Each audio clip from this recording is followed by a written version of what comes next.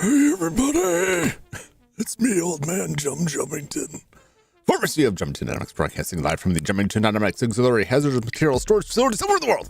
How's it going, everybody? What's up, Silas? What's up, Renmo? Welcome in.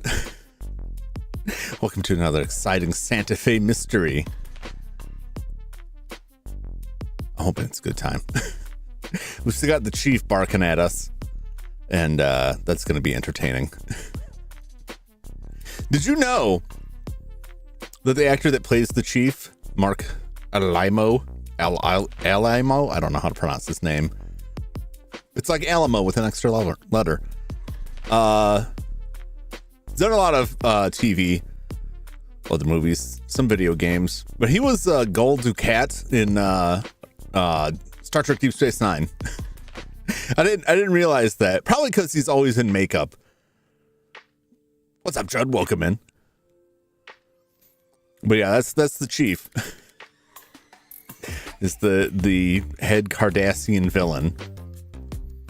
Wait, yeah, it's the Cardassians. Yeah. Right? I always get the names mixed up. I think I'm correct. Also voiced him in the video game. I didn't know that. I didn't know that. This game also features Jonathan Ross as one of the characters. He's the voice of John Redcorn in King of the Hill. I don't think I understand anybody super duper noteworthy. This one's written by Sam Egan. He's got a lot of TV writing credits. Continuum V, the new V from 2009, newer one. Did some writing on Stargate SG-1, Outer Limits, Diagnosis Murder. So it's not like, what's up, Jeremy? How's it going? We're just talking about the cast. So yeah, we got some like big-ish names in here. They're all like professionals. These aren't just people that they picked from the office to come in and work here. But sadly, this is the last one. I guess, the first one did well enough to justify a sequel, or they just had a contract and they needed to do the second one because the reviews on the first one weren't stellar.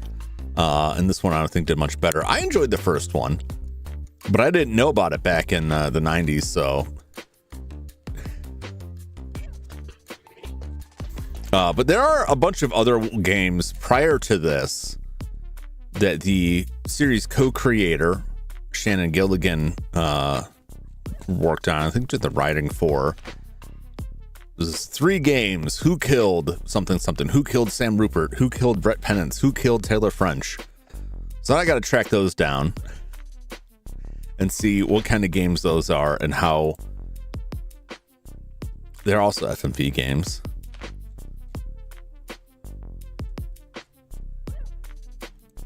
I've never heard of any of these. Never heard about those. No, I never heard about any of them. So I'm glad I found the series. It's such an odd pick, but I've been enjoying it. So we'll get into that. Let me find where is my shortcut for this game. All right, so over to the game screen, we got some mysteries to solve. So let's not jabber on for too long here. Sometimes it takes a sec for the capture to pick it up. Speaking of Nancy Grace, Nancy Drew, Little Rock Girl Solve Crime Mysteries. Nancy Drew, yeah, Nancy Drew. A couple Nancy Drew games too. Are there any Hardy Boys games? I think they tried to reboot the Hardy Boys. There is the Hardy Boys, The Hidden Theft.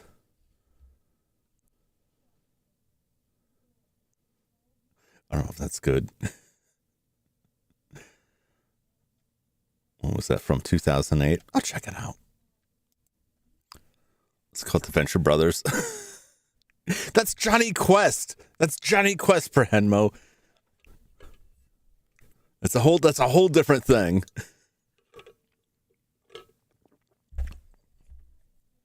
Venture Brothers is good too.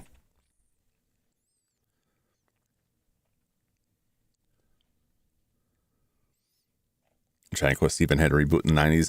I remember there's a movie in the 90s. I don't remember if they continued the series. No, they did continue the series from that. I never saw the whole thing. Carmen Sandiego. Yeah, I've been looking for those games. I can probably find them out there somewhere and get them running in DOSBox.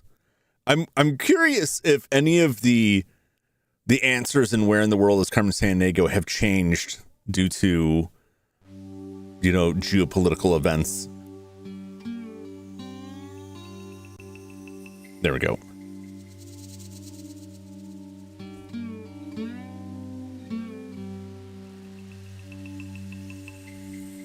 try and watch the music volume. Santa Fe Mysteries.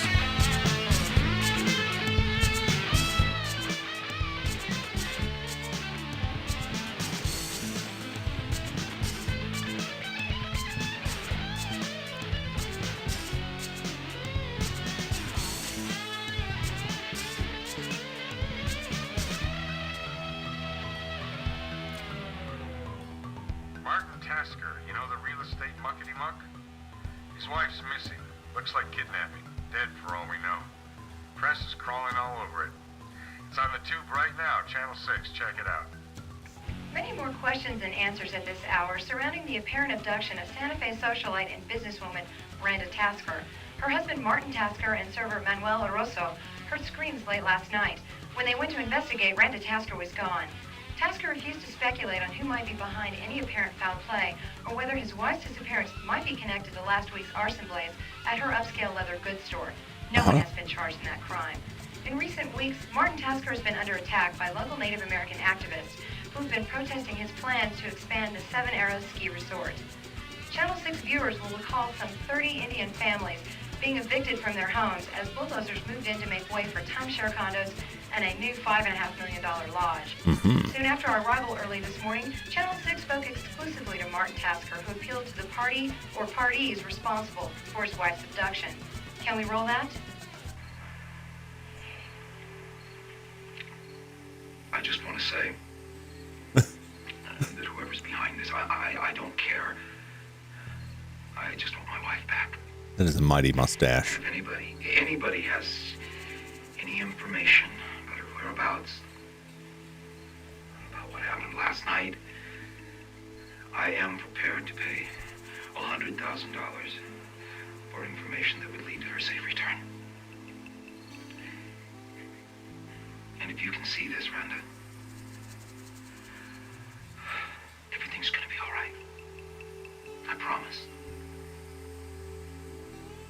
I'm sorry, that's all I want to say for right now. That's it from the Tasker estate as we wait for investigators to arrive. This is Teresa Chavez for KITT Channel 6 News reporting. Love my dog. Aww. You know what drives me nuts? And I know all you dog lovers out there know exactly what I'm talking about. Dog hair. Dog hair everywhere. Yeah, On the couch, in the carpet, in the bed, in the duvet. I even get it in my beard, and it drives me nuts. I just want to take Jack and ship him off to the SPCA with no return address. But not anymore.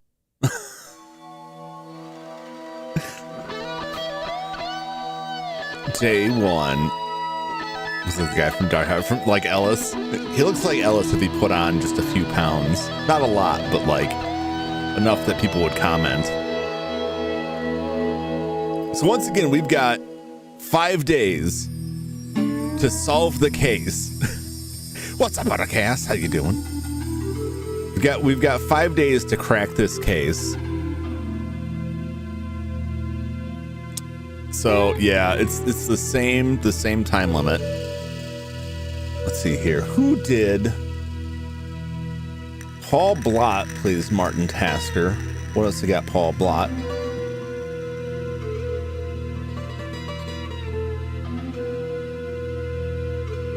TV stuff. Anything recognizable here?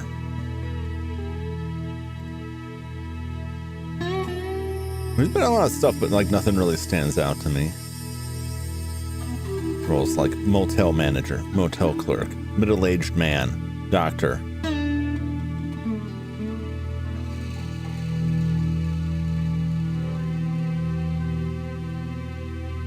He was in the Lazarus Man. It's unknown. Oh, that was. All right. Well, let's go see. Check in with the chief. Secret alien invader chief. I don't know who you really are. Heading back to headquarters, over. Copy that, D-52. Ah, Detective. I was just grousing about you. You know Detective Night Sky here. Detective? This won't take very long. There's no point in wasting your time here when you could be wasting it out in the field. You're in overall charge of this investigation. But until you get your bearings, I've asked Night Sky to conduct the interrogations. I'm also assigning a Sergeant Rebecca Orlando to help you out. She'll be running down alibis for you. Now, right now, we don't have very much. We have as much as the reporters at the scene do. We got no suspects, no ransom demands, and no apparent motive. I emphasize apparent, detectives. Uh-huh. Tasker's not exactly man of the hour around here since he booted those Indians out of their homes. Yeah. That doesn't explain why anyone would go after the wife. Night Sky, tell him about that gadget you got there, that PDA, personal digital... Assistant. We've been using these in the field. They're great. The chief or the lab can beep us 24 hours a day.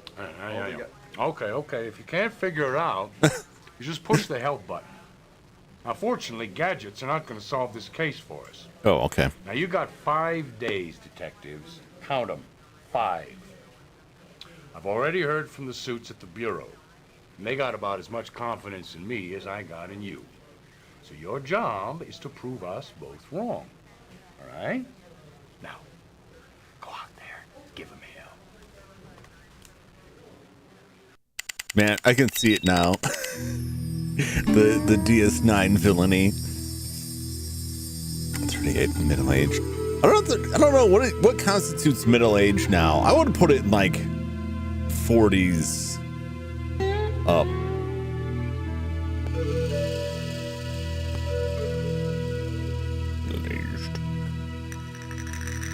According to dictionary.com, aged 45 to 65. Really? 65? 65's pretty up there. Although I guess it depends on your life expectancy, and since none of us really know when we're gonna go, we could middle age could be 10. That's a grim thought. Let's not dwell on that. What's up, Flash? How's it going? PDA. I really want to know what this PDA is. Detective Rebecca Orlando here, reporting for duty. Yeah. Detectives, forensics will be closing up the crime scene in 7 hours, so you better head over there pronto. You've got 5 days to solve the mystery. Talk to Tasker, he's in the main house. Also, the servant Manuel Oroso is in the bungalow to the right. Buena suerte, there's no time to be wasting here in Santa Fe. That took 15 minutes of my time. I hate you. You led me astray so often last time with your checks on the alibi. D52, proceeding to Tasker Estate, over. Copy that, D52.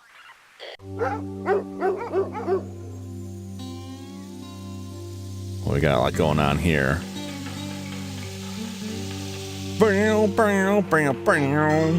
How's Vime? Vime okay? The mixing on this is odd, so.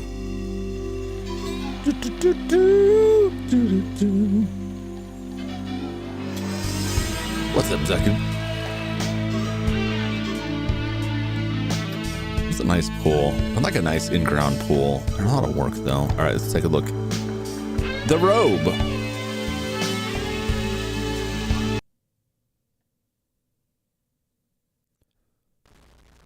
I don't know what Chief Weber has told you. What? Only What? that your wife is missing. Missing. I was just looking at the robe. Why am I here? If I thought she'd ran out on me, I'd actually be relieved. Were there problems between you? No more so than in any marriage. Randa and I were happy. Delirious, really. Last night we celebrated our 3rd anniversary. Tell us about the party. We're having enemies. Can you think of anyone who might have wanted to hurt your wife, or you for that matter? The pool boys. Business I'm in, detective. I don't remember the pool boys. Like drunks make water. But Randa, no. Everyone loved her. What about the arson incident at her leather goods store? Could there be a connection? Another drinking husband. And your own enemies? No secret that a bunch of blowhards are up in arms about the 7 Arrows deal. Blowhards. Is that another way of saying Native Americans? Now that's a crock. Damn. I have given more work to the Native American than anyone else in Santa Fe.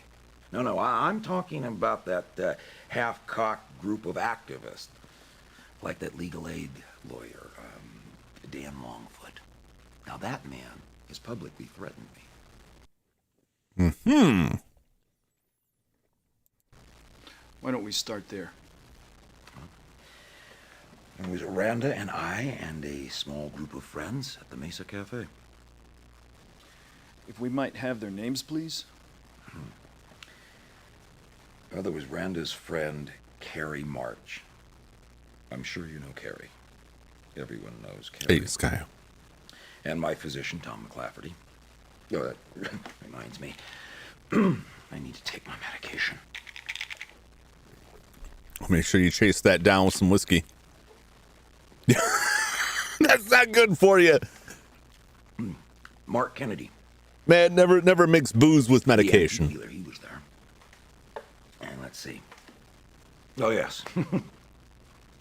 Free Tibet. One of Randa's wacko artist friends, her invite, not mine. And things were going along fine until Andrew Grissom showed up. Some whiskey tonight. I hope you didn't take your medication with it. I can't think of any medication that mixes with alcohol. It's pretty much never a good idea.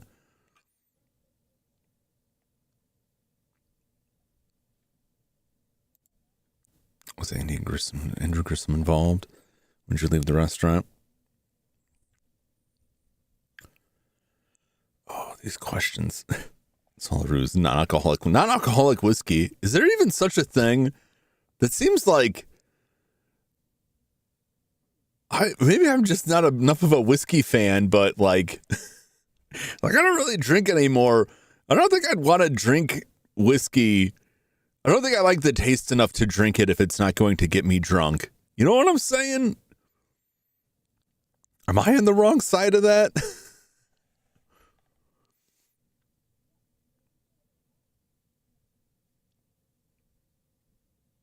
As long as it doesn't go through the liver, you're fine. I don't know, man. Pretty sure all that stuff goes through the liver. Maybe I was just drinking the wrong whiskey. It's the same with like non-alcoholic beer. Like, I do like the taste of some of it, but like, that's not why I'm drinking it. It's also why I don't drink it anymore. Liver can regenerate. It's fine. That's not, you can only do that for so long. If your liver goes out, it's not just going to regrow. Although you could get like a transplant. Like you only need a little bit of liver. It will grow. That's why I make sure you have a lot of healthy young relatives.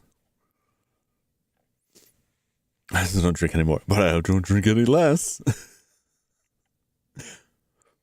Skill issue. Liver failure is a skill issue. Man, you're harsh. And you left the restaurant at what time? Around 11:15 or so, because I know we were at home by 11:30. Randa wanted to go swimming. She asked if I would join her, and I passed. And she went down to the pool alone. What was she wearing? Well, just a terry cloth robe and sandals. And what happened next? So she was naked under that robe, or? For a few minutes and must have fallen asleep. Because the next thing I know, I hear this horrific scream from the pool area. Now, I was a little disoriented, and so it took me a few minutes to get down there. When I did, I heard the car screeching away. The gate was open, and Randa was gone. Okay. I feel like my time is going to be gone. I might have to start this over because if I can't look at that, I didn't intend to talk to this guy yet. I was clicking on the robe, but I guess it just clicked through the robe to the door.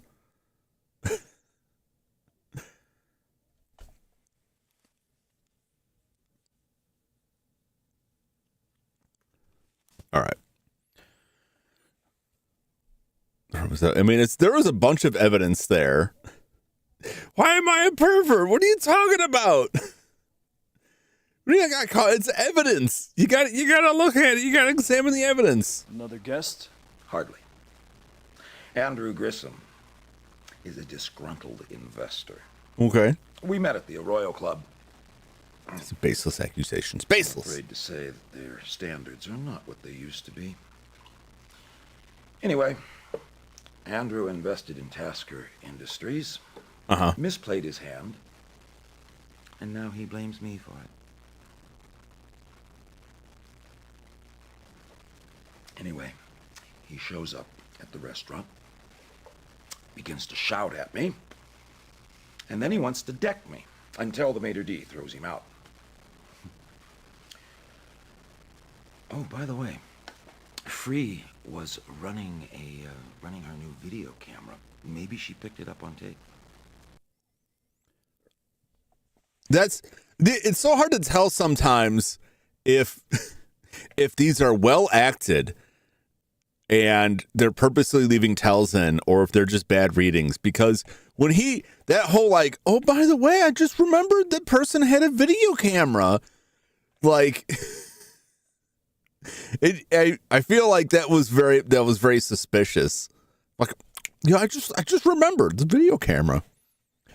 What do you think about elves? I don't want to get into. Let's not get into the elves. Fanboy elves. Not my taste, but no judgment there. But elves, lady elves. Everybody likes that.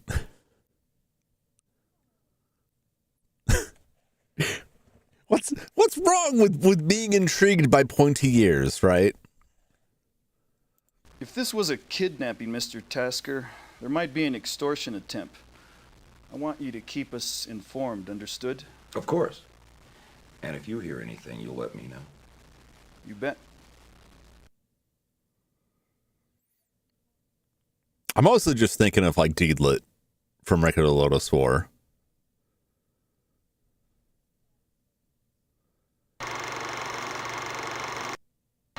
Or his alibi later.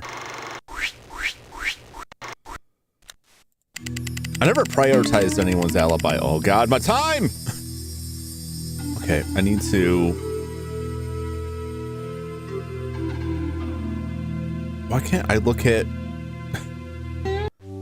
There we go. Well, we got a syringe here, hypodermic. Take a photograph. We'll come back to ordering the forensics on it until after I get everything else lined up here. Okay. We got... I don't know what that is. The broken pot. Somebody popped their balloon of precious illegal substances.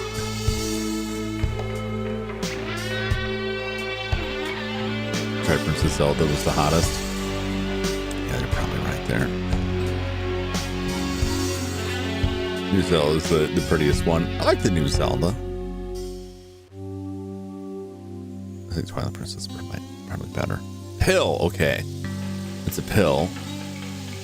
Well, she mixed in booze and pills as well. A lot of people on pills here. There was something over here. Okay.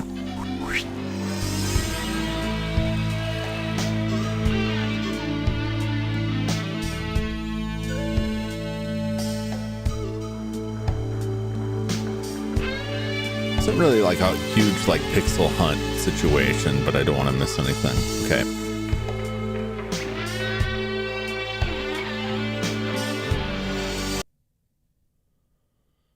Well, I had like the Your here name we go. and occupation, please. Manuel Oroso. For the last 5 years, I've been Senor Tasker's manservant.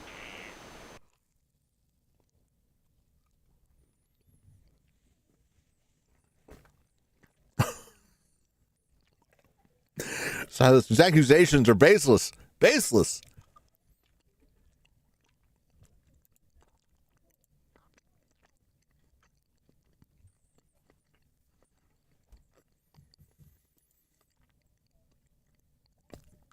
There's all that inferred thing going. What? Is that like the newest one? I haven't played that yet.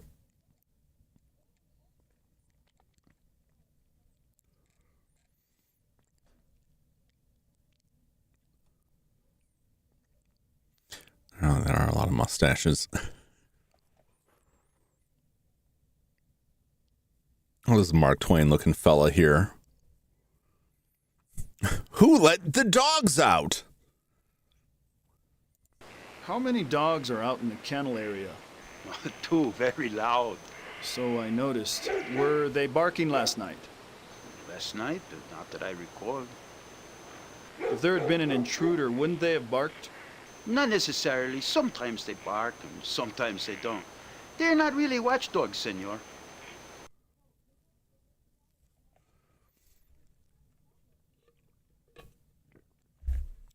Or down people's homes. Oh, well, I mean, this is the development. The developers like knocked down all of the homes. So that's not really a mystery who did that, but like, what are they going to do about it? Someone's eyes, they're freaking me out.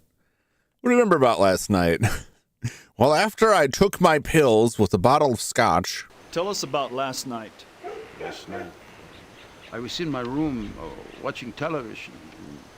It was around 11:30 when the movie was almost over, and Senor Tosca came in. I went to them and asked them if there was anything that I could do for them, and they said no, that they would see me in the morning. Then they began to argue. I couldn't understand the words, but it was very loud. They argue a lot. He's got the affect of a child in a bad domestic situation. They argue a lot. Mom and Dad, they fight a lot. He's the teetotaler. No, I don't drink. He's gonna say that, and then it's gonna be like, you know, he'll say that and then just pull a bottle out of nowhere. They're all liars.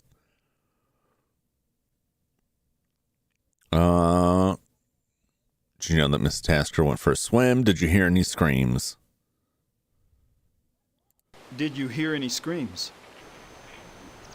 No, what Senor Tasker did. I was watching the television when he began to buzz me and very excitedly screaming at me to meet him down at the pool.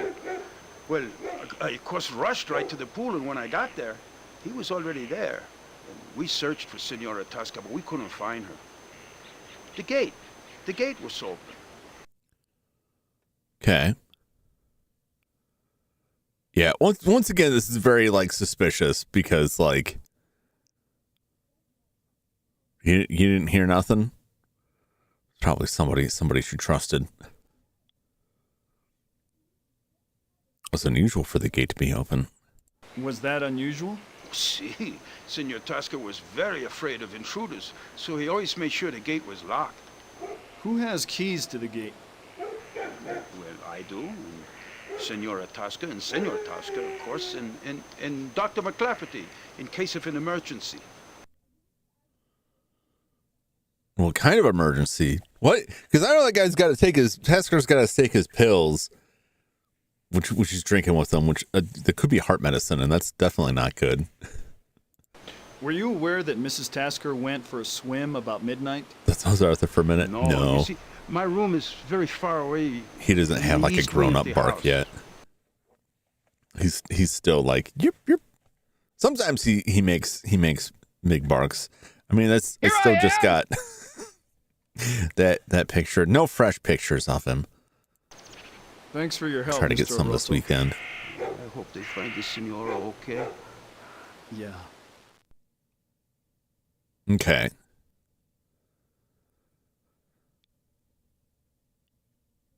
All right. Let's go through the evidence. We'll order all of this. Okay. Order forensics.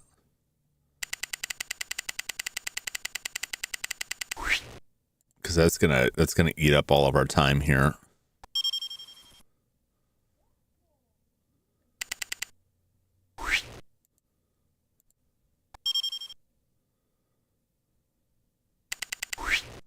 Okay. That big time jump was just from the interview. It's weird how when it decides to like take your time away from you.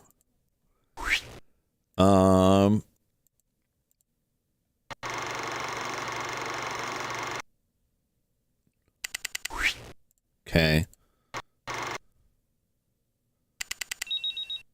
Okay. Male, forensics robe. The terry cloth robe was probably torn off in the course of a struggle with an assailant. Also, a trace fiber analysis shows several dark strands to be a camel hair mohair blend. You know, the kind associated with expensive jackets or overcoats. Also, the terry cloth belt seems to be missing. Probably tied her up with the belt. Okay.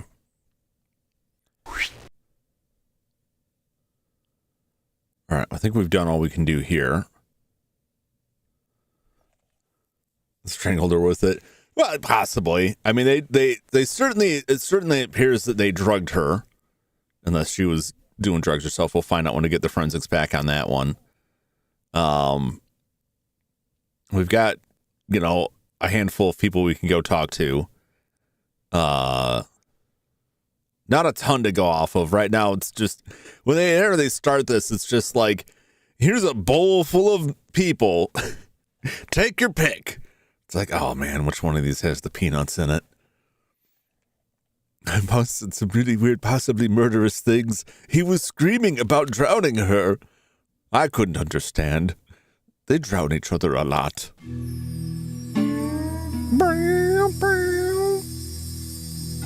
Okay. Well, now we can go talk to, like, we'll probably be able to talk to one person today.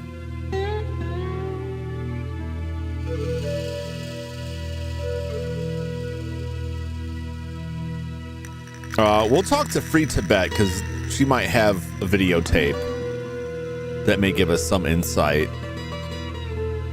Otherwise, like, it could be anyone. D-52, proceeding to Free Tibet's residence, over. 10-4. There's some very kinky people. Wouldn't surprise me. My stomach has been in knots ever since I heard. If anything happens to Randa, I'll just die. Is it a robot? Smart drink? I'm sorry? Smart drink. Yun tea fungus, bilabo root extract. I'm hoping it'll settle my nerves. I'll pass. Why is it smoking? I mean, it just sounds like it's just tea with some supplements in it, but it's like smoking like a witch's brew.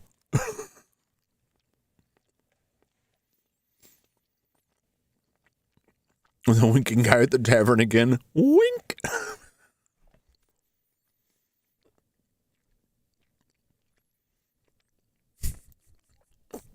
What an angle to close on. I don't think it's a good idea to hang those lights right by your sink. That's an electrocution risk. You shouldn't do that. I don't care if you're an artist. Well, Bill, my drinks to be smoking like that. I would worry if my drink was smoking like that it was one of those like liquid nitrogen drinks that will destroy your stomach. And I don't mean destroy your stomach the way Taco Bell might destroy your stomach. I mean destroy your stomach the way getting shot in the stomach would destroy your stomach.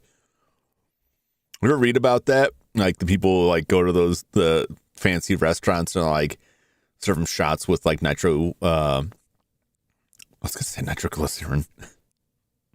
With you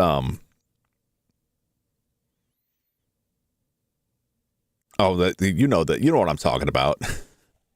Why does the word escape me? Liquid nitrogen. I know I had nitro in there somewhere.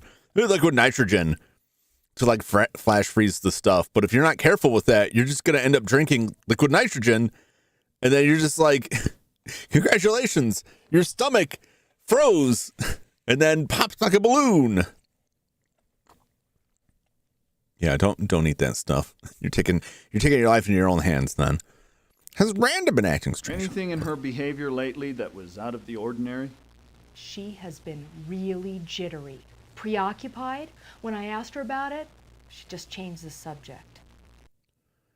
I think your bong's kind of out of control back there. She's just drinking bong water. Is that what this is? There's just smoke flying out of this jar filled with like a green liquid. Probably she's just covering for potential illegal activities. That's what makes her an artist. If you make ice cream with it. I mean, as long as like, because the thing with the ice cream is that like you're not directly freezing the materials that make the ice cream, right? Like the cold is like on the container, right? So as long as you're not directly interacting with the liquid nitrogen.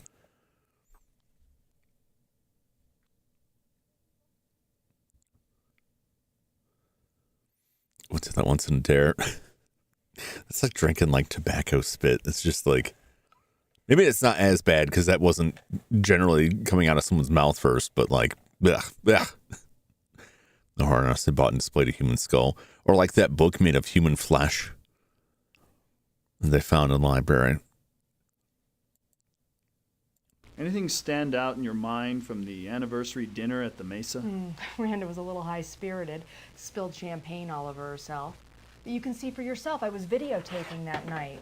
I was watching it this morning. You want to have a look? Please. Why were you watching it this morning?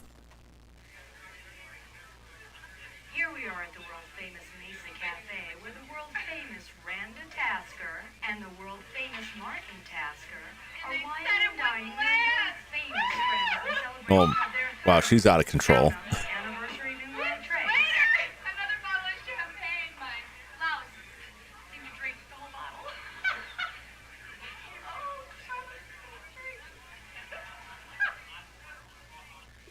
Who's that guy? That's not her. Was it the doctor?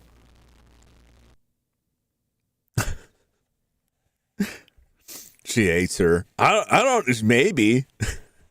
Maybe they're roommates, and you know, she's just like, oh, this is a great shot of her. I won't go further. Watches it every morning. I would steal that chicken. That is, I wouldn't mind having that in my kitchen, but I wouldn't go out of my way to put it there. This is just something that eats up a lot of space, and then I'd have to dust it. It would be a purchase I would regret, but it does look nice.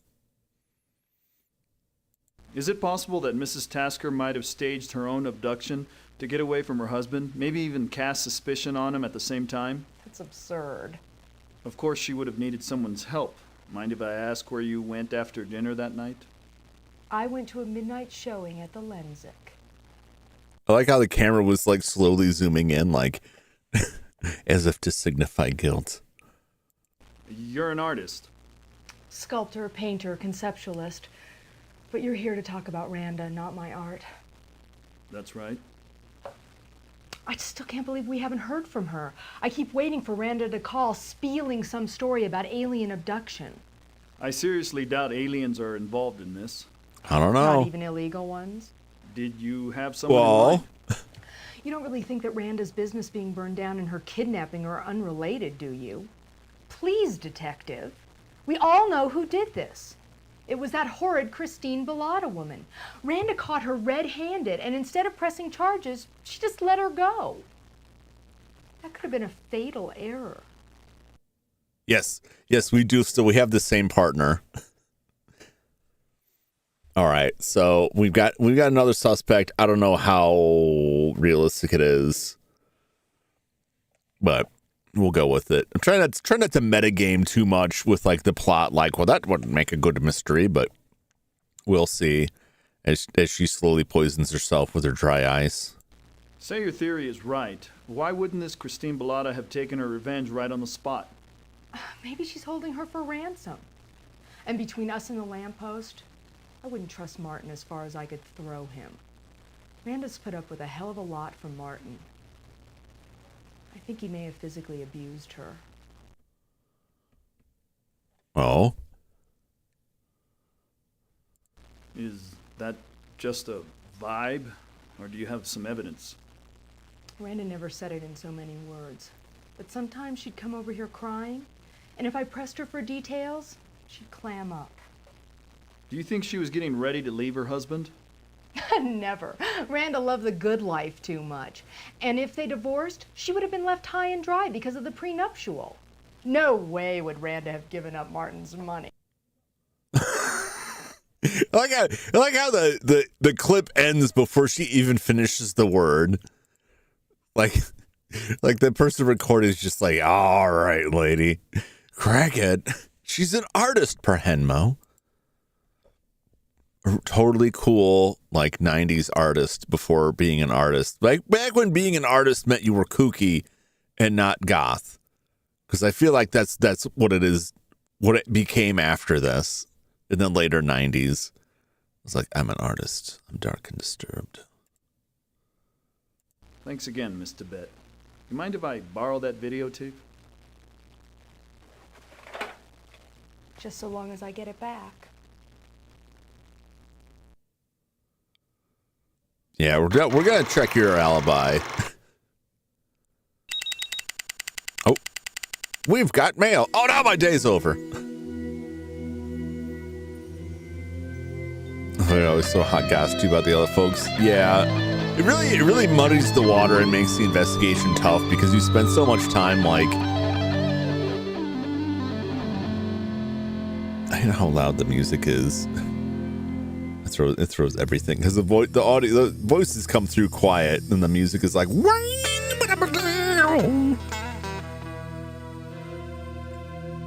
Of course, we don't have any more control over that we did last time. It's the exact same engine, so there's no new functions to it. Have you two come up with anything yet? It's been one day! You wouldn't believe. And I don't know what kind of conditions this woman's being kept under. Now get your butts into high gear now. Stop playing the music. I can't stop playing the music. It plays on its own. Did he send that yesterday? I thought I was getting some updates to my evidence, but no, it was just the chief. It's been 4 hours. Have you cracked the case yet?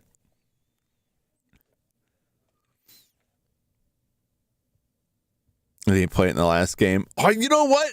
But I don't know if we're the same character. I assume so, because there was the one shot. Did it show him, or was I just joking about that? Now I can't remember for sure if it actually showed him out there playing guitar, or if I was just saying like, because if you didn't see it, then it was just me saying it. Like he gets up in the morning and he goes out shirtless and stands on the hood of his car and like, I think it was just a joke. I don't know if they actually showed it. I think I was joking about it. If they did show it, I would have lost my mind. But yeah, that was what we said last time, that it's the detective playing the music. That's how he it's like Sherlock Holmes and the violin. He's like slamming on the guitar out there like, I've got it. I've solved the case. Well,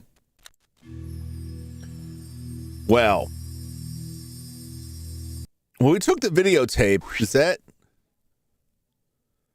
amount to anything?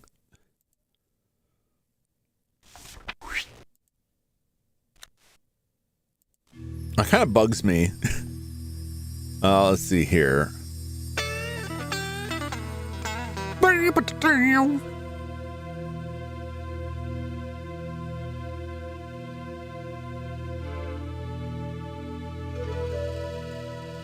All right, well, let's chase down this lead, I guess, for now. Proceeding to Christine Bellata's residence. Over. Copy that.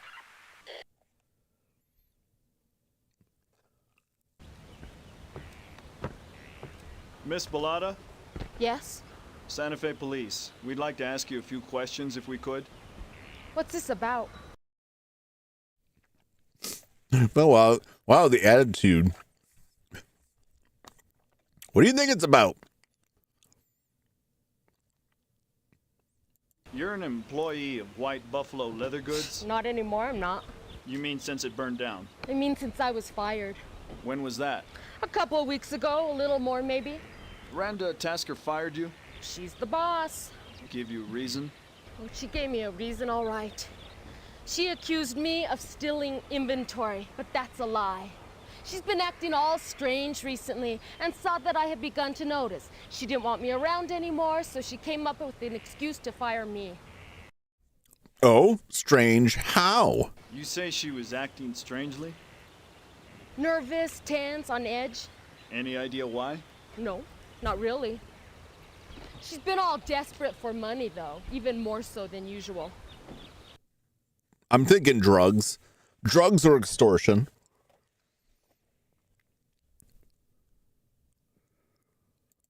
Know anything about how the fire got started? I've got my idea about it, yeah. I think Granda did it for the insurance money. She claimed a lot more stuff got burned than really did. Gambling too. You know anything about Randa Tasker's disappearance? Late Tuesday, early Wednesday morning? No. You know why someone might want to harm her? You want to know the truth?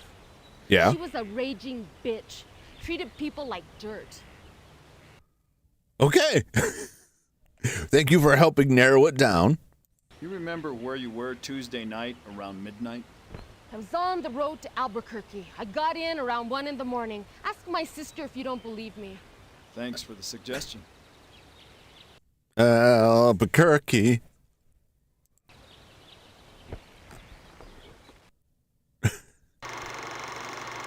I'm gonna check her alibi.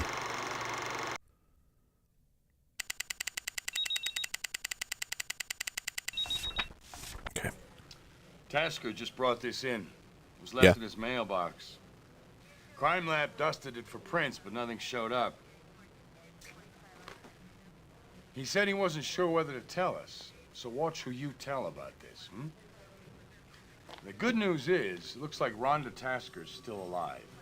The bad news is, she might not be much longer. Yeah. You better find the SOB behind this, and find them soon. Okay.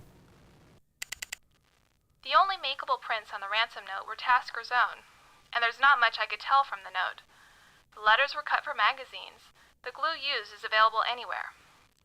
Remember, you can get a closer look at the ransom note in the evidence file of your PDA. Okay. In the interest of thoroughness, I treated Martin Tasker as a potential suspect. Yeah. It seems clear that if he was involved, he would have had some help. According to Tasker, he was in his bedroom when he heard screams. But his manservant, Manuel Oroso, never heard the screams. And when Oroso was buzzed to meet Tasker down at the pool, Tasker was already there.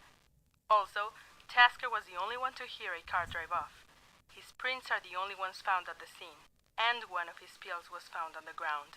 I don't think we can rule him out at this time. Yeah, I don't think so either.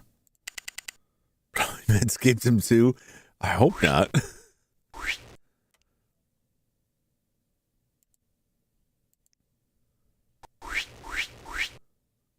I have your wife. I will contact you soon.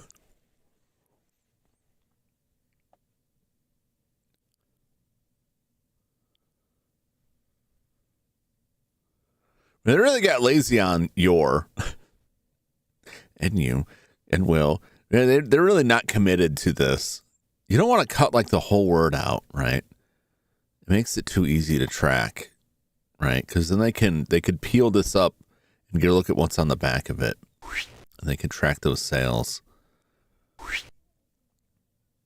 Definitely don't handwrite a ransom note, but also don't print it from. Or well, you're gonna have to print it if you're not gonna do it. You can cut it out of magazines, but like that really narrows it down. If you print it, make sure you know where the printer puts the hides the printer information on it, because that is the thing printers do, is that they will actually embed like printer information on the paper in a traceable form, so that they, police forensic labs can actually trace like the make and model of the printer. They can help them narrow it down. Magazine cutting in is the problem. The problem today is that, Like, unless you can get a hold of someone else's magazines and do a frame up, like, you're going to have to go out and buy them, because who has a bunch of magazines lying around the house? It's the same with, like, newspaper. No one gets a newspaper anymore. So anytime you're like, this is a job for some, I'll just roll this up with some newspaper or lay some newspaper out so I can work on this thing without messing up the table. There is no newspaper because we're not buying them anymore. Like, you just go buy the paper, but, like, where's the fun in that? All right.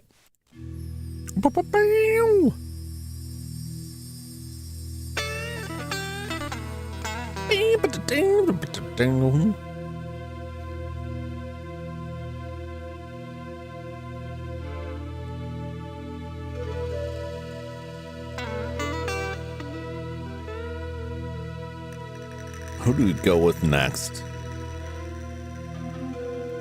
Boop, boop, boo. You already have saves. It's saving them as though it's the first one. That's funny. What if I loaded one of those saves? Because this is probably the wrong game. Did it auto save this? I wonder, does this game have auto saves?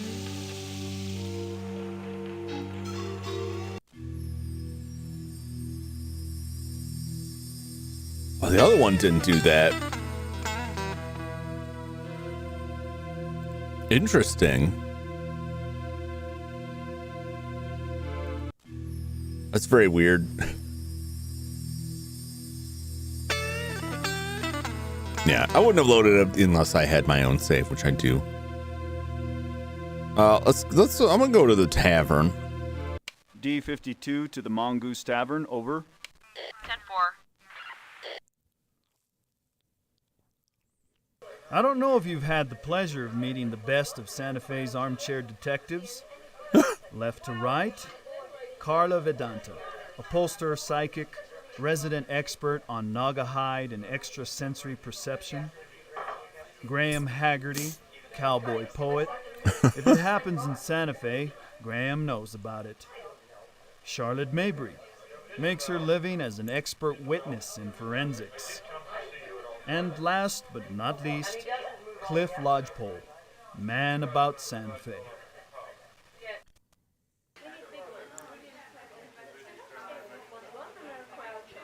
Look, they all do spiritual stance and believe it. They all have ideas. This eats up a lot of time, but it's worth listening to them. I've got the strongest vibe brand is still alive. I think it's underground. A basement. A storm cellar. Hole in the ground. I'm not sure which.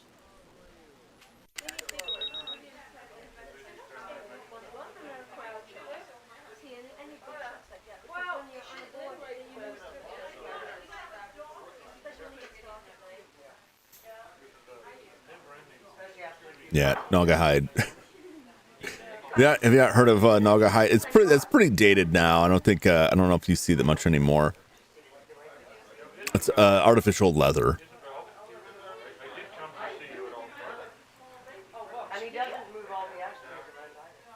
It is spelled thusly.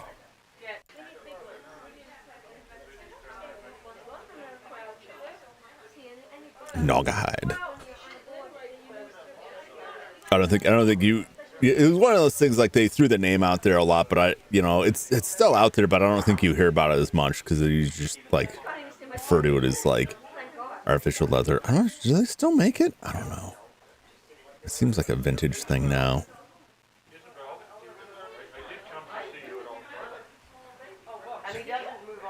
Pleather. I think it's different from pleather, but I don't know if it's better.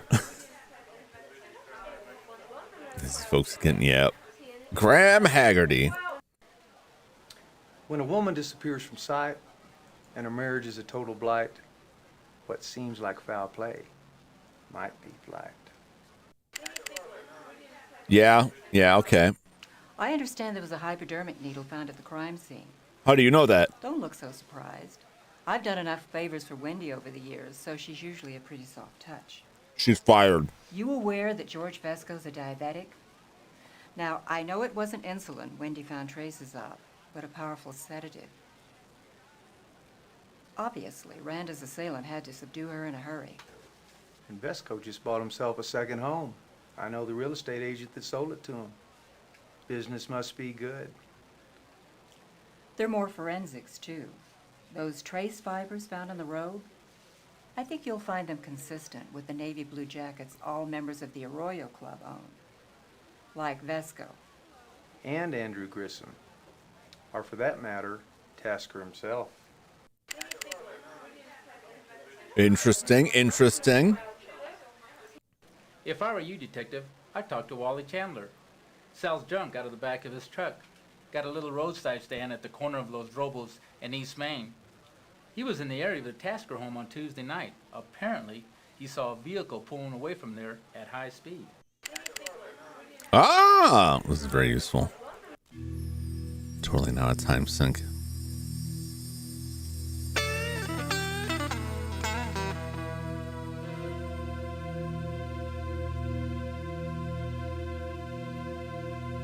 There's some noises. I don't know what it was. Okay, March, Grissom.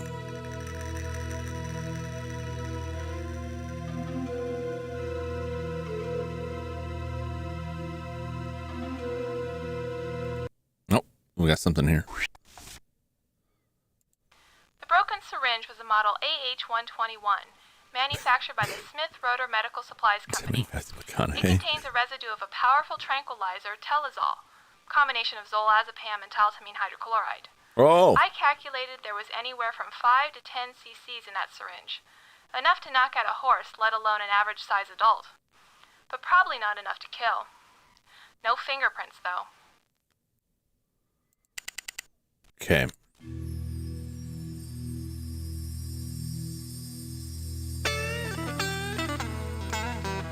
Well, Chandler, who else would they tell us to talk to? I don't think they show up on this list here. Andrew Grissom. Okay, we'll talk to Wally Chandler. On our way to see Wally Chandler. Over. Copy that.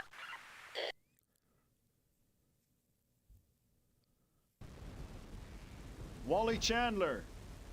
That's me. What can I do for you? I understand you might have been in the Rio de Oro neighborhood late Tuesday night. Yeah, Tuesday. The night that pretty lady got herself kidnapped. Yeah. Tell me more. You saw the kidnapping? Oh, no. Didn't even know about it till the next day. But I did see a Jeep Cherokee screaming down the road like a banshee. And what time is that? I don't know. Maybe 11:40. Could have been a little later. Any more description of the vehicle? Dark, blue, black, racing stripe. And it had a commercial plate. And you say it was driving fast? Almost swerved into me. All right. And what direction was it coming from? Away from the Tasker estate. Heading west down the Arroyo. Maybe a block or two away. Did you see the driver? No, sorry. All right. Thanks. Appreciate your help. Listen, heard there was some kind of reward. You know anything about that? You'll have to contact Martin Tasker. Thanks. Will do. Dispatch, Detective 52, Night Sky here. Can you run a 2829 registration check on all in-state black Jeep Cherokees with commercial plates in the Santa Fe area? Copy. Copy that, D-52.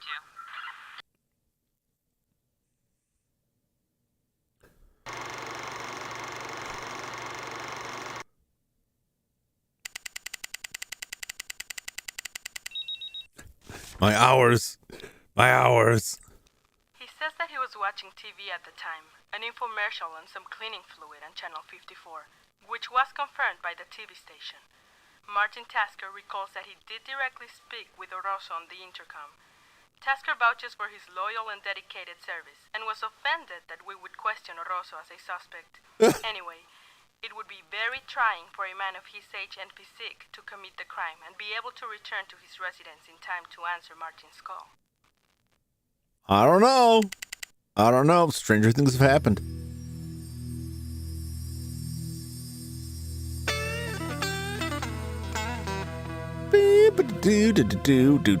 Do.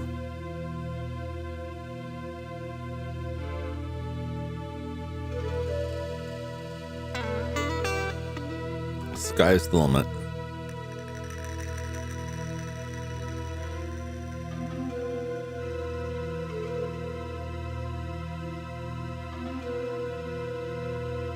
I can't decide. It's probably the last interview we'll do today before they forcibly strike this day away from us.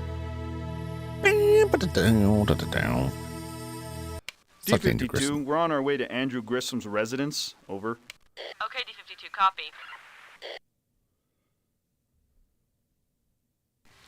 This is about the dust-up at the Mesa Cafe. That's part of it. Look, whatever I did was only half of what that bastard deserved. Okay. Do you always take the law into your own hands, citizen? You in the habit of taking the law into your own hands? The man destroyed me. Every penny I had was invested in Tasker Industries. The man misrepresented the state of his financial independence. He falsified records. What the hell could I do? He told me and everyone he was associated with outright lies. So you thought you'd get back at him through his wife? What the hell are you talking about? If you don't know, then you must be the only one in Santa Fe. Are you talking about Randa Tasker's disappearance? Good. For a moment there, I thought I might have to provide you with a translator. You can't seriously believe that. Yeah. Come on, detective. He treated her with the same contempt he treated his investors. Why the hell wouldn't she bail on him? All the signs indicate a forcible abduction. This is insane. Look, I know I was a little bit drunk. I took a swing at Martin. That's the extent of it. If you want someone who'd stoop so low as to kidnap the man's wife, why don't you talk to the real power behind the throne? You've lost me. Try Juan V. Hill, the candidate for state senator. Oh ho! We're bringing senators in this now.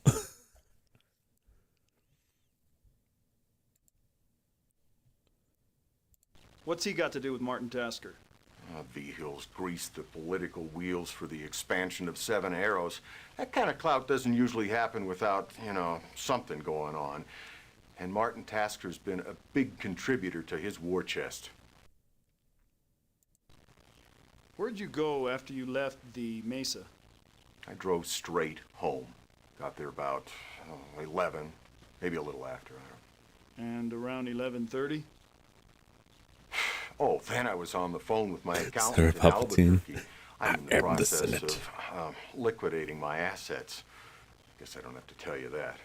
And then I went next door and played cards with a couple of neighbors from, I don't know, about 11:45 to 1:30, something like that. Thanks for your time, Mr. Grissom. Yeah, right. I don't know if our partner hasn't made any comments about them whatsoever, which is kind of welcome because he made a comment after everyone we question, like, this is it. This is the killer.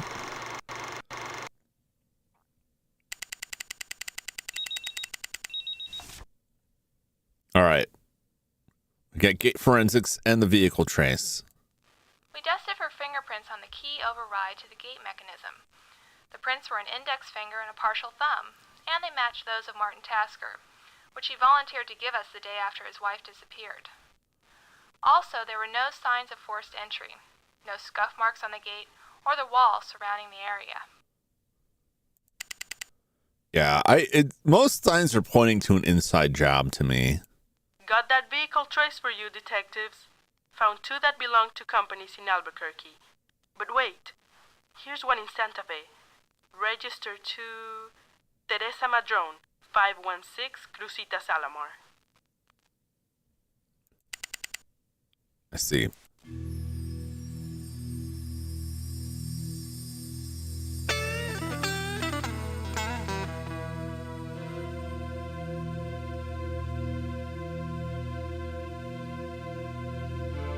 Let's keep chasing that lead down. D52, we're on our way to Teresa Madrone. Over. Copy that.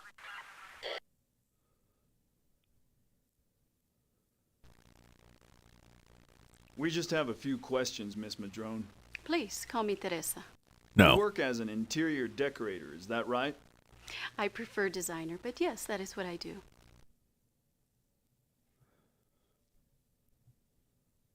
And Martin Tasker is one of your clients? Both Martin and Randa.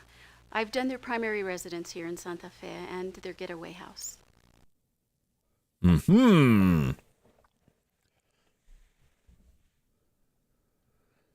Yeah, nothing. I don't know. I smell affair here, but I could be wrong. Do you got any needles?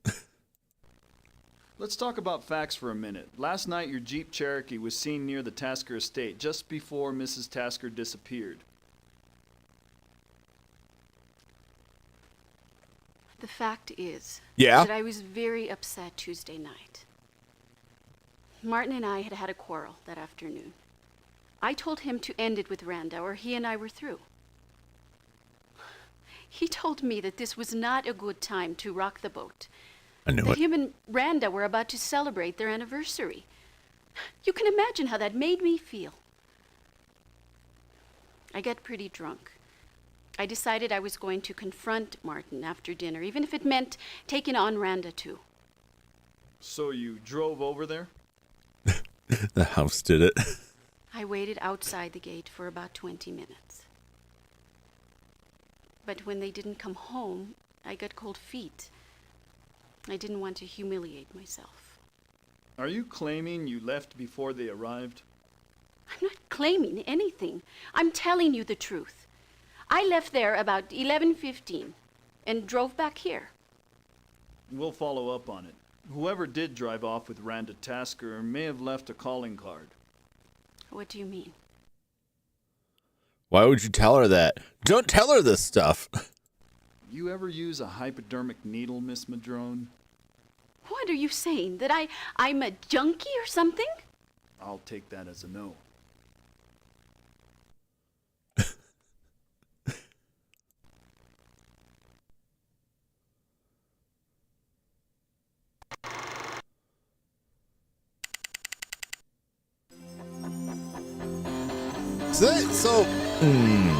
When did they say they got home? Let's review some notes. As long as this doesn't eat up my time. Because she's saying she left, what, like 11:15 and they weren't there yet? Or were they like already there and she just didn't realize it? Okay. Missing party guests: Carrie Marsh, Tom McCaffrey, Mark Kennedy, Princess Crown Investor, Andrew Grissom crashed the party. Left the restaurant at around 11:15. We're home by 11:30. Okay. So would have, according to her statement, she would have just missed them. But most of the evidence is pointing to him. I need to talk to his doctor and find out what medication he's taking. Task Force Dan Longfoot, the American activist, opponent of the Seven Arrows. Yeah.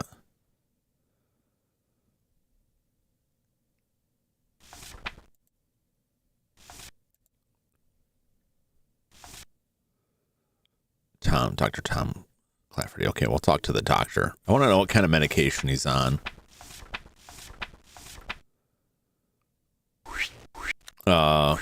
What was her statement? I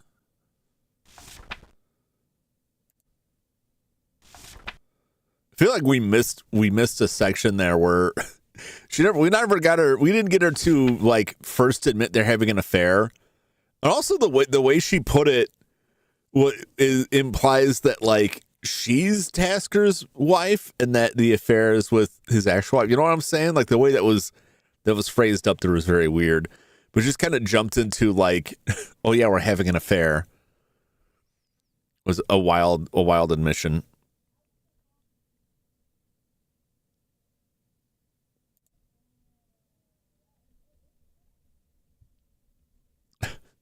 Bigamy. Yeah.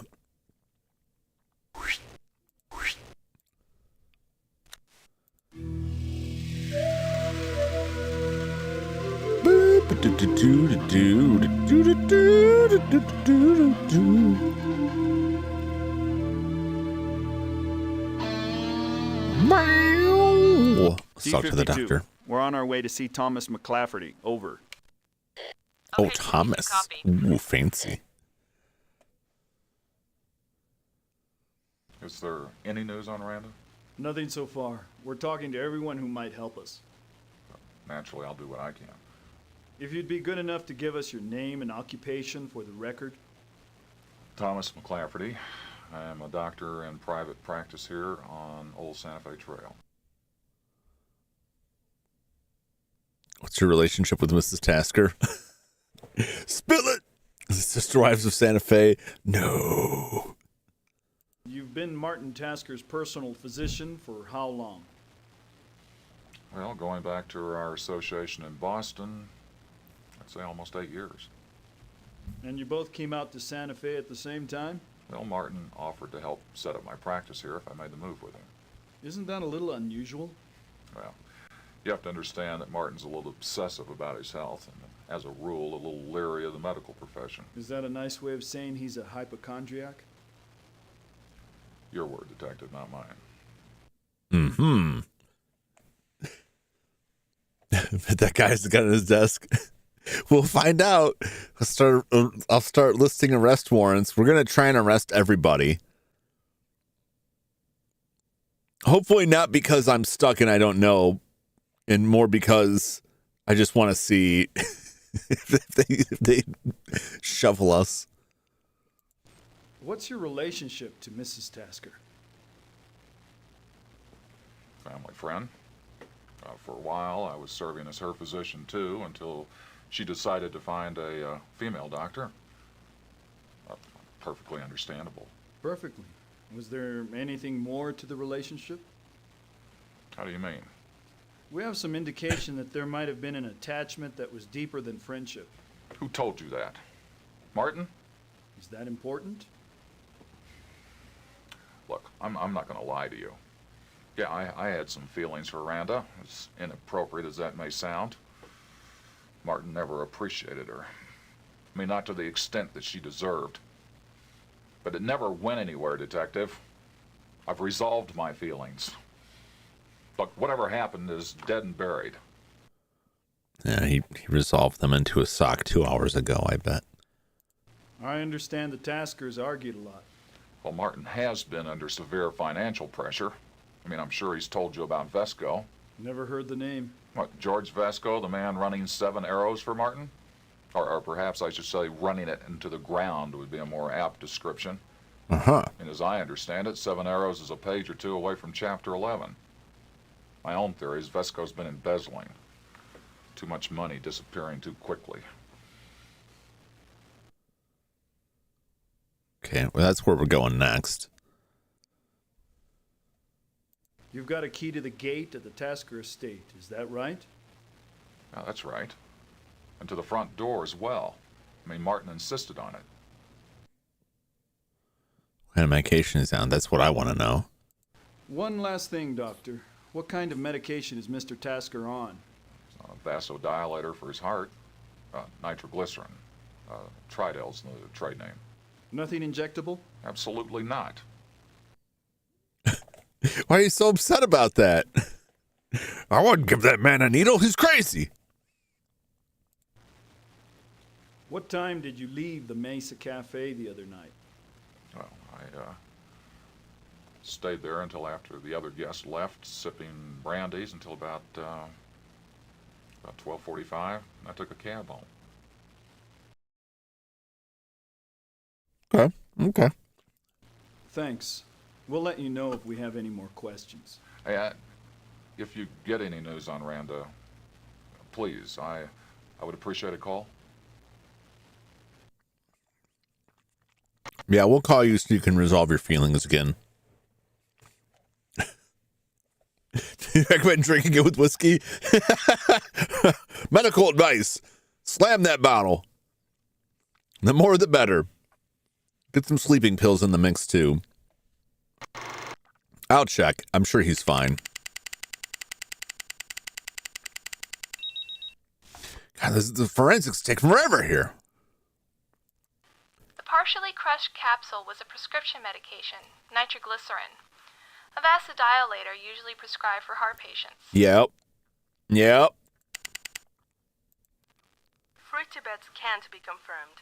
I haven't been able to find anyone who can say for certain whether she was at the midnight screening as she claims. Yeah, I don't know.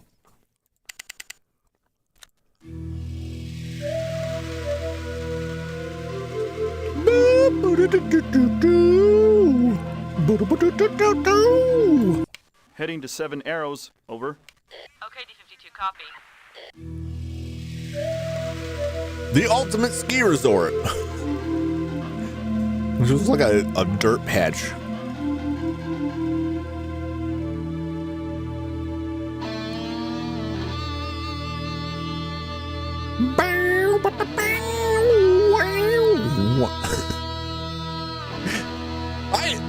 I'm joke, but like I like this music. It's just like, do they need to go so hard when it's just like roll up to the gas station?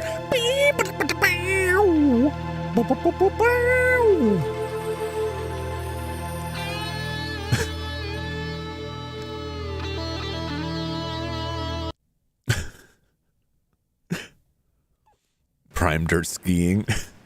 Your name and occupation?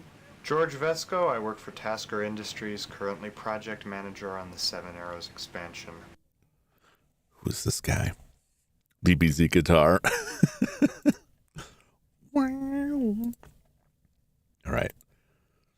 Who played this guy? Who played the doctor? Larry Orr. I liked his facial expressions. Oh, he was also in Who Killed Larry French.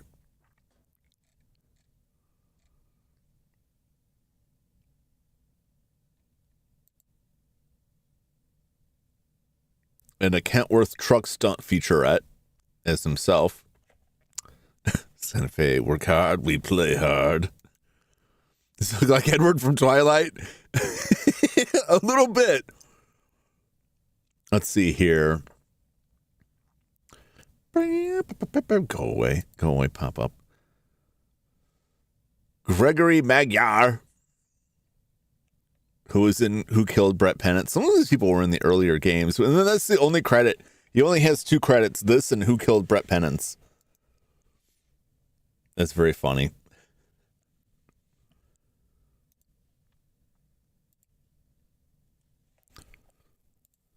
Told the Spanish for difficulties. To every idea who might have adopted Randa Taskar. What is that? I haven't seen a thermos like this in ages, and these thermoses ruled. With like the little cup on top, you could put some soup in that thermos and then have a little cup of soup. How come we can't get? Do they still make thermoses like this? Because I never see them anywhere. And they're probably all made of plastic. Nasty plastic. I think so. I gotta look. I gotta tangent this.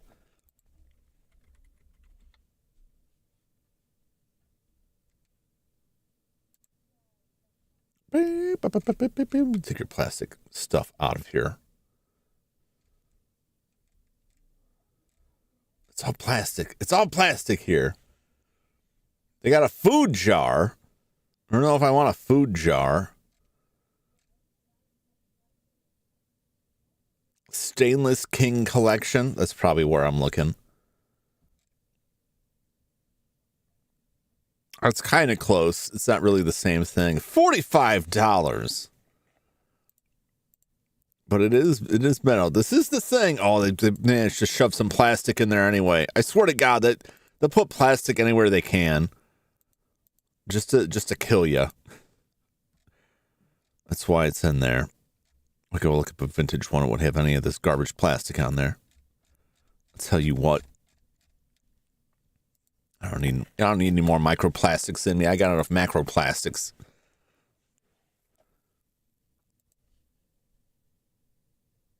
Let's just jump straight into it. You have any idea who might have abducted Randa Tasker? What's going on? Only last week, Dan Longfoot Yeah, was in do this some very manscaping office there. ranting and raving about bringing this project to a screeching halt, even if it meant burning it to the ground. He was humiliated by the court's decision to let Martin go ahead with the expansion. He took it very personally. Uh-huh. We didn't love plastic just as much in the 80s. Yeah, I mean, a thermos like that has to, like, predate that. That's got to be, like, something they've had for ages. Metal ain't cheap. I'm fine with that. I'm fine with it. Well, ain't nothing cheap anymore, you know? Plastic one's probably still $30. Where were you on the night that she disappeared? I had blueprint revisions to approve by 8 a.m. Wednesday. I worked late right in the office here. I was here from 9 till almost 1 in the morning.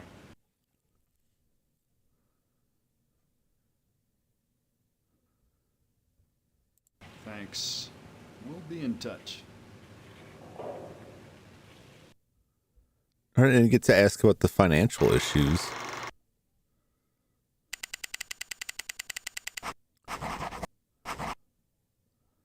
Dan Longfoot.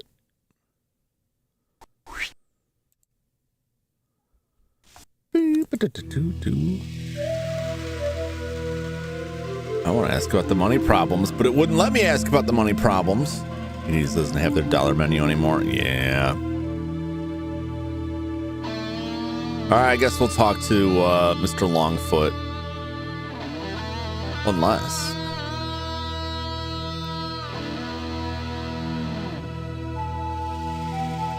D-52, we're on our way to Dan Longfoot's. Over. Copy that, D-52. I think all the evidence is pointing to the husband doing it. We just don't know why. Dan Longfoot? Yeah.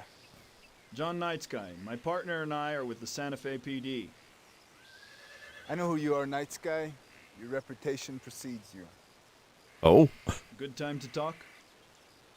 Yeah, I always got time for a brother. Even one who's lost his way. Oh! I'll pretend I didn't hear that. Job like yours, you must get pretty good at pretending. What can I do for you, detective? Damn! This man's setting him on fire here. You want a mission to minimize plastics in household groceries, all that. Give it because it's possible. Yeah. You can't get around it. You can't get around it. You can try and cut down on it, but you can't get around it. But I mostly just like, if I'm gonna get a water bottle, I want it to be metal. I don't want, just a plastic bottle, but then it's still got like a plastic lid. It's got a plastic straw. If I use the straw. Just gonna search for like 80s. Well, it's not saying much because I had like the plastic thermos when I was a kid. I had like the screw cup, and that was all plastic. Are those plastics better because they're old? I don't know. Probably not. But those were like the lunchbox, like the kids' lunchboxes that came with the thermos in it.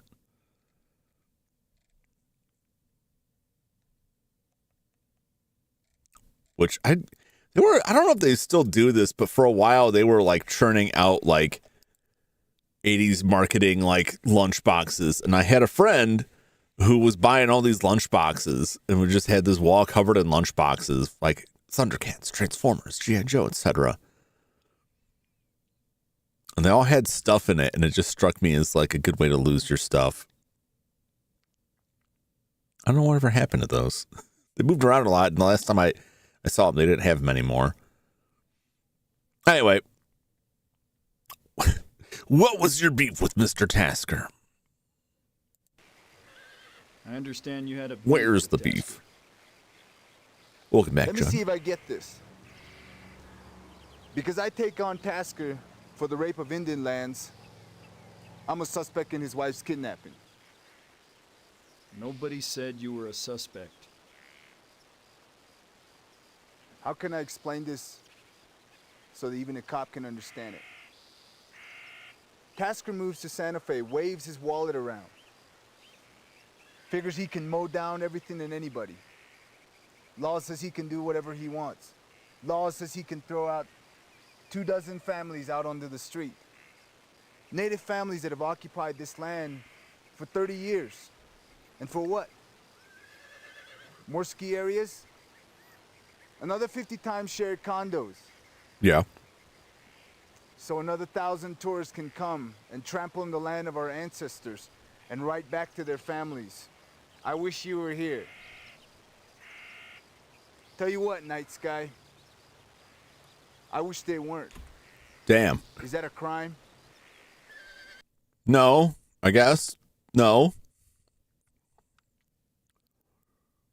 You heard about Randa Tasker's disappearance?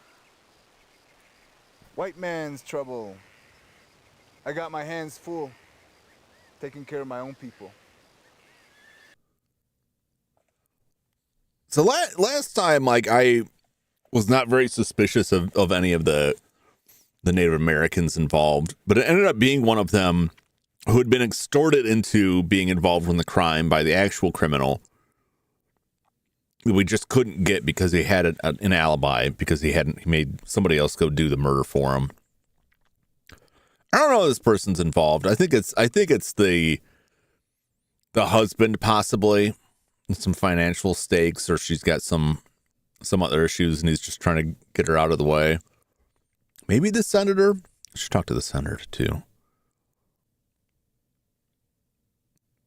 You know anything about the fire at Randa Tasker's leather goods store?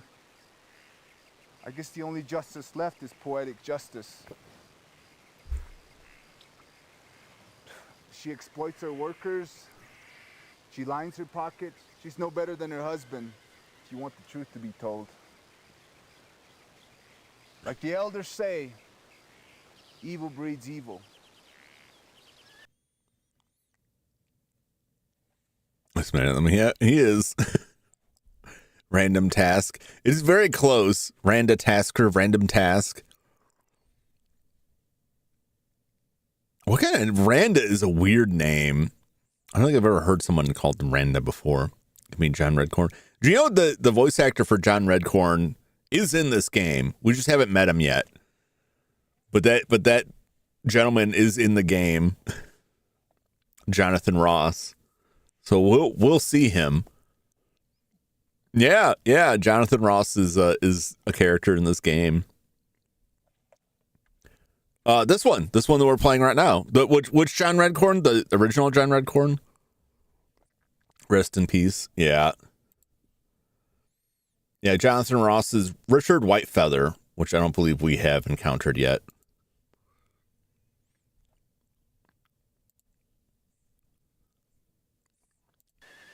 I gotta ask. Where were you on the night that Randa Tasker disappeared?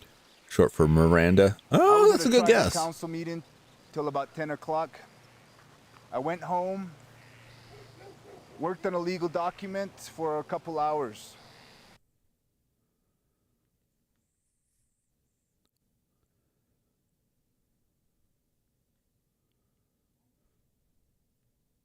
Respond to this message real quick here. Why am I in the middle of this? Why do I have to text my nephew to find out what he wants his grandfather to get him for dinner? Is he just not responding to his message? What the hell? This is the stupidest chain of messages here.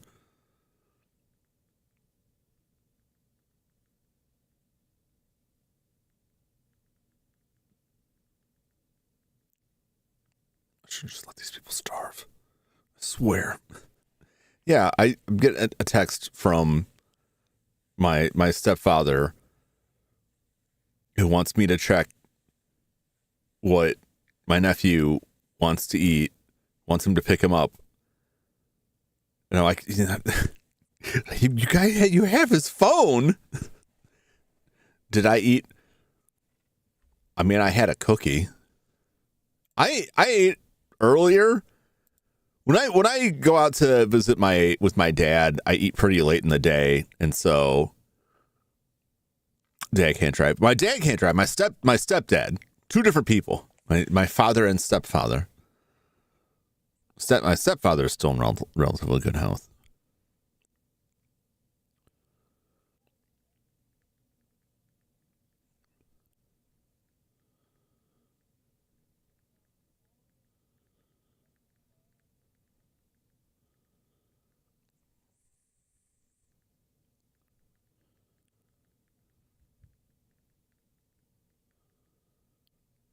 Okay.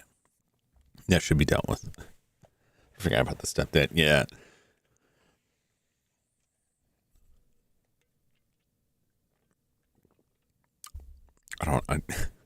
It's probably enough. He's probably playing video games and didn't get the message. But like, I'm also doing something. So like, I'm not, whatever. Tasker says you threatened him publicly. I think this guy's just Let me tell you something, Mr. High and Mighty dead end. Detective. The real crime here was murder. And it never got investigated. What murder? Believe me, nothing either of us says or does is gonna bring back Maria Whitefeather. The kid who died in the emergency room? I am impressed. Smoke signals travel all the way up the mountain, huh? You're calling that murder? What would you call it? Tasker throws Richard Whitefeather's family out on the strength of a court order he got from a judge that he has in his hip pocket. The shelters were swamped. The family had to sleep on the coldest night of the year out in the streets. A 5-year-old child dies of hypothermia. What do you call that, Night Sky? Because in my book, that's murder. Yeah, I mean, I'll go with that. Here after just keeps texting 6-7 back. I don't think my stepdad's the kind of person who wouldn't be bothered by that, but he also would have no idea what it was. But he would be very good natured about it. He would just laugh, but he would know what any of it was. He's pretty good with that stuff. I think the only way he would like flip out about something like that is if it was like if he was like scolding him for something, or it was like a real serious like you need to be quiet moment, and he kept doing that. But and if he doesn't really do any of the brain rot stuff, he kind of skipped past that. I think he mostly just commits murders in Red Dead Redemption 2 and then tries to explain it to me in a way that makes him innocent. It never works. Is that good enough, detective? For now. Man, that guy's really really uncooperative. We've got mail. Christine Belota says she was on the highway to Albuquerque Tuesday night, arriving at her sister's home at 1 a.m. Okay. Her sister confirms her arrival there, but says she thinks it was closer to 1:30 in the morning. By my calculations, that would leave sufficient time for Belota to have been involved in the abduction and still have had enough time to make the hour trip to Santa Fe. Her alibi, such as it is, doesn't clear her. I can't say, though, whether the discrepancy between her stated arrival time and the one her sister gave means that one or both of them is lying. Alibi status, equivocal. Yeah, it's the same as the last one, though. It was like, I don't know, they had time, like a half hour? Really? I don't know about that.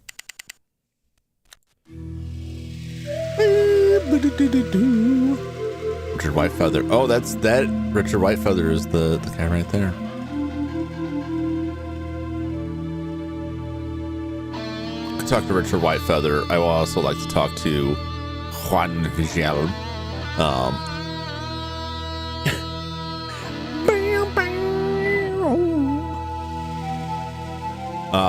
But I have to step away for a moment because my phone is blowing up here. Oh my God, this is insanity. Did you win? Not yet. We're on day 3. with 2 hours and 45 minutes left of day 3. We're about to go talk to John Redcorn.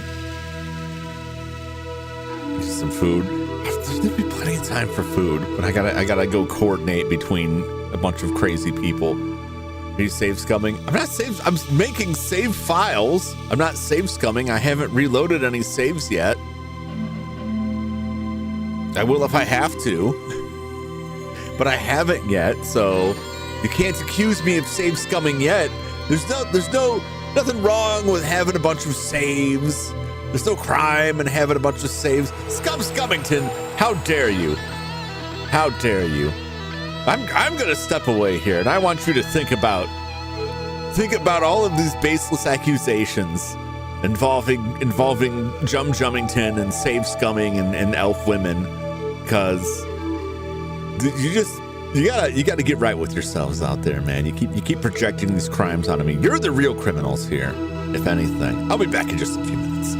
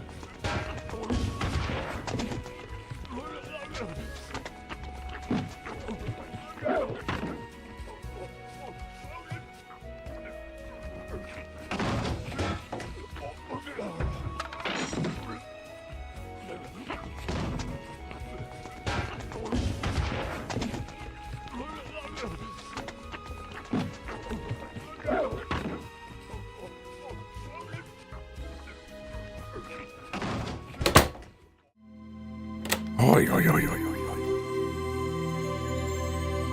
Come back, game.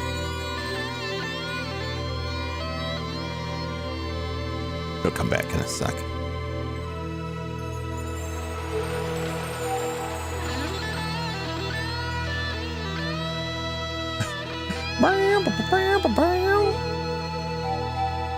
Now, I'll eat when I'm done.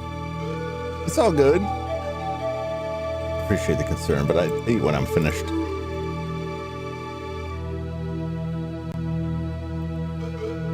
Get this game back up. I don't know why it does this.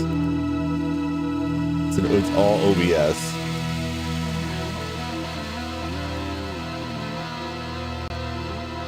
There we go. It's every time I'm like the BRB screen, like it kills the capture sometimes. I don't get it. Yeah, I don't think he realized that I was streaming, because he just kept like, he'd send me a text and then he'd start calling. He had like 2 or 3 missed calls, and I don't see it. My phone's on Do Not Disturb, but I took the opportunity to check on young Mr. Arthur as well.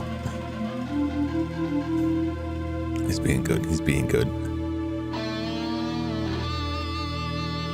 Can't save some of those calls. I would just like to not get the calls. There's something like, if I'll be free like all day and I won't get anything, and then it's like the second I start streaming, and it's when people are like, now is the time to call, and it's like I've told all these people, like, between these hours I am unavailable. Okay, what are we talking to? Let's chase this down. I do want to talk to the senator before talking to this, because I don't think, because there's a similar angle in the last one with a woman's wife who died after getting like booted out of the marketplace, but that didn't lead anywhere. D52. I suspect there's more, but I do want to see. We will talk to him. Okay, D52, copy.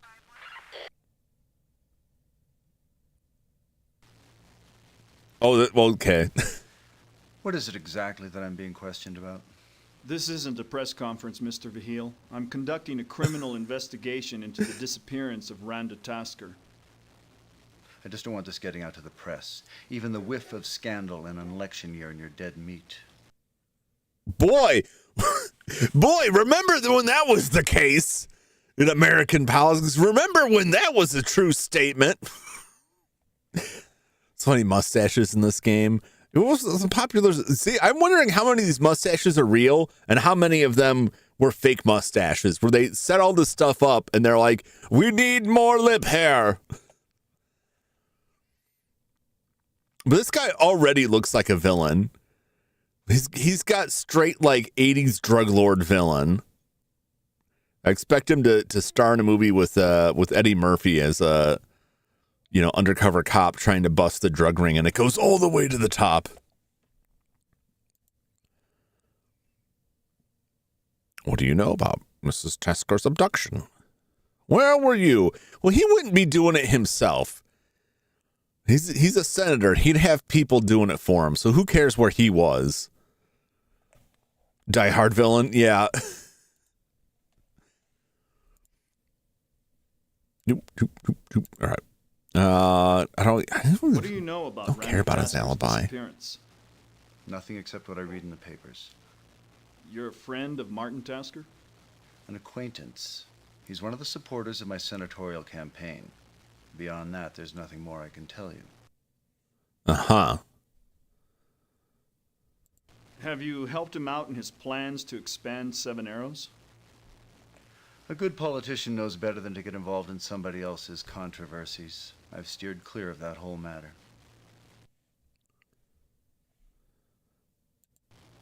If Tasker goes under, you lose one of your big supporters, am I right? Look around you, Mr. Night Sky. Does it look like I'm the kind of guy who'd be affected by the loss of a single political ally? Yeah. Sometimes pride matters more than the bottom line. Spoken like a man who's hoping to collect his pension. Oh, we need to take this man out back and beat him with a length of hose. Mrs. Tasker was taken from her residence, most likely by force at about midnight Tuesday night. Where were you about that time? Are you kidding? Do you Yeah. actually expect me to provide you with an alibi? No. I would hope you'd take this seriously, Mr. Vahil. Do you want to know where I was? I was here with my secretary. We were putting the finishing touches on a campaign speech. She left about 2 a.m. You want to know more details? Yeah. What's up? Was this just like the upper band of his sock, or does he have like a second layer of pants on under this? Maybe that's just the upper part of his sock. It caught my eye. I don't know why. Something looks amiss. Anyway. Thanks, Mr. Vahil. We'll be in touch if we need anything else. It's been a thrill. What a thrill.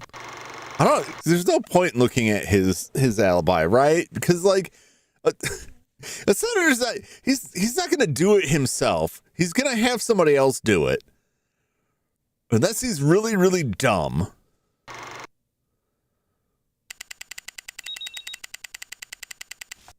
Reporters I can handle.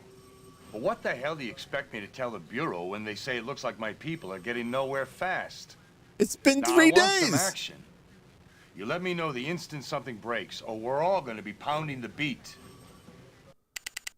Jeez, man. Jeez. All right, let's talk to Richard Whitefeather. Heading to see Richard Whitefeather. Over. Okay, D52, copy. I'm not getting anywhere, though, that he is correct about that. I'd like to ask you a few questions about Randa and Martin Tasker, Mr. Whitefeather. I better warn you, Night Sky. I hear that man's name and I see red. We didn't have much, but it was our home he stole. I had no power, no say in the matter. And we weren't the only ones. 30 other families were given 2 weeks' notices before we were evicted. Yeah. I mean, there is strong motivation here in this case. It's just jumped straight about his dead daughter. That's appropriate for the police, but let's not. Tried to fight him in court. White man's court. It was a joke. The judge was bought off. Yeah. I know it must be painful, but could you tell me about the circumstances of your daughter's death? We were spending a couple of days in the shelter. But the weather turned cold and there were so many families looking for a place to stay. We were told we'd stayed our limit. And we had to find a new place. So we went to a church. And when we arrived, there was nobody there. We spent the night on the streets. Maria began to shiver. Welcome back, John. We couldn't keep up her body temperature, and by the time the ambulance arrived, she died of hypothermia. That's what the doctors called it. I say she died because of Tasker's cruel indifference. Maybe you wanted to pay him back. I wanted to kill him with my bare hands. But the gods took their revenge. I read about his wife in the paper. It was only justice. I won't shed any tears for either one of them. I mean, I wouldn't. What I miss. So they talking back to this guy. This is Jonathan Ross, who's the voice actor for John Redcorn in King of the Hill. His daughter died because they were one of the families that was evicted by Tasker for the development. And they ended up getting kicked out of the shelter and having to stay on the street when the weather turned and their daughter died of hypothermia. So he's got motive. I think this is a red herring. I don't think this is the direction it's going. I'm pretty sure that something's going on with the husband. Possibly the interior designer could have been involved. But my strongest suspicion is the husband. But there's got to be more to it that I'm not catching into here. But that's my current theory. Last Tuesday night, say between 11 and 1, where were you? Right here at the shelter with my wife. I was gone for a little while. A friend of mine owed me some money, and I went to collect. And you got back to the shelter at what time? I don't know. I didn't look at the time. Yeah, like how many of you could account for your whereabouts of any given day? Where were you at 10:15 last Thursday night? And can anyone verify that? Where were you on November 13th, 2025 at 8:30 p.m.? I don't know about you. I couldn't. I couldn't. I can't answer any of that. And I spend most of my time alone. I was asleep in my bed. Can anyone verify that? No. No one can. You can ask my TV. I'm sure it's listening to me. Thank you, Mr. Whitefeather, and my condolences for your child. I mean, we'll check anyway. Another day down the tubes. Phone 2, yeah. Oh!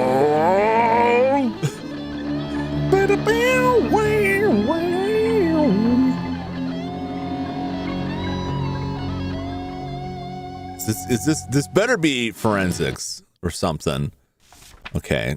Looks like it's not the chief.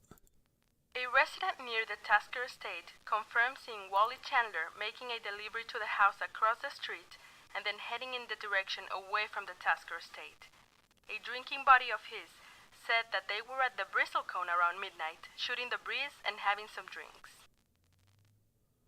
Okay. Oh. What do we got here? He's dead. Impossible. I can't believe it. This case is much deeper than I expected. Wait, the chief's coming on. Well, they just found Martin Tasker's body at the construction site out at Seven Arrows. Murdered.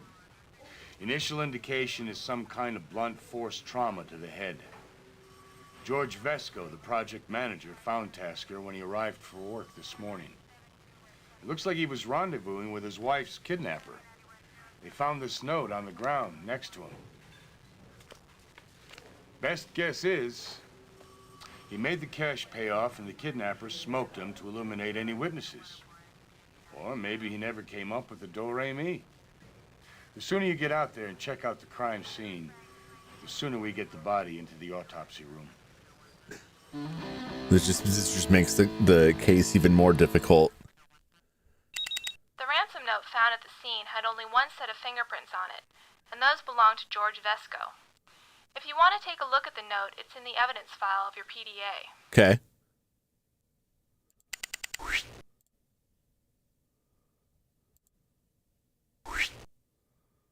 If you want to see your wife alive, bring $200,000 in cash to Seven Arrows at 2 a.m.? Come alone, tell the police, and she dies.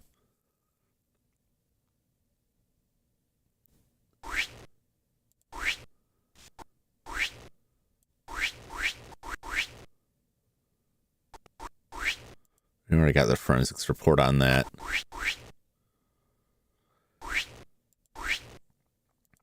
I don't know. I feel like he was setting this stuff up. I feel like there's more afoot here. I still think he was involved, but now we got to go out there.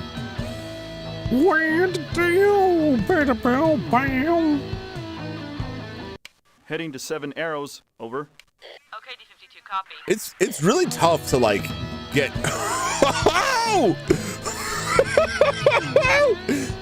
Wow, this is fresh. He's just face down in the mud. It's tough to catch everybody, and I was really worried the same thing would happen. This happened last time, that like The one person that I'm like, I don't got time for you. No one's mentioning you. This is fine. And that ended up being like, that's the angle.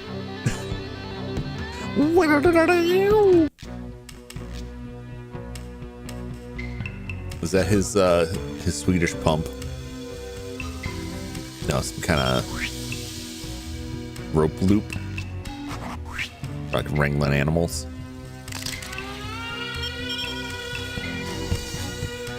Maybe the forensics.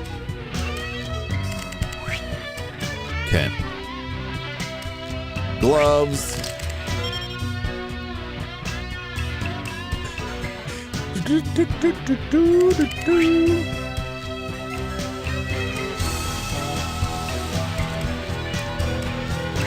Abrasions.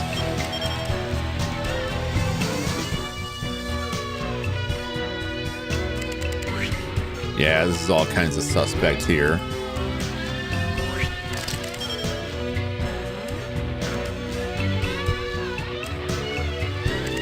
Cuffs for smacking Martin Tasker. Rope for beating him. Well, he was definitely like, he's got abrasions, so he was definitely like tied up with whatever is going on with that. Like,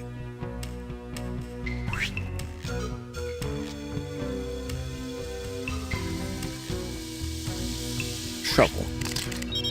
You'll never guess whose blood is on this. It's Martin's.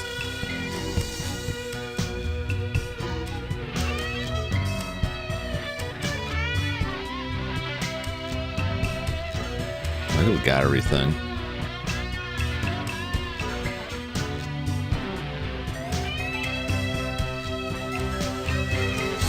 Okay, what do you got for me?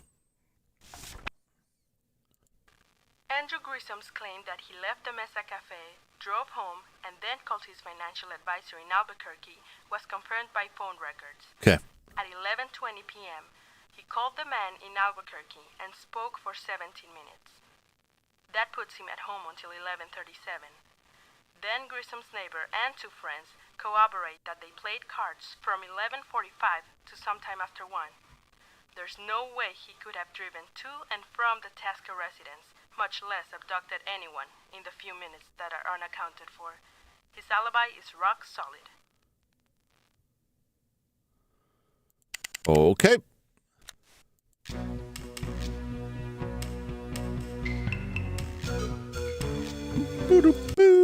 Forensics will be closing off the murder scene at the end of the day. Also, you may want to search Tasker's office for some clues. So, Detective, you may now re-interview all suspects. To issue an arrest warrant, please proceed back to headquarters. But remember, Chief Weber will give you only one shot at making an arrest. Good luck. It's gonna be the chief. I just got notified that Dan Longfoot called in a 911. Supposedly, a cage of scorpions was dumped on his back porch. Also, I wanted to let you know that the chief has requested that you ask questions directly and that I give you alibis for the re-interviews priority. Buena suerte. Okay.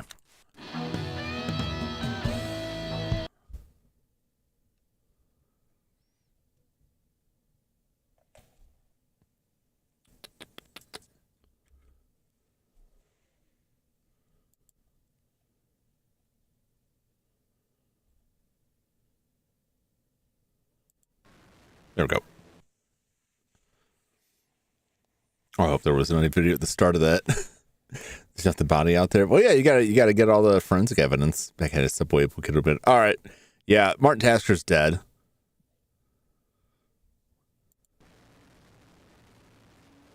I got here at about 6:10 in the morning. I saw Martin's Jaguar. I thought he was here to go over plans. I saw him sprawled on the ground. I called 911 right away.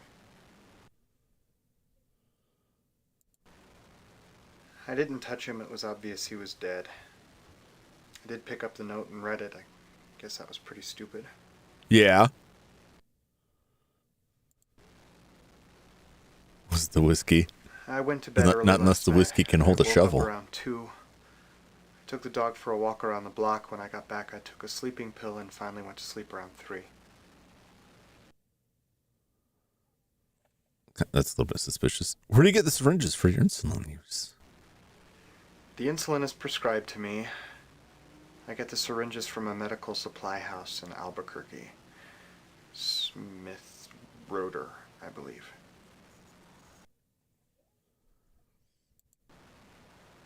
If you're still harping on those lies about my embezzling, I shouldn't Take the sleeping dignify that pills with whiskey. He comment. better have. But that money was hard-earned, and the house was purely an investment.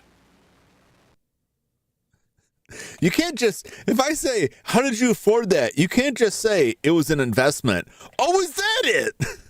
I forgot when you make an investment, the money just comes out of a cloud.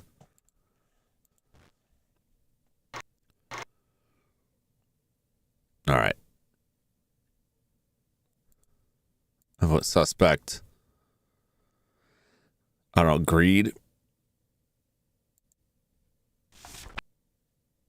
A neighbor across the street from Vesco's home confirms that he took a walk around 2:10 in the morning. They noticed someone on the street at that hour and were initially concerned it might be a prowler. They recognized Vesco walking his dog on closer inspection and were quite relieved. Okay.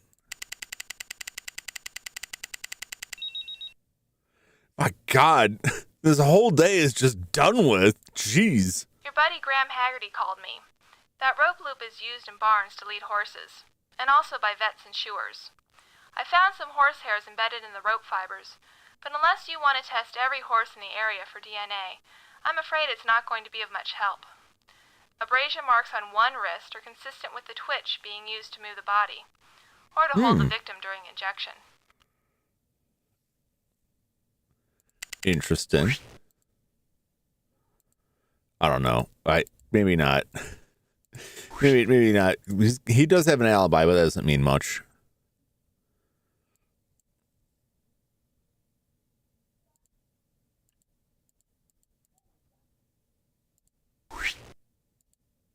Put him in there.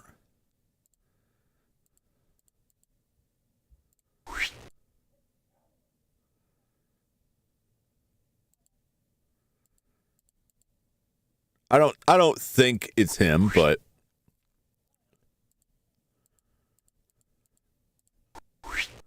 all of them have good alibis.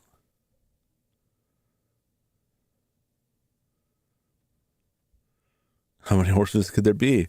I don't know, like 10, maybe? Wife is alive. That is also on my mind. Like, this all could have just been staged. She could have gotten loose. Okay.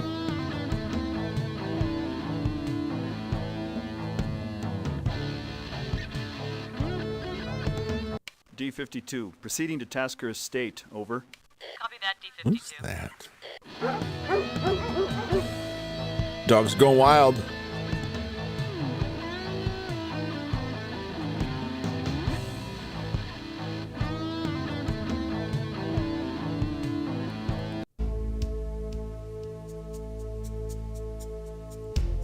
Someone took out the hard drive there.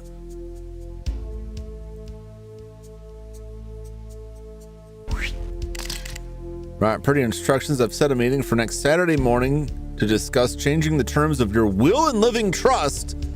Let me know if 2:30 is okay.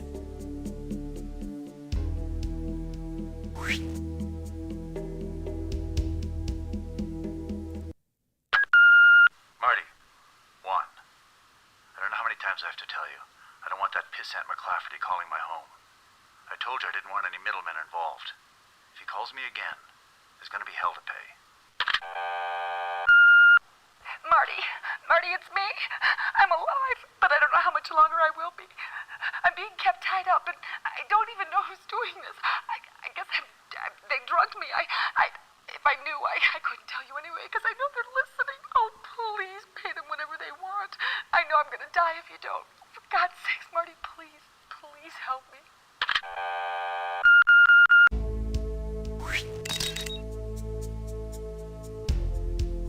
McCafferty, the doctor's involved. Middleman. Is it drugs? Are they dealing drugs?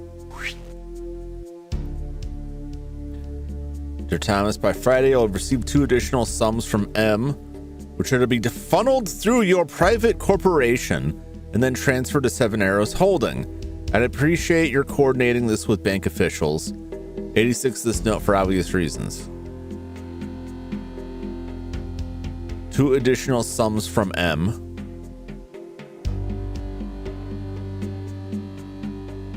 Funneled through your private corporation, transferred to Seven Arrows Holding. So there is some money fumbling going on here.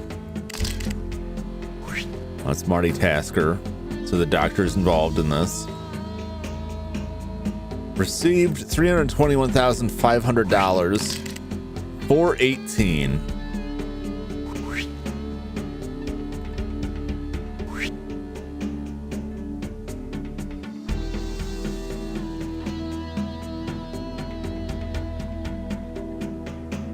Alex Marvel, Tasker Industries. Is I was thinking like the Taskmaster, possibly. I don't know if Tasker Industries was there. Could be though. There's a lot of companies in that, especially like you deal with like Iron Man and stuff like that. There's a lot of enemy corporations. Prenup. It was made and entered into by Martin A. Tasker, Randa Carlson Randa. Each party agrees that any property of any kind acquired by either of them by any means whatsoever during the marriage, any earnings and income of either of them resulting from their respective skill, effort, or work before or during the marriage is and shall remain the sole separate property of the part who acquired to earn the same, free and clear of all claims. Rhonda further waives, surrenders, relinquishes all rights to alimony, support, maintenance, or any other similar payment. Yeah, so we already knew there was a prenup. And so it does point to Randa like setting all this up to get the money. Dear Marty, I can't believe you'd actually accuse me of being unfaithful. I've been the one who's had to endure one broken promise after another. It hurts me when you say the things you do. If you truly love me, you'll show it. All my love, Teresa.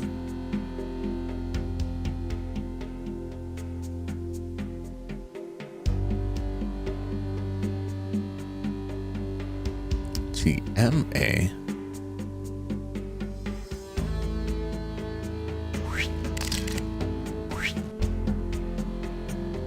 Accuse her of being unfaithful, but they're having an affair with a married man. That's very weird.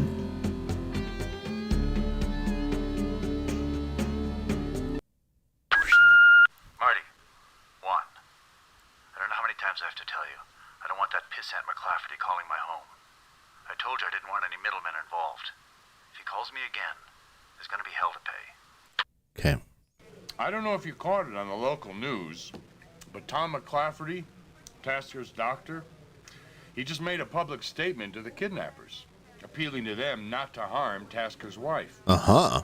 He said he'd come up with the money they asked for. Now, I've told him and Amy Tasker to call you first if the kidnappers contact them. Wait, who's Amy Tasker? My check of phone records confirms that Teresa Madrone called the Tasker residence at 2:15 to 2:21 on Tuesday afternoon. As you know, she admits to being in the area of the Tasker residence at about 11 p.m. to 11:15 that night. According to your report, Wally Chandler puts her vehicle in the area at about 11:40 or later. But when I spoke to Mr. Chandler, he backpedaled on those times, saying it could have been 11:30 or even a little earlier. He also pressed me in details of the reward. I think you'll agree that Teresa Madrone has no alibi to speak of. It's true. It's true.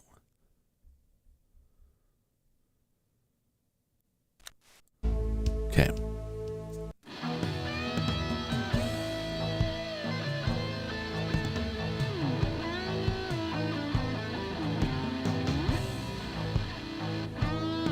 We never did talk to Carrie March. I think that might be the only person. Mark Kennedy we didn't talk to. Let's just clear the... 52 proceeding to Carrie March residence. Over. 10-4. Talk to the doctor tomorrow. Can I pour either of you a sherry? Sorry, we're on duty. You don't mind if I indulge. Oh no, it's this person again.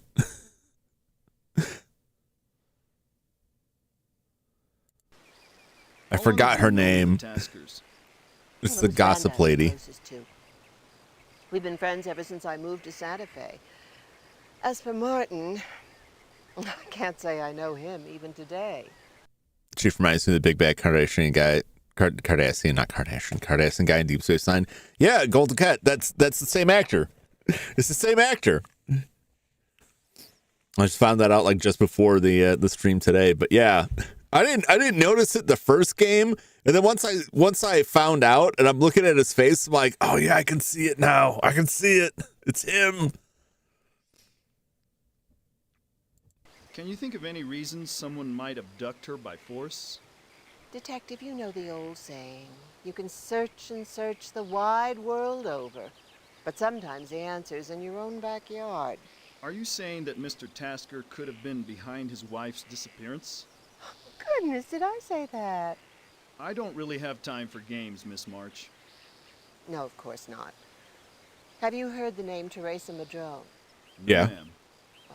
Ostensibly, she's the Tasker's interior decorator. Frankly, her real designs have always been on Martin himself. My sources tell me that the affair's been going on for 6 months. They go horseback riding on the weekends. Randa's never been identified with the horse she said. And truth be told, I don't think Martin cares much for it either. Horses, eh?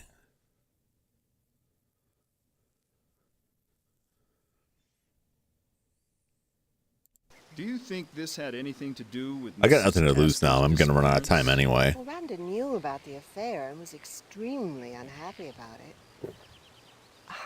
I don't know Teresa, but I've heard she's a woman to be reckoned with. Now, the irony is, Martin is a very jealous man himself. He couldn't have handled Randa being driven into another man's arms. He's one of the most possessive men I've known. Like that business with Thomas McClafferty.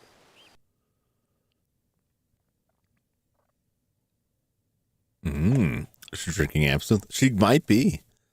She might be drinking the smart tea. Was there something going on between Mrs. Tasker and her husband's doctor?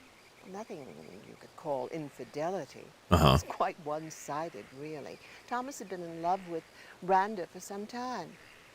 Randa confided in me that he even made the proverbial move on her when Martin was out of town some months ago. She rebuffed him, of course. Thomas was devastated.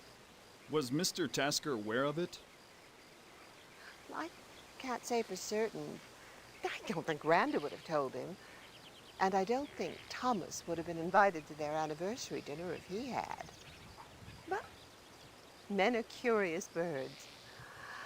I've never understood them completely. I see. Anything else you think might be pertinent to our investigation? No. But I've got a million questions for you. Another time, Miss March. Thank you. No dice, lady.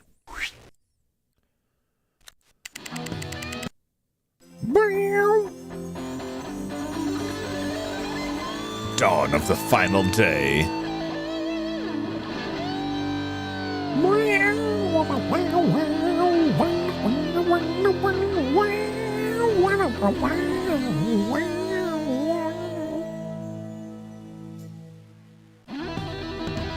Okay.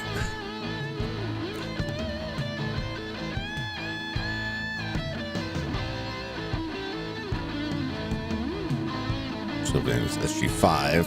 It's the 5th day here. Let's talk to, I want to talk to her and I want to talk to the doctor. What is White Buffalo? D52, I heading also to never White went Buffalo. there. Over. 10-4. Oh, this is the burnt out, the Leatherworks place. Okay. Dear Mrs. Tasker, I'm writing this because you refused to take my phone call to either the office or at your home. When you told me the reason I was being fired, I was so hurt and confused, I didn't know what to say.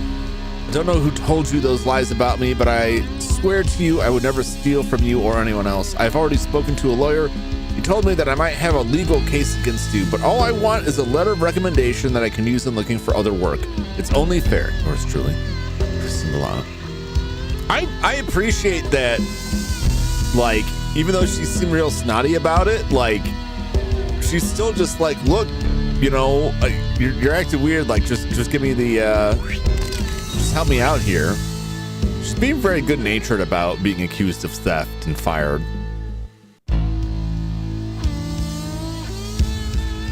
Duranda, I was disappointed to see that you chose not to make a contribution to my July show.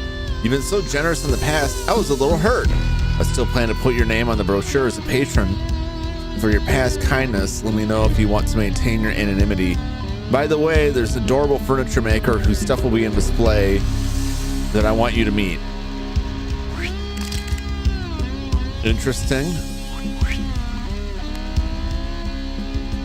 Hello, imports. Horned leather, 3,560.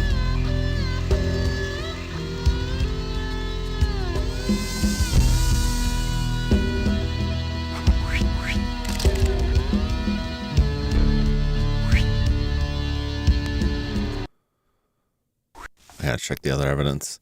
Most people snap at being accused. Yeah. That camphor smell in the glove you found was bag balm. It's used to treat muscle soreness in horses. You'd be hard put to find a horse facility in this town that doesn't use it. There was no other trace evidence on it that I could run down, and the glove itself is sold in dozens of outlets in the area.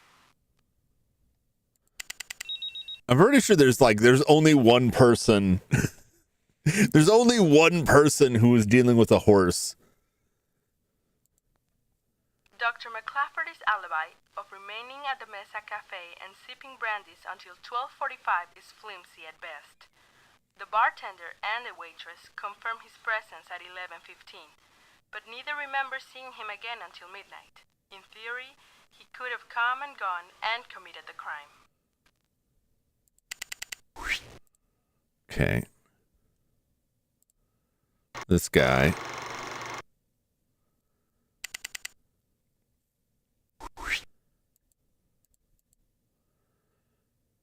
Revenge.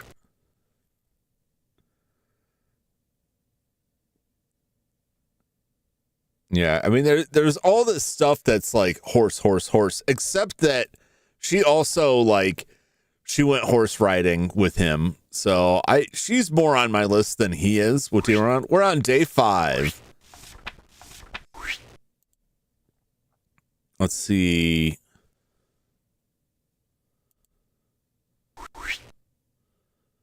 $321,500.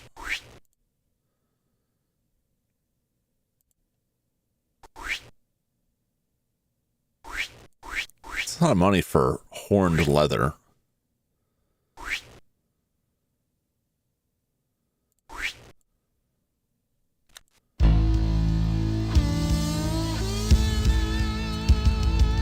Let's random trader. This is the tasker. We've appraised the following items per your request and have value in as follows. Tennis bracelet, $12,000. It's very expensive. Turquoise necklace, $4,000. We're still interested in selling them to our pre-owned and estate jewelry division. We would be willing to offer approximately 2/3 of the appraised value for each item. Charge for appraisal, $75. She was looking at cash out.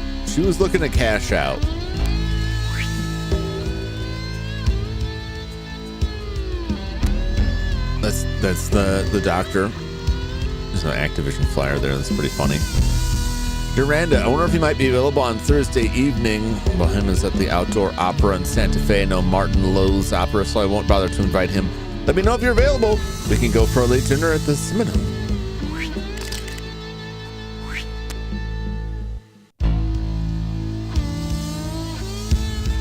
Anything else of note here?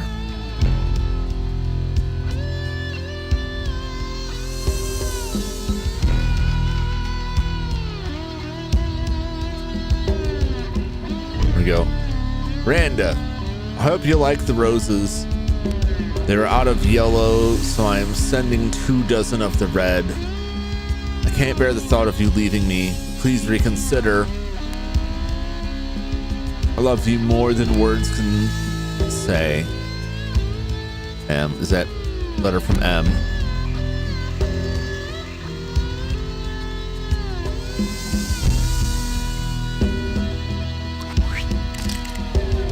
Let's see here. M.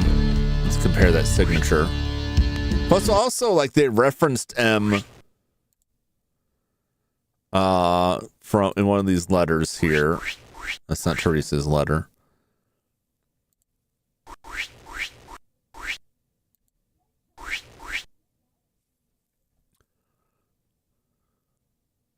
Some two additional sums from M, which should be funneled.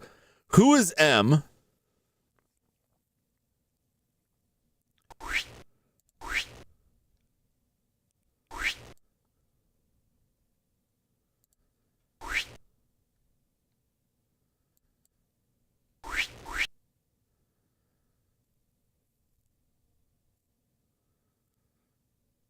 I don't know if this is like somebody's actual handwriting, like that we're supposed to compare.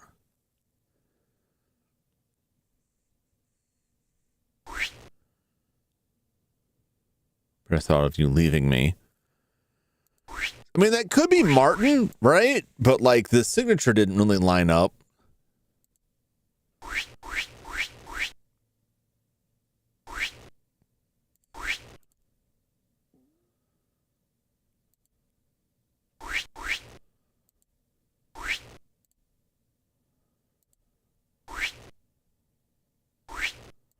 Got that vehicle traced for you, detectives.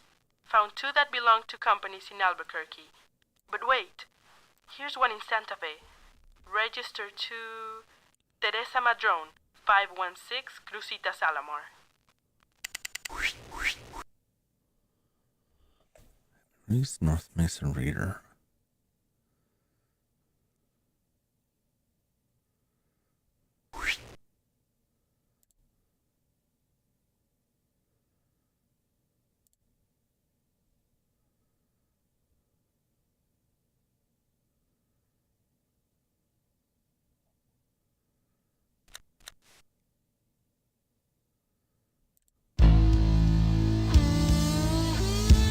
Could M be Teresa?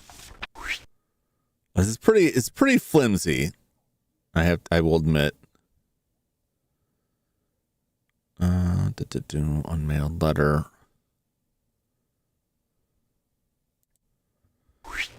Oh, it's like the M. It's a big M there.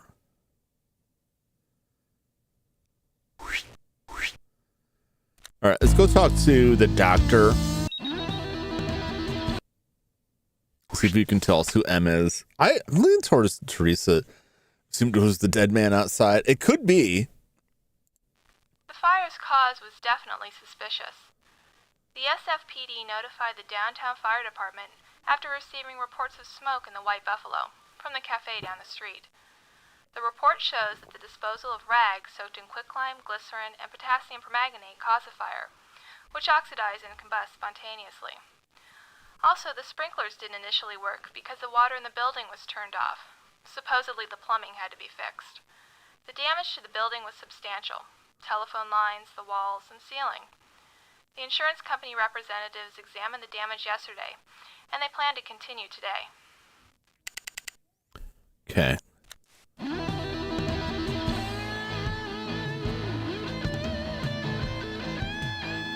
D-52, we're on our way to see Thomas McClafferty. Over. Okay, D-52, copy. All right, you got to figure out who M is. The only reason I don't think what an unfortunate freeze frame. The reason I don't think that the M in that note is Martin is because Martin writes a note to the doctor saying you'll get money from M.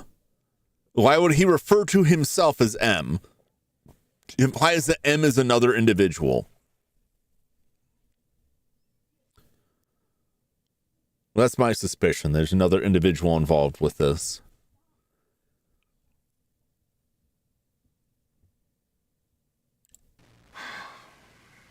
All right, yes, I kept my mouth shut to protect Martin. as much as myself.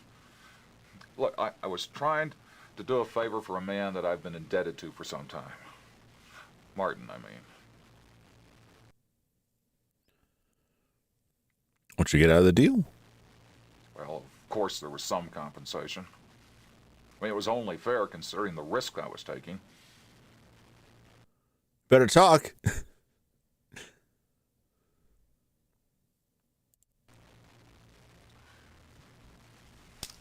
Yeah, it's true. I wasn't there the whole time. It's for Bob Dole syndrome. I was upset at seeing Randa so happy with Martin. I took a long walk trying to figure out how to win her. It was a stupid fantasize, and there's no way I could have acted on it. I knew I couldn't bite the hand that feeds me. Life is unfair sometimes. Well, nowhere near 7 arrows, if that's the implication. Yeah, it is. But I know I took a late drive to the local Alsops. But by 1, I'm sure I was back home.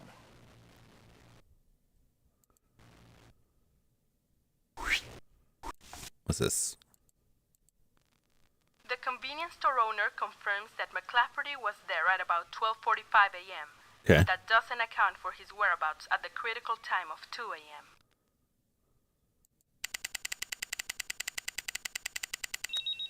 Oh my God, why is so much time passing?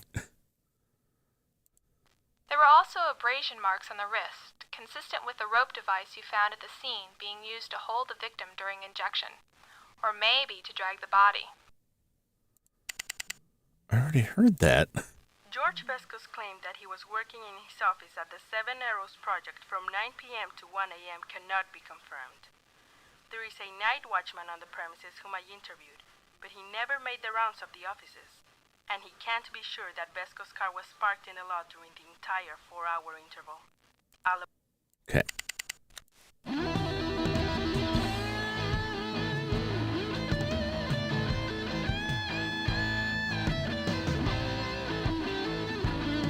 D-52, we're on our way to Teresa Madrone. Over. I swear when it tells me like asking this will cost 15 minutes and then it takes like an hour away.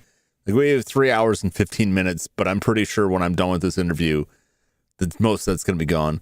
Tasker's murder. How serious is your relationship with Martin Tasker? Okay, I'm going to be straight with you. But you have to understand that I have nothing to do with anything that happened with Randa or Martin. So you say. I went to Randa. We struck a deal. I disappear from Martin's life for a small fee. $50,000. She told me that she had to find a way to come up with the money without having to go to Martin. She paid me the first installment of $25,000. That is the truth. So help me God. I don't buy it. I don't buy it. She let her guard down and gave in to Tom's advances. Dr. McClafferty. She didn't love him, but if Martin would have found out, he would have tossed her. That is the only thing I held over her head. I agreed to keep my mouth shut about that and give up any claims on Martin.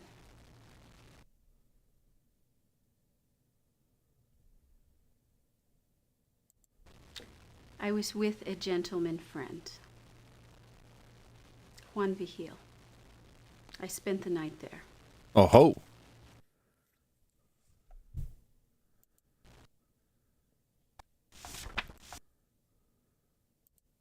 Juan Vigil's maid confirms that Teresa Madrone was at the house all night, but maybe both of them are being intimidated by a very powerful man, Senor Vigil. Tread lightly is my advice.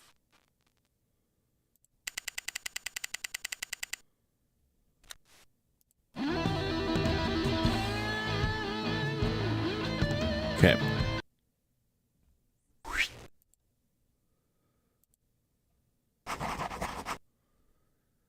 Yeah, to do epidermic.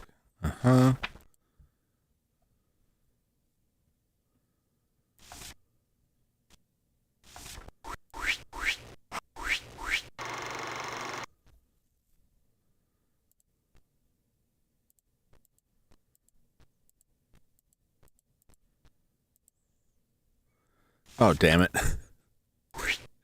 Where was the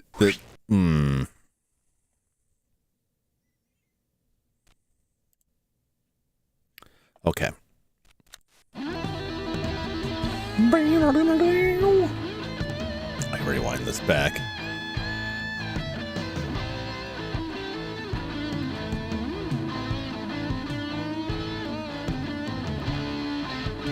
Okay.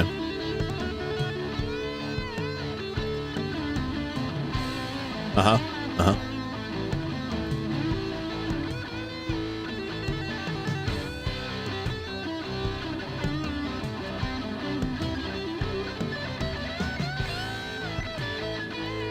Okay. So this was what I thought.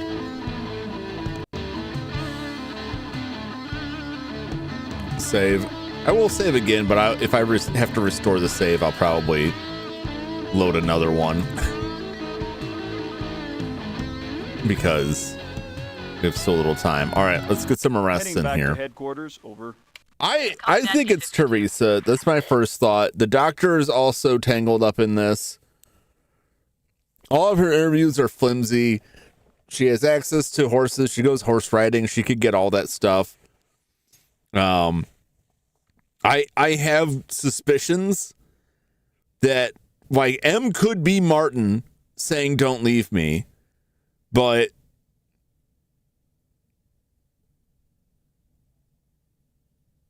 why does he say we're getting payments from M?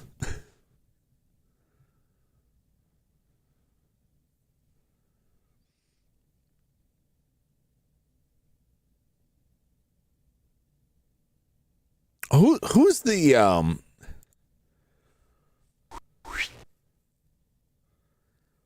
he wouldn't be M. It was Carrie March. Carrie March is M. It was Manuel. Yeah, that just throws me off. But anyway, let's okay. Well, there's a lot more involved here. Issue an arrest warrant for. Oh, I never talked to Mark Kennedy.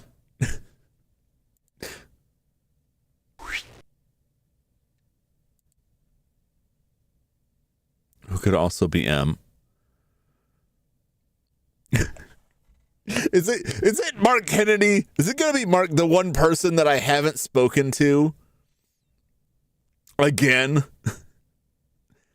Let's put her down here on the charge of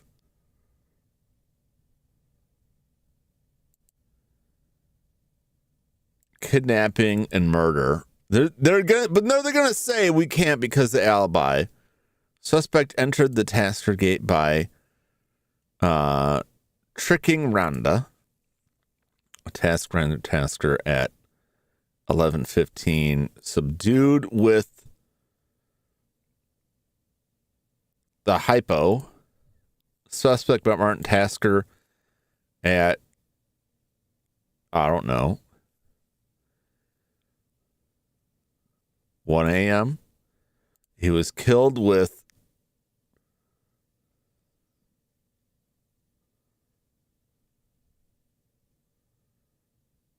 what's that? Hypodermic? The ransom money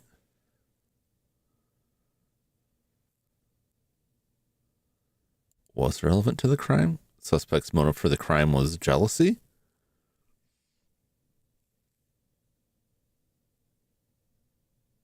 So it was not.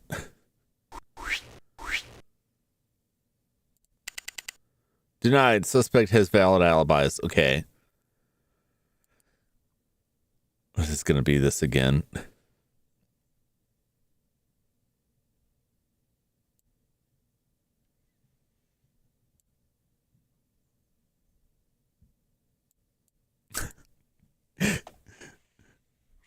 Martin Tasker did it all.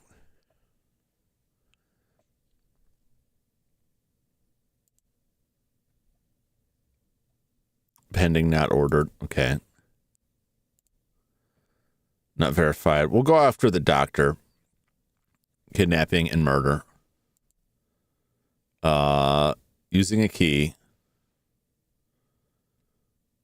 1 a.m. Have to make the ransom money. Is that relative to crime? Okay. Not supported by evidence. First crime. What do you mean?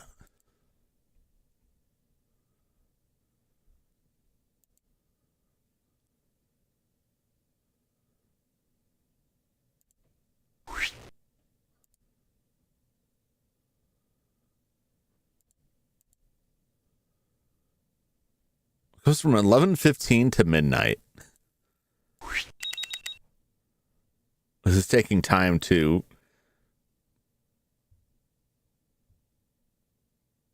supported by evidence. Second crime, he was killed.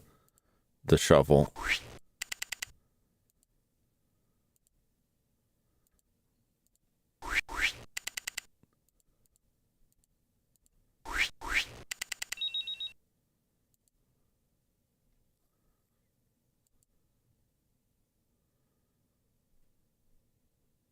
He was killed with the glove pills.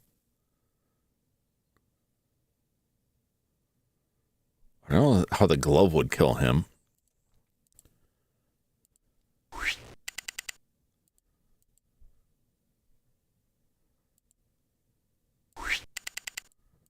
Okay. 2 a.m. It was not.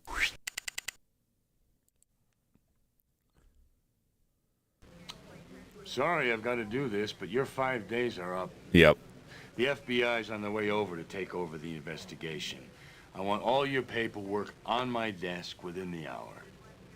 Night Sky, I'm temporarily assigning you to narcotics. And you, my friend, I'm giving you a desk detail until you've sharpened your skills enough to go back to homicide. Okay. This is different. So we gotta line up times. We go back to the start of the 5th day. We have to line up ties. I never talked to this guy at all. To see Mark Kennedy. Over. Okay, D52, copy.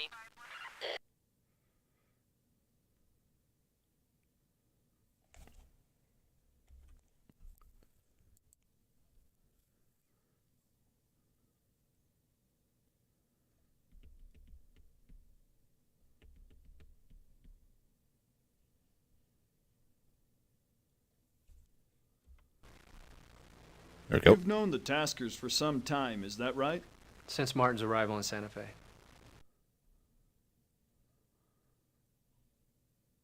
What's the nature of the relationship? Strictly business at first. Randa did a lot of buying at the shop.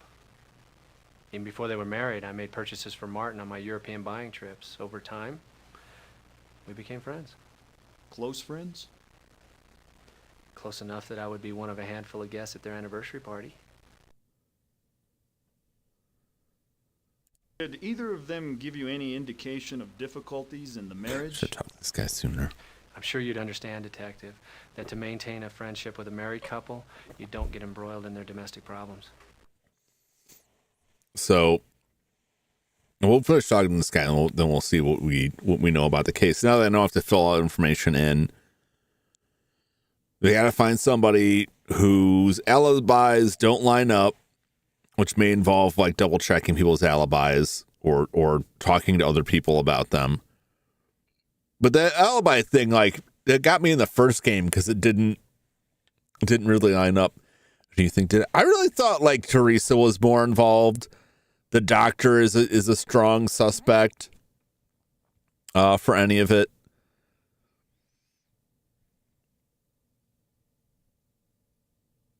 But I did honestly like. I found that like it's reasonable that they would do it, but I didn't really have a strong feeling one way or the other. In the first game, like I was fairly certain, like, well, this guy's the most likely individual, but he has an alibi. And then getting back to him was like I just couldn't figure that out. And then it seemed like the game was leading me towards the guy who beat me to death with a shovel, even though I didn't really think he did it until we got murdered by him. This time I can't even get. I don't even know if I could get false arrests here. You know what I'm saying? Because I have to fill out, like, I have to be so accurate with the arrest warrant that I feel like it may not work unless they actually did it. Anyone you can think of who might have been behind Randa Tasker's abduction? I've thought a lot about it. Naturally, you've talked to Amy Tasker. An ex-wife? No, Martin's daughter. She's a national cutting horse champion. She has a breeding ranch just outside of town. He never mentioned her when we spoke. Well, I'm not entirely surprised. They've been I estranged was for years. asking earlier, like, maybe talk to Amy Tasker. It's my Who? understanding that Amy blames Martin for her mother's suicide. Oh my God. Oh my God. Is it the daughter? What were the circumstances? That I didn't even know about? You see, Martin's always had a weakness for the well-turned ankle. Cheated on his first wife big time. The woman became increasingly morose, killed herself. Amy couldn't have been more than 18 at the time. She left just after it happened. When was the last time they spoke? It's been a while now. She pushed him constantly. Amy's one of these self-styled environmentalists, not exactly the developer's best friend. There are rumors that she's in bed with Dan Longfoot, literally. Martin thinks she did it just to spite him. Even threatened to cut her out of his will. How's Amy's relationship with Mrs. Tasker? No love lost there. Okay. Where did you go after the Tasker's anniversary dinner the other night? I went straight home. Arrived about 11:30. Had a conference call with London over an estate sale. I was on for at least an hour. I kept looking at his name, and then the time ran out. And I was like, help, Mr. Kennedy. oh, I'll come back to No this problem. guy. Okay. We might as well check it. Is on by.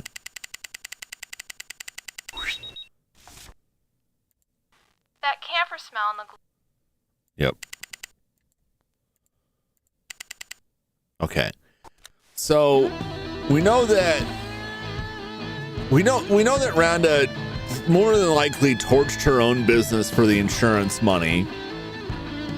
But that was probably less about getting money to get out of the marriage and more about paying off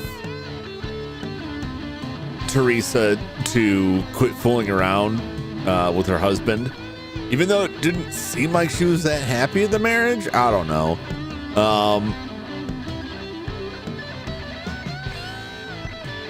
So I don't know, if she actually staged her own abduction or not.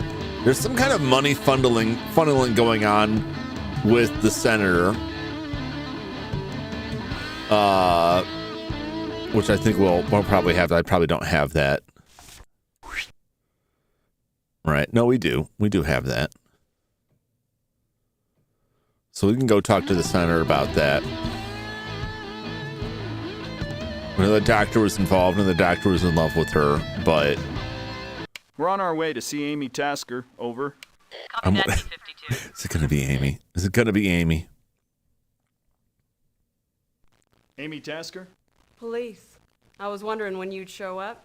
You were expecting us? Well, my stepmother's been kidnapped, right? Unless, of course, this is all some hoax Randa cooked up to get my father's attention, limited as it is. Apparently you don't think very highly of that. Also, your Well, father's no, you're dead. a real master of understatement.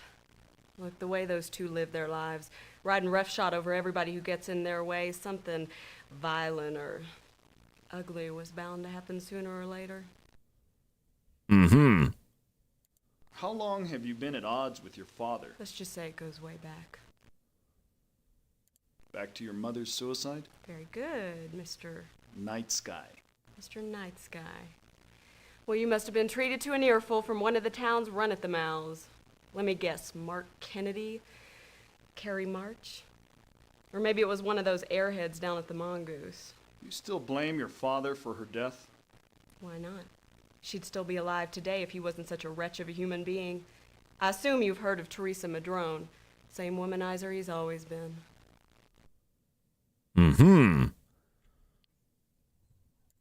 I'd like to know your whereabouts on the night Randa disappeared. Well, let's see. I rented Lawrence of Arabia. I came home, watched it. You're welcome to ask the people at the video store.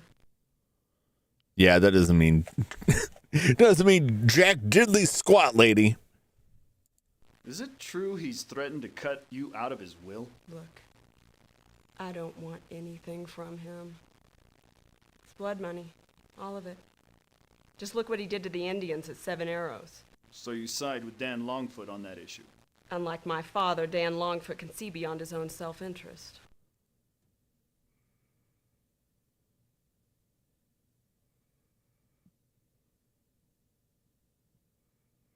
All right. Thanks for your time, Miss Tasker. We'll be in touch. How reassuring.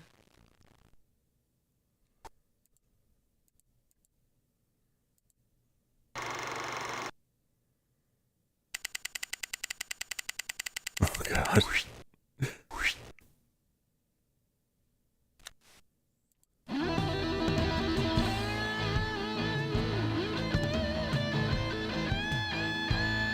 I don't know, that may be messed up.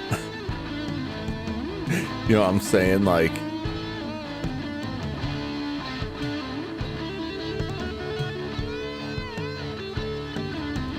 Heading back to headquarters, over. Copy that, D-52. I go. That's why I go back to the earlier days, so I don't have to do it all over from the start. But let's get in here. Amy Tasker, kidnapping and murder.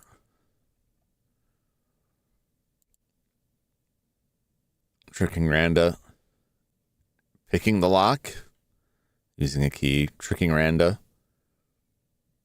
I don't know if she want much to do with her. Climbing the wall? Oh, who knows? Just tricking Randa. 11:15, the hypo. 2 with the shovel was not. Let's see. Alibi is not ordered. Okay. Well, I did order one, so I've got to order both alibis for this. Okay. But now I can't talk to her. Maybe I have to wait for the first alibi to come back up.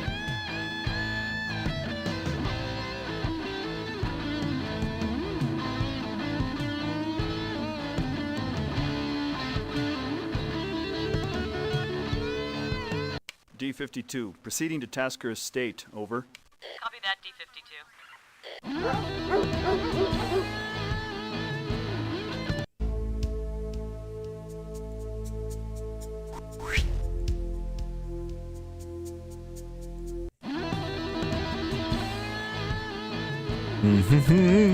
We didn't look at this D-52, before. heading to White Buffalo, over. Yeah, it's always. What are the odds? It's always like the last stuff that I look at that's like, oh, this is the really relevant information.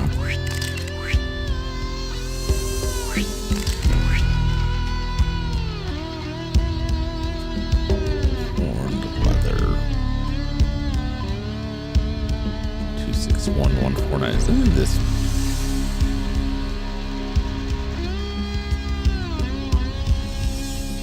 Line up to this. I guess we've bought this horned leather for thousands of dollars.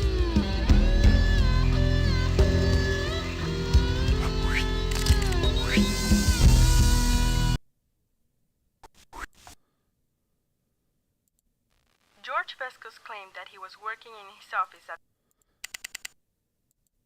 There were also abrasion marks. Okay. We're going to completely run out of time here. I'll have to go back further.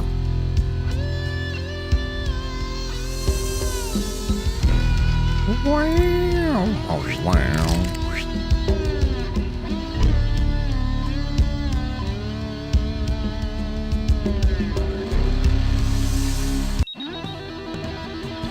Okay. The fire...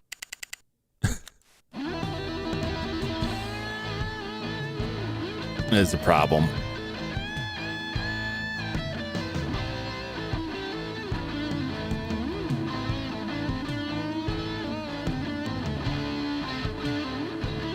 Heading back to headquarters, over. Copy that, D-52. Yeah, I'm gonna have to load back to an earlier day and like repeat some of this stuff. Because I don't think I'll get a chance to interview Amy Tasker again.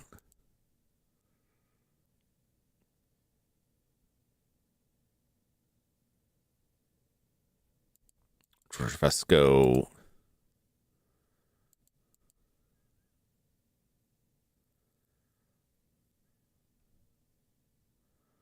Second alibi verified.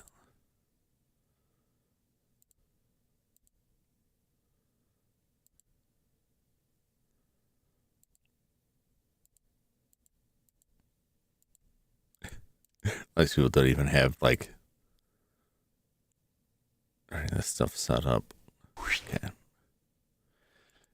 Yeah, let's go back. Because there's not even enough time. We'll go back to day 2. Okay. Juan, Carrie Marsh out there. Tom, okay. 8 hours. Let's start with Mark so we can open up. On our way to see Mark Kennedy. Over. Open Amy, then we'll take it to White Buffalo.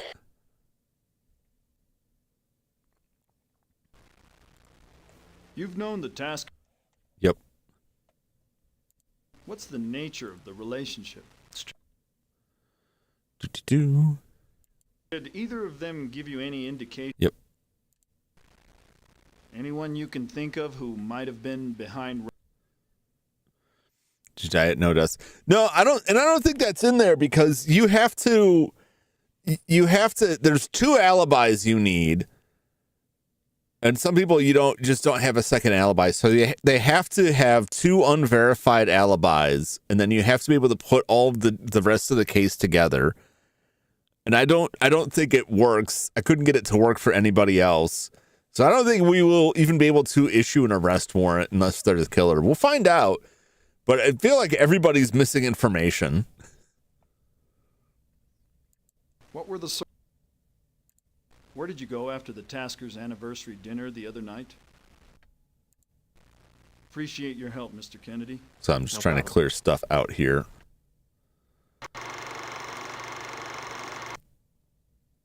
Might as well order that.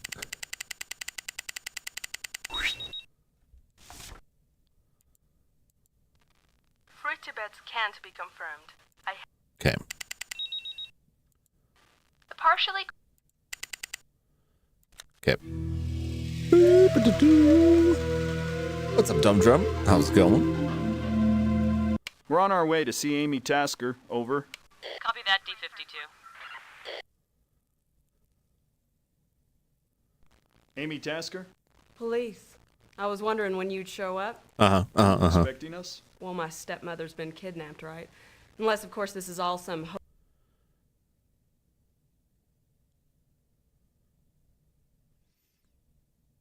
Bowerman 2 custom battle Bowerman DS, essentially Bowerman's version of Mega Man Battle Network. Is that similar of a game? I'm not familiar. How long? Back to your mother's suicide? Very good, Mr. Night Sky. Mm-hmm. I'd like to know your whereabouts on the night Randa disappeared. Well, let's... Is it true he's threatened to cut... Okay. Might as well. Were you involved with Mr. Longfoot? I really have trouble believing that that's pertinent to your investigation, Detective. Or do you just have a taste for gossip? Yeah. Thanks for your time, Miss Tasker. We'll be in touch. How reassuring. Horses, horses, horses.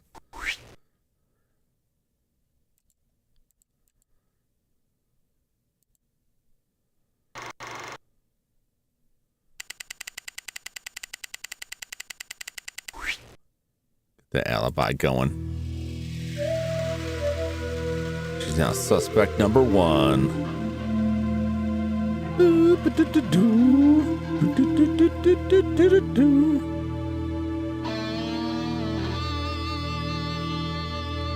D-52, heading to White Buffalo. Over. 10-4. I don't know if this is really, if I really need this, but it's worth looking at. Even though it eats up time.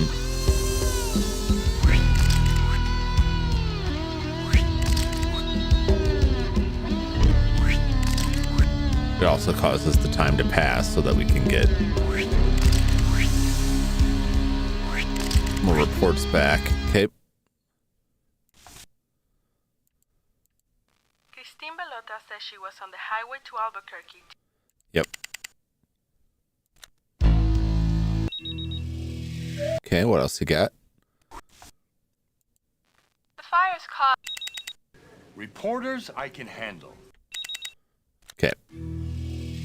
Heading to 7 Arrows. Over. Should we question the fire later about our letter? I don't think so, because the letter was not like I'm gonna kill you. It was like I might get a lawyer if you won't hook me up. So, not super duper worried about it. Okay. Where were you on the night that she disappeared? Thanks. We'll be in touch. Just want his alibi.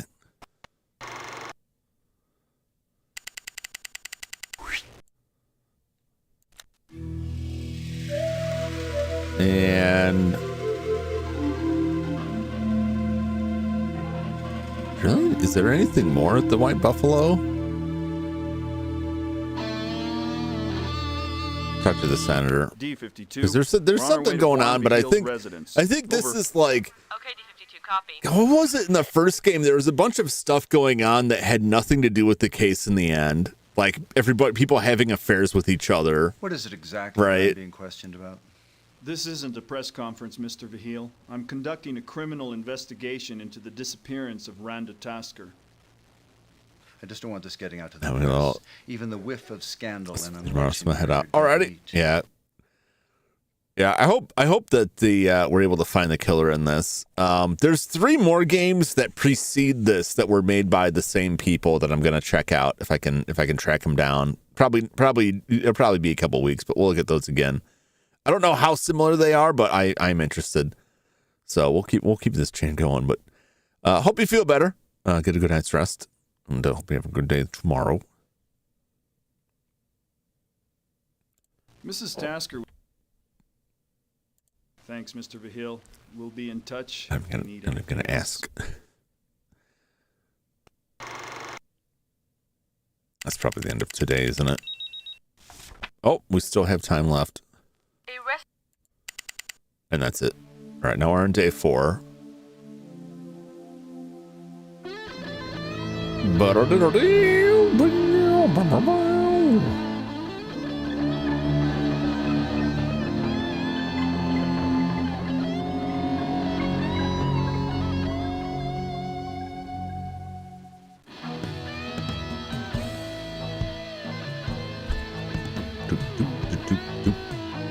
We can still go to the White Buffalo, which is weird to me.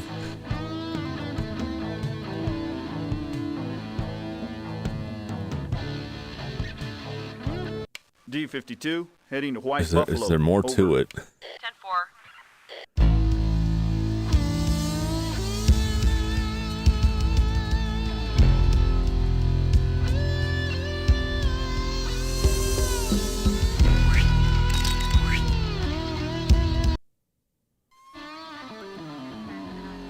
Okay. The ransom note found at the scene. Is there anything I missed here before? I'm pretty sure I got everything.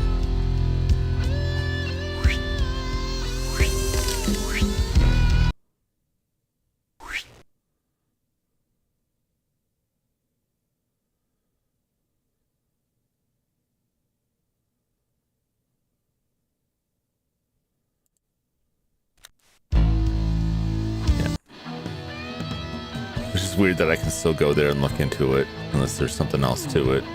It makes me suspicious. Okay. Heading to 7 Arrows. Over. Okay, D52, copy. Check out the body.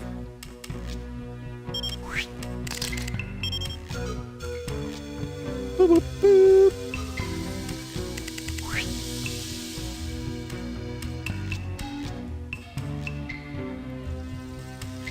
Ah. I didn't see the puncture wounds last time. Bit bummed they took your false arrest away. Yeah, that was very fun. I mean, it's less footage they have to film, but it could still be possible. It's just, it's so much more has to line up. It makes it hard to get a false arrest out of it. I was wondering about that because they kept talking. I kept seeing references to an injection and was like, but he was hit with a shovel, wasn't he?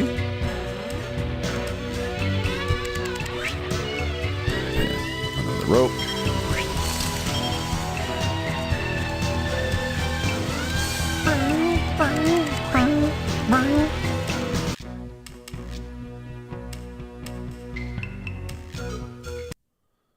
Boo-doo-boo.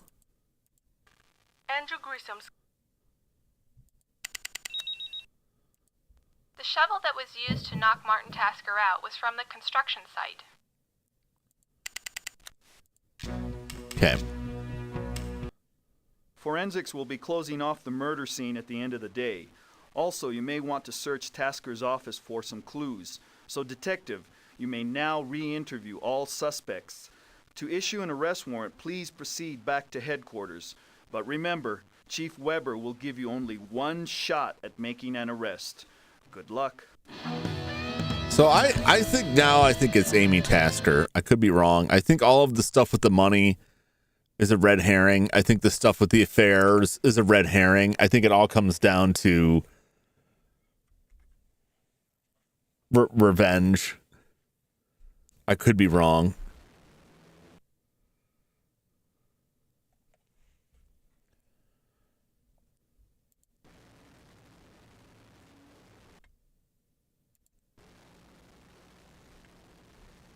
I went to... Okay. I just got notified that Dan Longfoot called in a 911. Supposedly a cage of scorpions was dumped on his back. Okay. Oh, there's more. A neighbor across... Okay. We never got back to Whenever I got back to his call. We're on our way to Dan Boyd did the murder. Over. Yeah, that's my suspicion.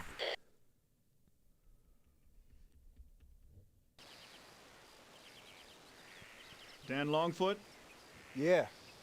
John Night Sky. My partner and I are with the Santa Fe PD. I know who you are, Night Sky. Your reputation precedes you. Okay.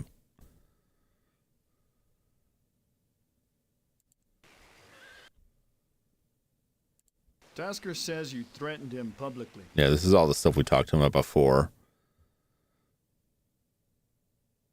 You heard about... Where were you on the night that Randa Tasker disappeared? You know anything about... Is that good enough, Detective? Nothing about scorpions. Which is, I think if we talk to him tomorrow, we may hear more about that.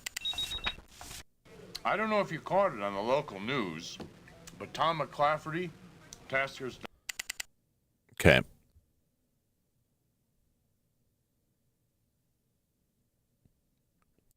What killed him was scorpion venom. Was a concentrate I figure must have been extracted from a dozen or more scorpions. Aha.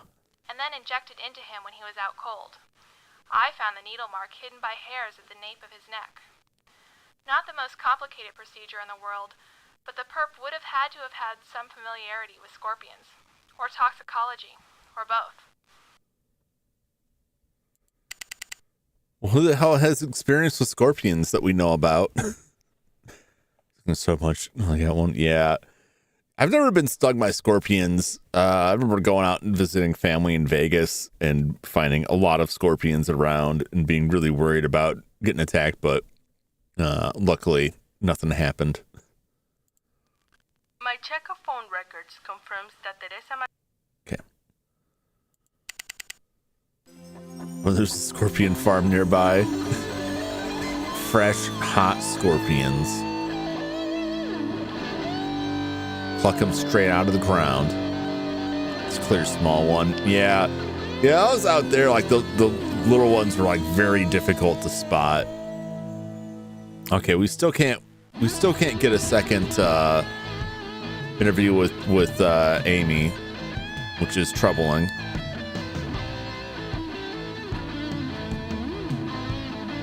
This is all just like messed up.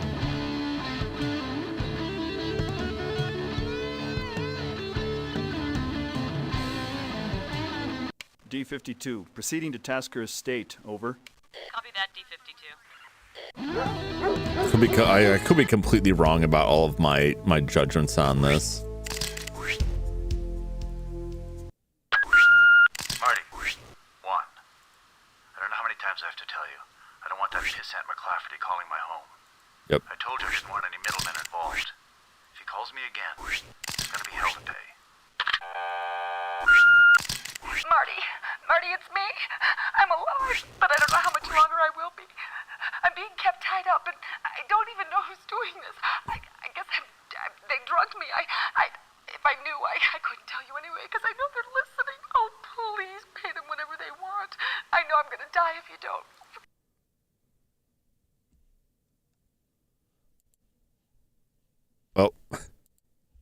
Oh, did the game lock up?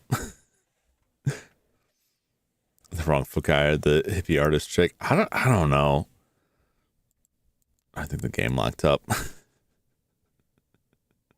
That's fine. We'll just do a bunch of that stuff again. It may have even created a save. I don't think it did though. Yeah, I don't know. I thought we might get a second interview with the daughter, because we would need to have a second alibi, or maybe we just need the first alibi like checked.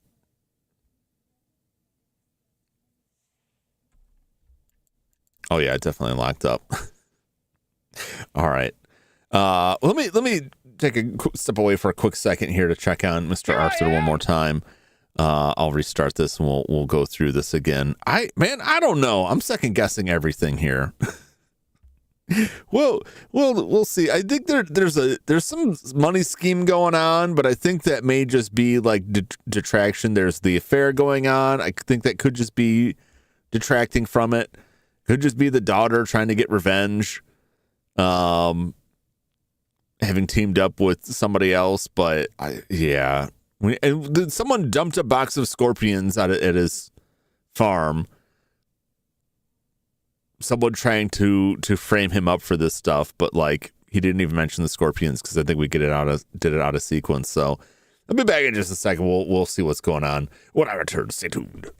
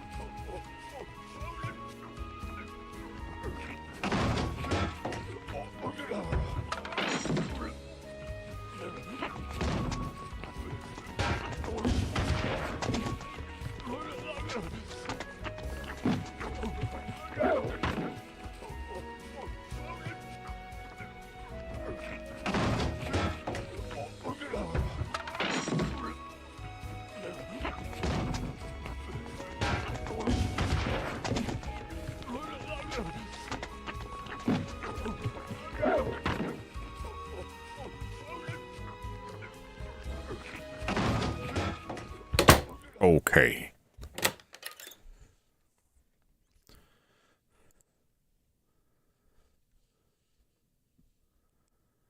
Where is my mouse?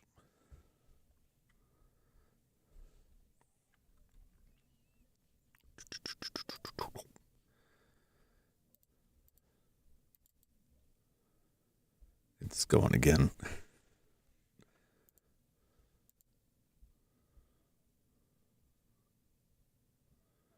So fourth day. Let's go back to the second day.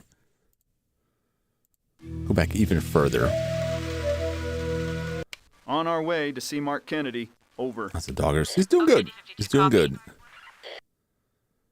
Everything's. I had a couple other missed calls too, but they ended up being nothing. Oh, it's just one of those days. What's anyone you can think of who might have been behind Randa Tasker's abduction? I've thought a lot about it. What were the circumstances? Yep. Let me skip. Where did you go after the Tasker's anniversary dinner the other night? Appreciate your help, Mr. Kennedy. No problem. Okay. I'm not worried about his alibi. I don't think he's got.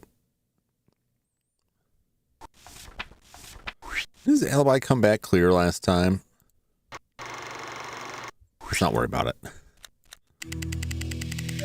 All right, ate up enough of my time.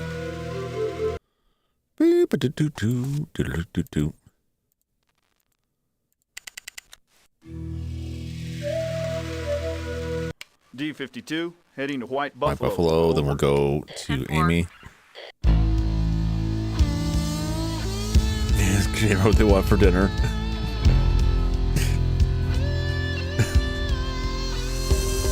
I love my stepdad. He's a really good guy. And I legitimately cannot be that upset about like my family trying to get a hold of me while I'm streaming, because it's not like they don't really understand a lot. So like I can't hold it against them. Because in their mind, it's probably just like, oh, he's just playing video games. He's on a phone call. He can leave and go do other stuff. Like, no, that's not really how it works. I'm put off by the fact that it's still on the map. Like, we can come back here and check it again. Because I felt like we found everything there was to find in here. And usually, like, the stuff, like, disappears once you found it all.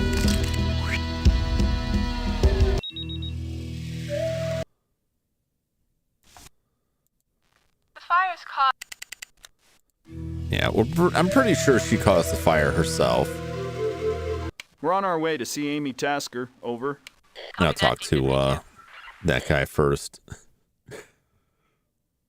Could you pause it for a minute? Tasker? Yeah, so they really asked me, like, nobody's ever come out and asked, like, hey, could you step away for a minute? But like, they'll text me, they'll call me, they'll like, you know, try to get a hold of me to ask me questions, and when I talk to them, it's like it's nothing like urgent at all. And I tell them, like, hey, I'll call you back later. Oh, okay, that's fine, and that's usually the end of it. And I'll try to like be nice and be like, hey, like during this time, like you really don't need to get in touch with me. How long? Back to your mother's suicide? Very good, Mr. Night Sky. Is it true he's threatened to cut you out of his will? Yep. So she's got prices back there. Thing from him. It's blood money, all of it. Just look what he did to the Indians at 7 Arrows. Yep. Were you involved with Mr. Longfoot? I really have trouble believing that that's I don't know why. When I see those, my first thought is like horse stuff. Did they say she doesn't know anything with horses? I'd like to know your whereabouts.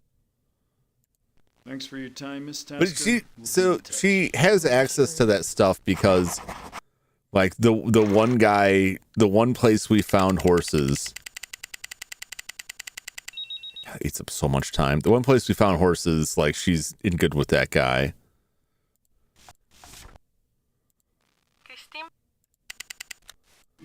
These other people just don't. Like they have the appearance of motive, but like it doesn't strike true to me. Dan Longfoot's over. Just got a horse farm, right? I think they did. Yeah, like he's got the horse farm here, so like she's got access to all this stuff. Longfoot? Yeah. John Knight's guy. The family will do that. I found if I turn the conversation about me, they got to go. I know who you are. I try not to do this because I usually am not trying to end the conversation with my dad. But if I start talking about like anything technical, like I had this problem with my computer and I found the solution, or I was working on this console and I worked on this. If I talk about something I'm really excited about, and you're like, hey, I gotta go. Well, it's funny. So this happens to me anytime I talk to my brother on the phone.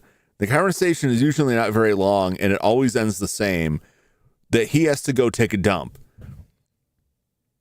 Because, according to him, the tone of my voice over the phone triggers bowel movements for him. And sometimes this happens with my dad too, where I'll be talking to him and he's like, "Son, I gotta let you go. I gotta go use the bathroom. I'll call you back." So I'm wondering if there's any truth to that, but only over a telephone. Because nobody that showed up in the stream has said like, it's weird. Every time I watch your streams, I gotta poop. It's the brown note. Yeah. It started with my brother, and then my dad started doing it too. I think my dad probably just he try as I might, he's got a very poor diet that I think is causing him more issues than anything. But also, when his head just starts spinning if I talk about anything technical, and so he just hangs up. He doesn't hang up, but he like ends the conversation quickly. I'm going to tell you.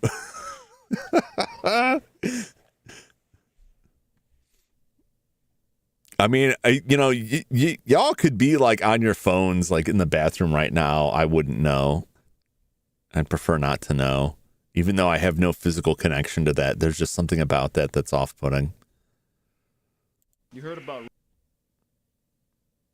Tasker says you threatened him publicly. Threatened him, You know anything about the fire at Randa Tasker's leather goods store? Where were you? Let me get that alibi. Tasker disappeared. Is that good enough, detective?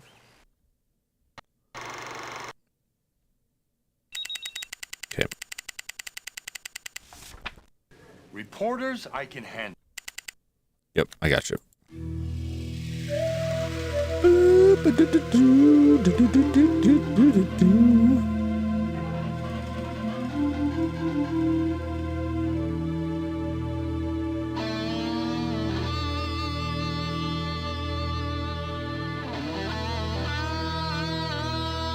Tom Rafferty. I don't know if we probably talked to him already. Let's talk to him again.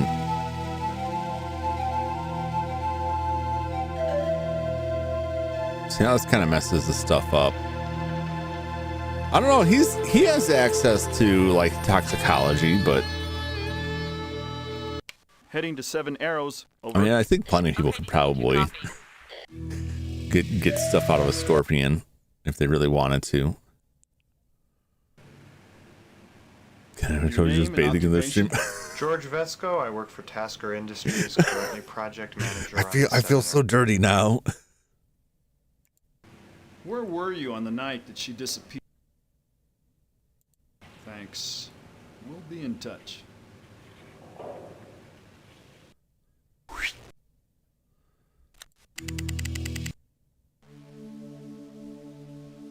Jordan. Oh, it's not the final day yet. Dan is trading the family scorpion farmers. It's possible. I'm curious to go on a lot, but I didn't yet. Maybe I should. That's a good point. I went to the library in the last game, and it had a lot of background information, but a lot of it was stuff that I'd already gotten out of people. D52. We're on our way to see Thomas McClafferty. Over. Okay, D52, copy. Talk to McClafferty here. Is there any news on Randa? Nothing so far. We're talking to everyone who might help us. Naturally, I'll do what I can. If you'd be good enough to give us your name and occupation for the record. Yep. You've been Martin Tasker's personal physician for how? Yep. What's your relationship to Mrs. Tasker? I understand the Taskers argued a lot. Yep. Well, Martin has been under severe financial pressure. I mean, I'm sure he's told you about Vesco. Never heard the name. What, George Vesco, the man running 7 Arrows for Martin? Or perhaps I should say running it into the ground would be a more apt description. Mm-hmm. What time did you... You've got a key to the gate at the Tasker estate. Is that right? He's got all this. One last thing, Doctor. Yeah, I'll check that library too. Mr. Tasker... Thanks. We'll let you know if we have any more questions. Yeah. Yeah. Might as well pull his alibi.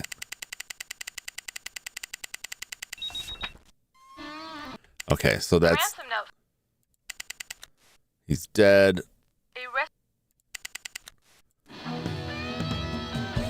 We'll go to the library first. D-52 heading to the library. Over.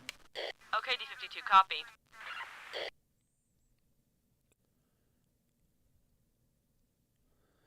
All right. What do we got? Fire chases White Buffalo to extinction. Fire that broke out late last night at 112 West San Francisco Street in the high-end shopping district of downtown Santa Fe caused serious damage, said Fire Chief Walter Williams. Chief Williams said that the fire's cause was definitely suspicious, but no official reports indicate arson. There has been no comment from the White Buffalo's owner, Randa Tasker, but it has been reported that she's distraught by the incident. The downtown Santa Fe Fire Department's investigation of the fire continues, but a preliminary report released very early this morning indicates that the disposal of rags soaked in as if unidentified oxidizing agents caused the fire, possibly potassium, permanganate, glycerin, or quicklime, but we will know later today. That's exactly what the forensics report revealed to us right before we went inside. As the PD notified the downtown fire department of the fire last night after receiving reports of smoke coming from the ventilation system carried the smoke through the building, making the origin of the fire difficult to locate because the water system would turn off. Following repairs, the heat the fire generated did not trigger the sprinkler system until after the fire department arrived. Okay.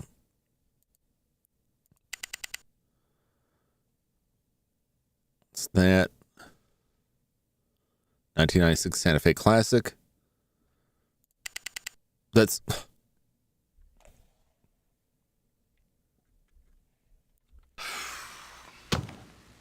What kind of a detective ignores a hot lead? Not to mention his boss. I'm sorry, but you're busted back down to paper detail. What? And clean out that pig pen of a desk. The feds are gonna need it.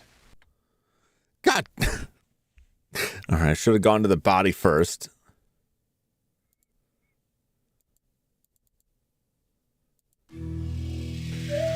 We'll go. I'll go to the library now and try and get this cleared out. Now the trouble is I'm on day 3.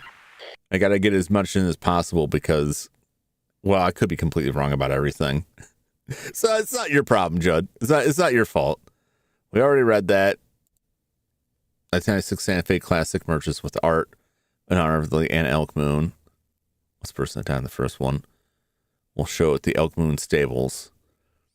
Santa Fe Horse Show in early 1900s. Santa Fe has hosted some of the finest equestrian events in the nation. This tradition, Santa Fe Classic, brings together the best in national competition. 1996 Santa Fe Classic will be no different. Will take place this Saturday at Elk Moon Stables. As always, the best of the Southwest is expected to show. Favorites this year are our very own Amy Tasker and Trident, James Headley, and Sunshine. Yeah. So she's involved with horses. Decided to stage a show at Elk Moon Stables, honor of Animal Moon, Function dies. Okay.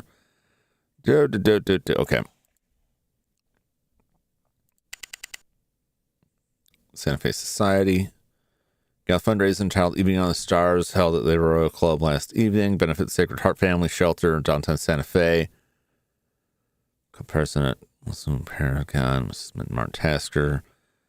Mr. James Valerian, Thomas McClaughlin, Mr. Senator Marchese, Andrew Grissom, accompanied by Teresa Madrone, Mr. George Vasco, Senator and Mrs. Juan Vigil. Okay. Fire sale. Very funny. Homeless child dies in streets. Hottest ski resort to open. Santa Fe's crime. Officer Rebecca Orlando. Anyone off was manning mobile substation. One of the most common property crimes in this country is the residential burglary committed by professionals roaming the streets looking for vulnerable apartments and homes.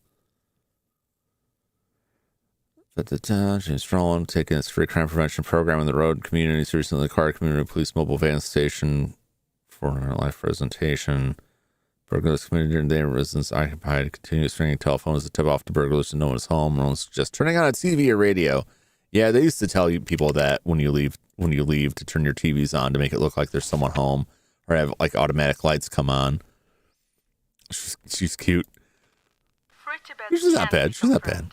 I haven't been able to find anyone who can say for certain whether The timer. Yeah, it was just the timer. Like it was because I chose to go to the library before the first murder scene. I thought I would be safe, but that was my call to go there. So it's the failures on my own here.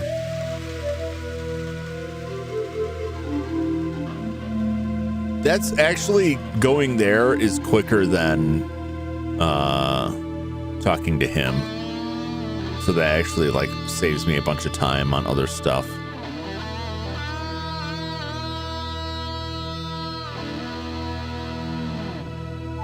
We're on our way to see Amy Tasker. Over. Copy that, D52.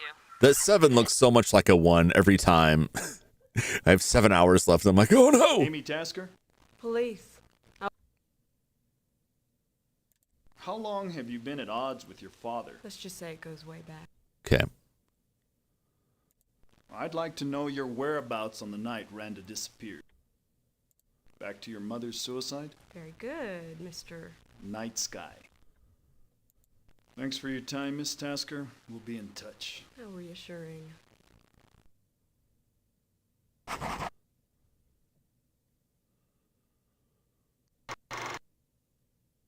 Oh, we didn't get anything about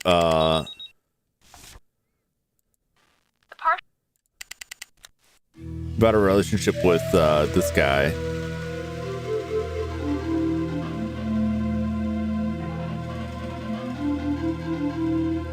D52, we're on our way to Dan Longfoot's. Over.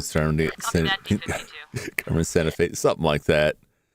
It's a pretty good game, but like it gets having to like go through all of this stuff again. Yeah.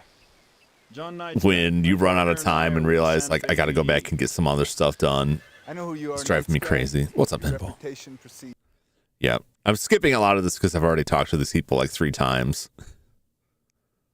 You heard about Tasker says you threatened him publicly. Yep. I understand you had a beef with Tasker. Where were you on the night that Randa... Is that good enough, detective? Yep. Check his alibi too.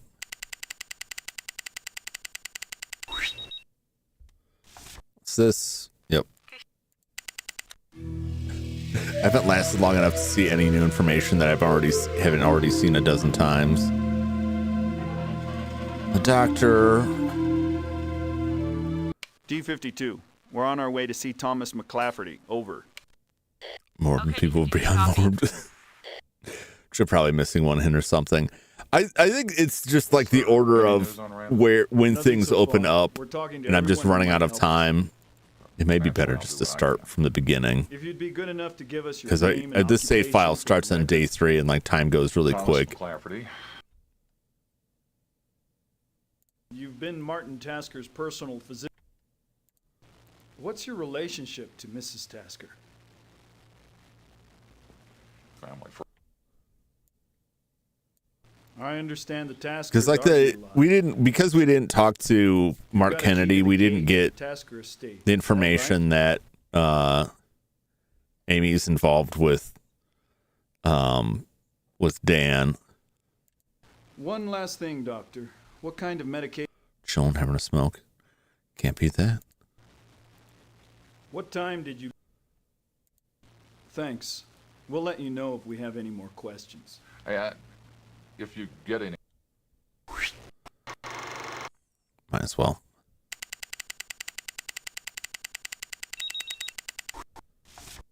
Report. Yep, I got you.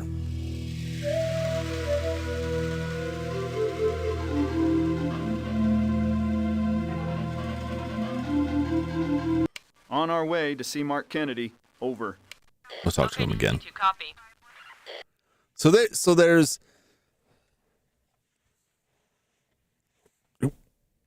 boop.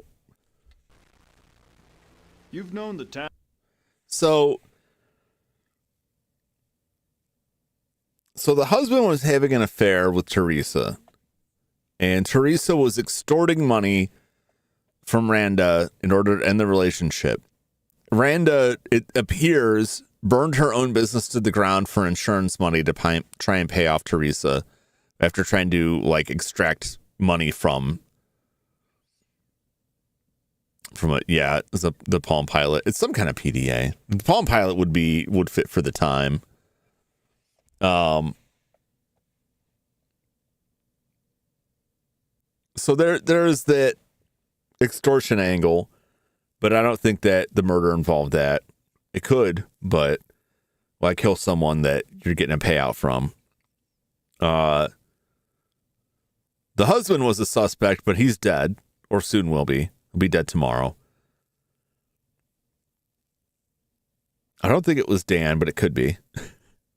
I really think it's same. I had suspected Teresa, possibly someone the senator. There's some money changing hands from the senator going through the doctor through the ski resort into an LLC. So there's some sort of money laundering operation at foot. The iPad traveling back in time. Did either of them give you any indication of anyone you can think of who might have been behind Randa Tasker? Yep. Strange. What were the circumstances? Well, you see, Martin's always had a weakness for the well-turned ankle. Cheated on his first wife big time. The woman became increasingly morose, killed herself. Amy couldn't have been more than 18 at the time. She left just after it happened. When was the last time they spoke? It's been a while now. Yeah. She pushed him constantly. Amy's one of these self-styled environmentalists, not exactly the developer's best friend. There are rumors that she's in bed with Dan Longfoot, literally. Martin thinks she did it just to spite him. Even threatened to cut her out of his will. Okay. Where did you go after the Tasker's anniversary dinner? Appreciate your help, Mr. Kennedy. All right. That gives us like a little bit more information that we didn't have before. So going to the library is not the huge time saver I thought it was.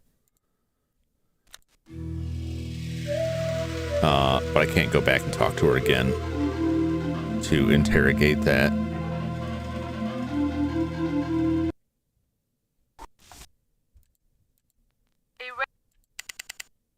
Yeah, the problem is I have a bunch of alibi checks in there that just feel unnecessary. This works on modern PC? Yeah, you just got to run it in DOSBox. Like most games of this era, it's not going to work natively, but it's very easy to set up in DOSBox. And then aside from one lockup, which isn't really a DOSBox thing, it's just a game logic thing. I haven't really had any issues with it. The sound works, controls fine.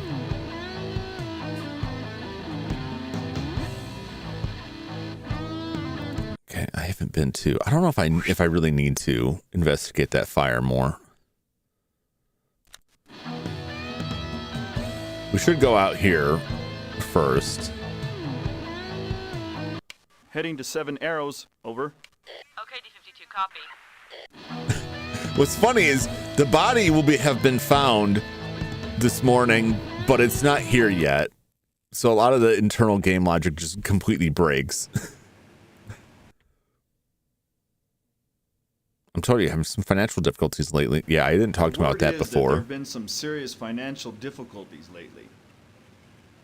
You don't take on a project of this scope without running into serious difficulties of one kind or another. I take it then you're not concerned? Oh, I'm paid to be concerned, Mr. Night Sky, but not to panic. The opponents who've dogged us from day one would like you to believe that we're about to shut down, but we've met our financial obligations at every stage, and I see nothing on the horizon that threatens that record. Okay, there's been talk of mismanagement. We didn't go through this with him before. There's been some talk of mismanagement. Who said that? McClafferty, am I right? That man has his own agenda, believe me. What did he accuse me of? Embezzling? He can't stand me because I'm the one thing in the Tasker's life that he doesn't control. Let me ask you this, Night Sky. Does it make sense that Tasker would keep me on this position if he believed that slander? Yeah. Anyway, what does this have to do with Randa's kidnapping? That is what you said you wanted to talk about. You never know. You never know. Where were you on the night that she disappeared? You have any idea who might have abducted Randa Tasker? Tell me. Only last week, Dan Longfoot was in this very office ranting and raving about bringing this project to a screeching halt, even if it meant burning it to the ground. Thanks. We'll be in touch. Yep. I don't need to worry about him because at least one of his alibis checks out. So. The ransom note found. This is so funny.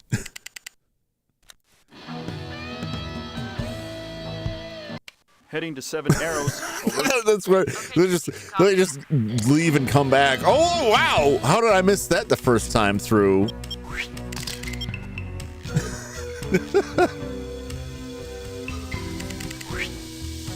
Okay. Got some abrasions there.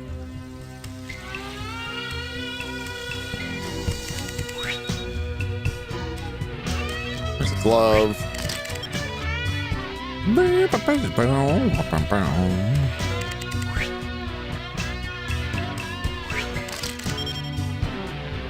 Get.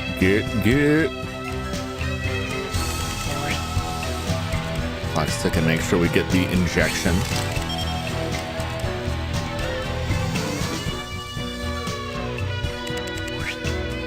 So he was merely knocked out with the shovel and then dragged here with that rope and injected with scorpion venom, and that's what did him in here.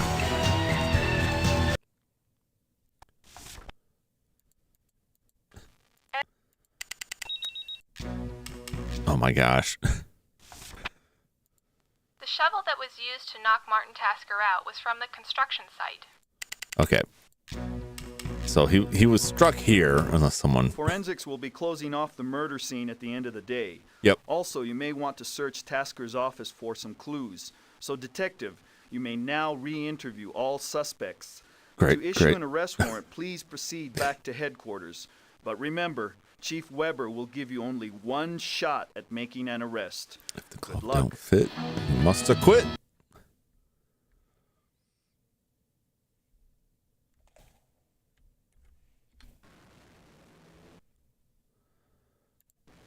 Tell me about this body. I got here at about 6:10 in the morning. Yep. I didn't touch him. It was obvious he... Mm-hmm. Or you don't need to ask him about his syringes because he has an alibi.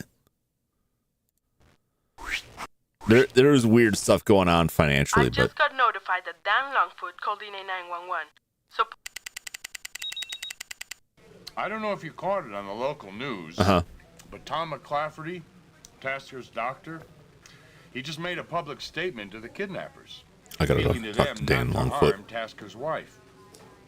He said he'd come up with the money they asked for. Yep. Now, I've told him and Amy Tasker to call you first if the kidnappers contact them. Okay. Don't have time to look at either of those. Wait, Dan Longfoot called 911. Somebody dumped scorpions on his bed. I can't go there though. So I guess we're not in. 52 to the Mongoose Tavern. No, I didn't mean to click on that. 10-4.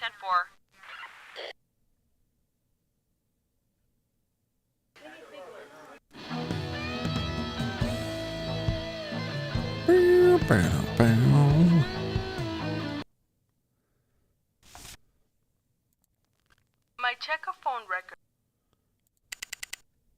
A neighbor. Okay, he's got the alibi.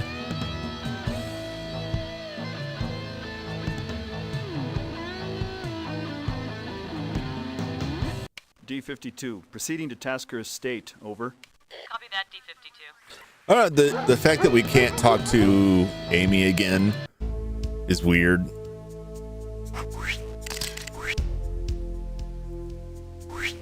Okay, that's his attorney. He's probably cutting his daughter out of his will. Marty, one. I don't know how many times I have to tell you. I don't want that pissant McClafferty calling my home. Yep. I told you I didn't want any middlemen involved. If he calls me again, there's going to be hell to pay. Marty, it's me. I'm alive, but I don't know how much longer I will be. I'm being kept tied up, and I don't even know who's doing this. I guess they drugged me. If I knew, I couldn't tell you anyway, because I know they're listening. Oh, okay. Please pay them whatever they want. I know I'm going to die if you don't. For God's sakes, Marty, please help me. Okay.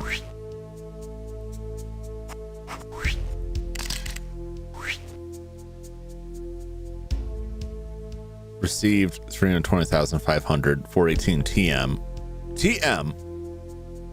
Teresa or Tom McCafferty.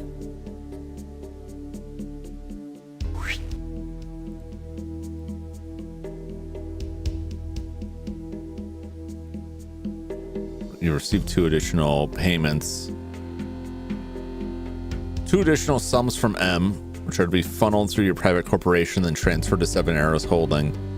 Appreciate your corporation coordinating this with bank officials. 86 note for obvious reasons. Who is M though? That's been my question. I think I maybe go back to the house. They're around time there. Run for it, Marty. We don't know who M is. There's speculation that M he's referring to himself. I tried to find anyone else who had like M in there. The fact we can't talk to Amy again, right? There were also abrasion marks. Yep, that's the was dragged with the rope. I don't think that I put her as the suspect.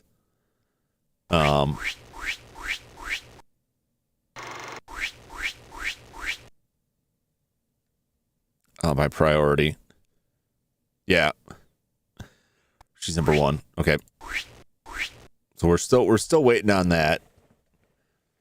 She was a suspect.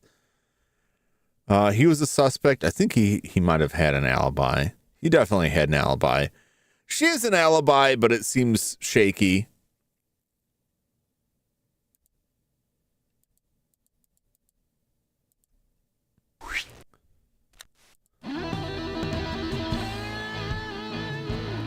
D52, proceeding to Tasker Estate, over.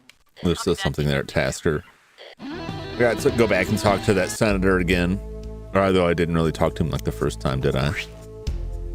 We got that. And then there's this.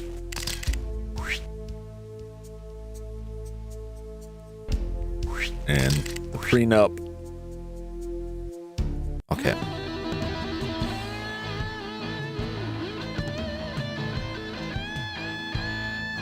For some reason I thought the senator was involved with that, but it never actually says anything. We can't talk to the doctor either.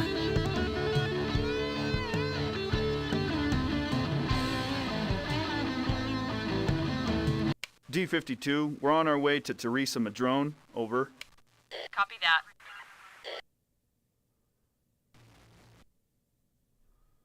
Tasker's murder around 2 a.m. Where were you then? I was with a gentleman friend, Juan Vigil. I spent the night there. That's the senator. She let her guard down and gave in to Tom's advances. Dr. McClafferty.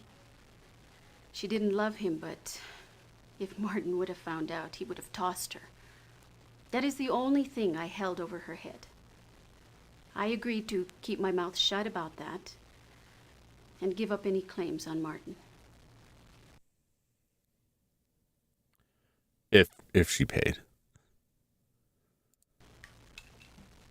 Okay, I'm going to be straight with you. But you have to understand that I have nothing to do with anything that happened with Randa or Martin. Yep. Okay. Juan Vigil's maid confirms that Teresa Madrone was at the house all night, but maybe both of them are being... Entirely possible. Amy Tasker's story that she rented a video on Tuesday night was confirmed by my interview with store personnel at the Southwest Video branch on Rio Madre. There's also computer paperwork which indicates that she rented one tape at 10:41 p.m. There's no way to confirm or deny her story that she went home, watched it, and didn't go out again that evening. Alibi status, unconfirmable. Yep. Okay. Now we can talk to her again. Yeah, the whole money situation is very odd, but I think that's... We're on our way to see Amy Tasker. Over. Possibly a distraction.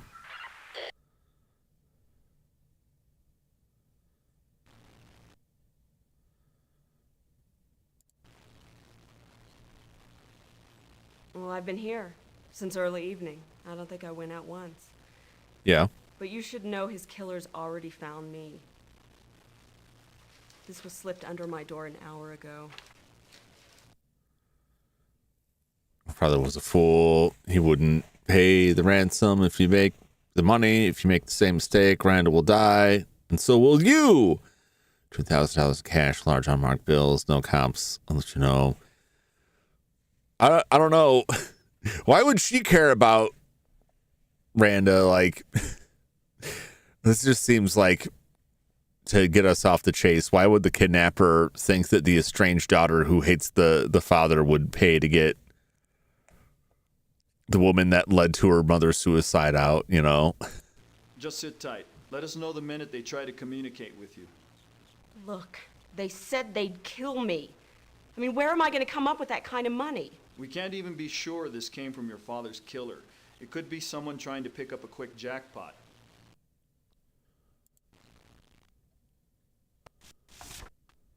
Same as the others. The only makeable prints on the ransom note were Amy's own, and the letters were cut from magazines. Again, the glue used is available anywhere. Remember, the report is in the evidence file of your PDA.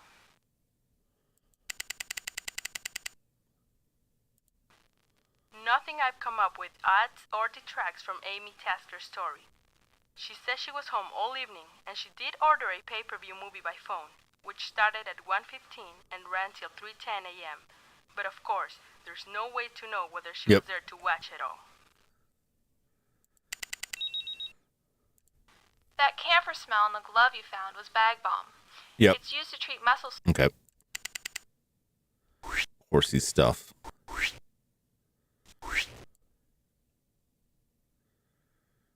What are we waiting for? Puncture wound.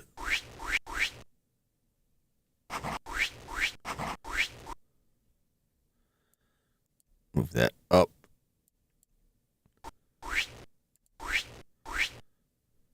Okay, that's what I was waiting for, like the second alibi. Now I need to clear enough time to get the puncture wound, I think. It's for the Umusume. It probably is. I also can't talk to Rafferty again, which is weird.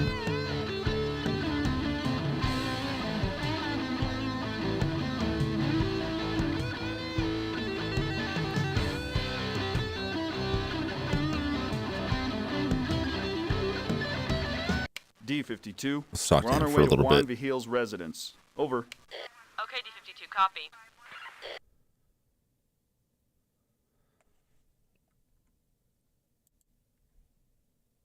Do, do, do, do.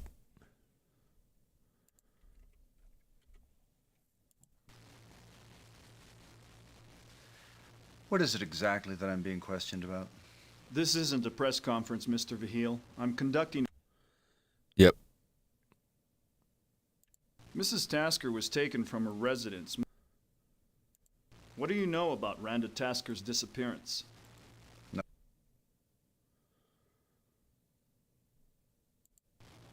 Is it eating up time? Have you helped him out in his plans to expand Seven Arrows? One of the challenges with this I found more than the last one is that, like, the people, you have to go through things in the proper sequence to get stuff to, access to, like, more information. But he has nothing more for us. Harry Marsh has nothing for 3 hours. Okay. Heading back to headquarters. Over. Copy that, D52. Was there not enough time to get the forensics? It's probably, maybe I needed to prioritize that puncture more. My theory is still that it's Amy Tasker kidnapping and murder. One of the state by, I don't know, tricking Randa at 11:15. The hypo suspect 2 a.m. Killed with a hypodermic. I may have to wait on that. Ransom money was not relevant. Not supported by evidence. First crime. Okay, let's see what this has to say. Dan Longfoot was at the tribal council meeting even longer than his own account of leaving at 10. Three Suspect witnesses the doctor. say he didn't leave until 10:15 p.m. A downstairs neighbor heard him arrive sometime after 10:30 and never heard him leave again that night. However, the woman says she took a bath at 11:30 and wouldn't have been able to hear him had he left after that time.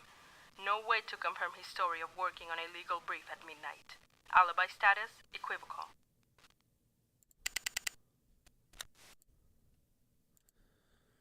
Yeah, that's true. So the first crime, evidence not supported. Kidnapping, murder, climbing the wall using a key, picking lock. I'm going to go climbing the wall to hypodermic was not. Quest denied, reason not supported by evidence, first crime. It's possible she had a key.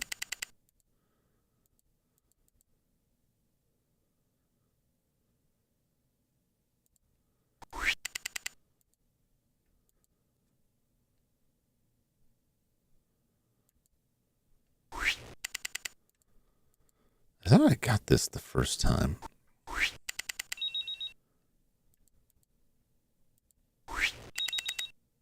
Okay, we got it.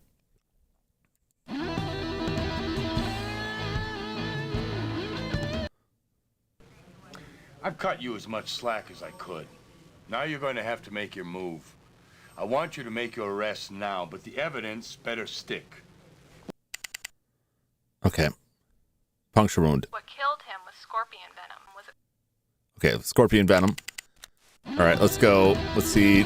Let's see We're if on this our way does to it. see Amy Tasker. Over. I may be completely wrong.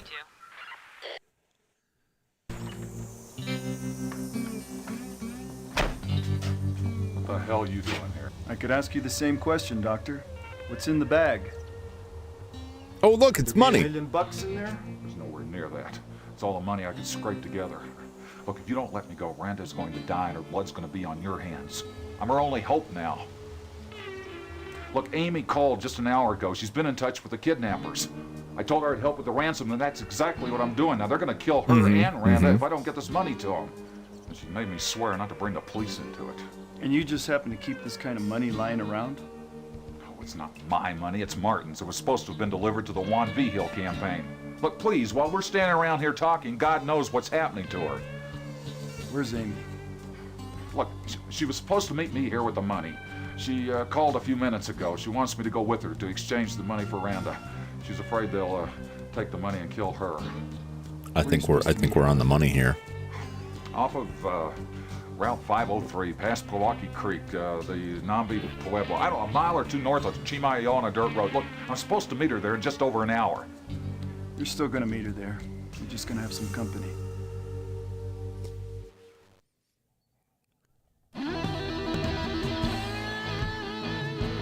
Okay.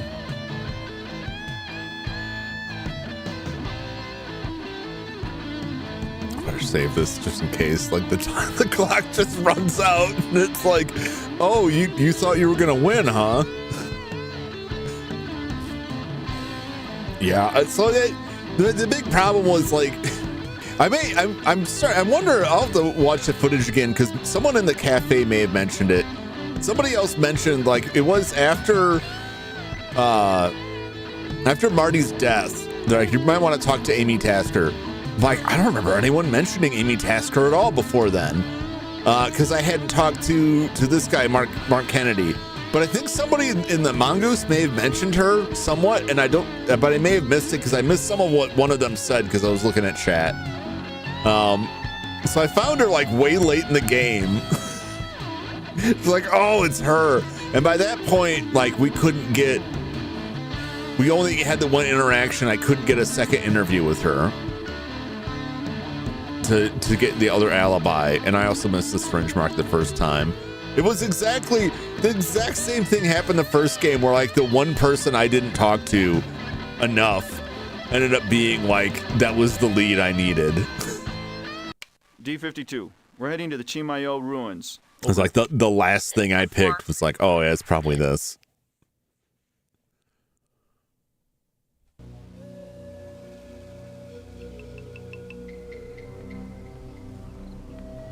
And then as soon as I talk to her, it's like, it's clearly her. Sure of it. We're just early, that's all.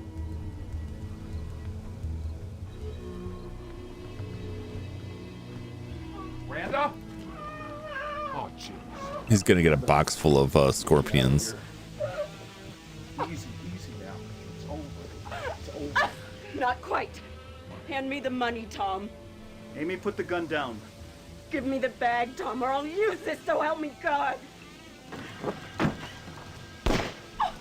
Damn! You're under arrest for murdering your father and the kidnapping of Randa Tasker. Never were any kidnappers, were there? It was you. It was you all along, Amy. Why? How could you do it? You never gave a damn about me. Or my mother. You have the right to remain silent. Anything you say can and will be used against you in a court of law. Did you really cuff someone when you shot their arm? And have him present with you while you are being questioned. Amy knew she would never see a dime from her father, and couldn't bear to see Randa live like a queen, not after what happened to her mother. So she decided to kidnap Randa and make it look like Martin was behind it. She drove Randa to Chimayo and hid her in a pueblo. When her father showed up at Seven Arrows without the money and threatened to turn her in, she had no choice but to kill him. Trying to make it look like Dan Longfoot had executed Tasker in an Indian ritual, Amy used scorpion venom and then left scorpions at Longfoot's residence. Yep. She then tried to get the money from Tom, who she knew was in love with Randa and wouldn't let her die. It almost worked.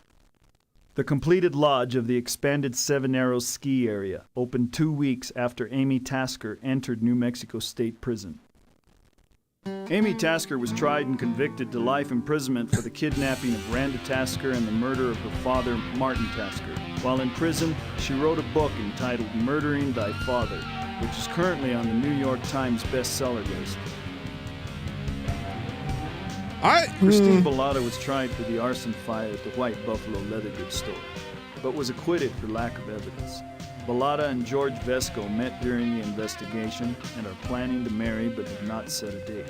Oh! George Vesco, now running Seven Arrows, continues to fight rumors of embezzling and just bought a new home in the affluent Tecate section of Santa Fe. Randa Tasker recovered from her injuries and severe dehydration and married Dr. Thomas McClafferty 3 months after her husband's funeral. They divorced 6 months later, citing irreconcilable differences. Teresa Madrone sued Juan Vigil for sexual harassment, thus ending his political career. Yeah. Very, very nice work, you two. There's nothing I like better than telling those pinheads at the Bureau that their services won't be needed. You made me look good. But hell, that's your job. Take a few days off. A couple, anyway. The last thing we want is to get caught with our guard down. You know Santa Fe, nothing happens till it happens. That was good. If I did it in the desert. I saw it. It's the cat lady from The Simpsons with throwing scorpions. Yeah, that picture just runs out there. I don't think you can profit off of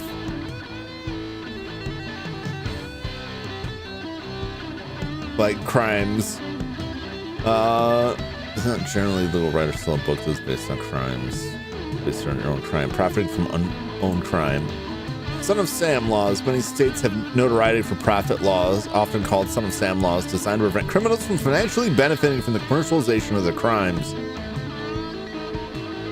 Virginia, New York, Son of Sam law was ruled unconstitutional. Response to ruling states passed revised laws to aim to seize criminals' assets more broadly. Okay.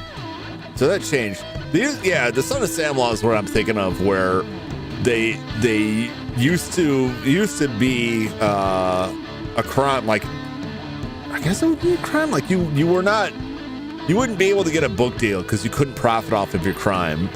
And that was thanks to the Sam Berkowitz, the Son of Sam.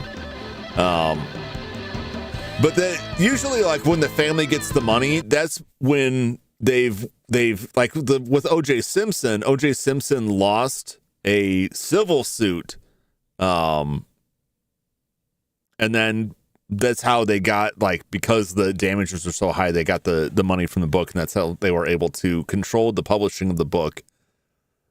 So that on the cover they made the "if" part of "if I did it" very small.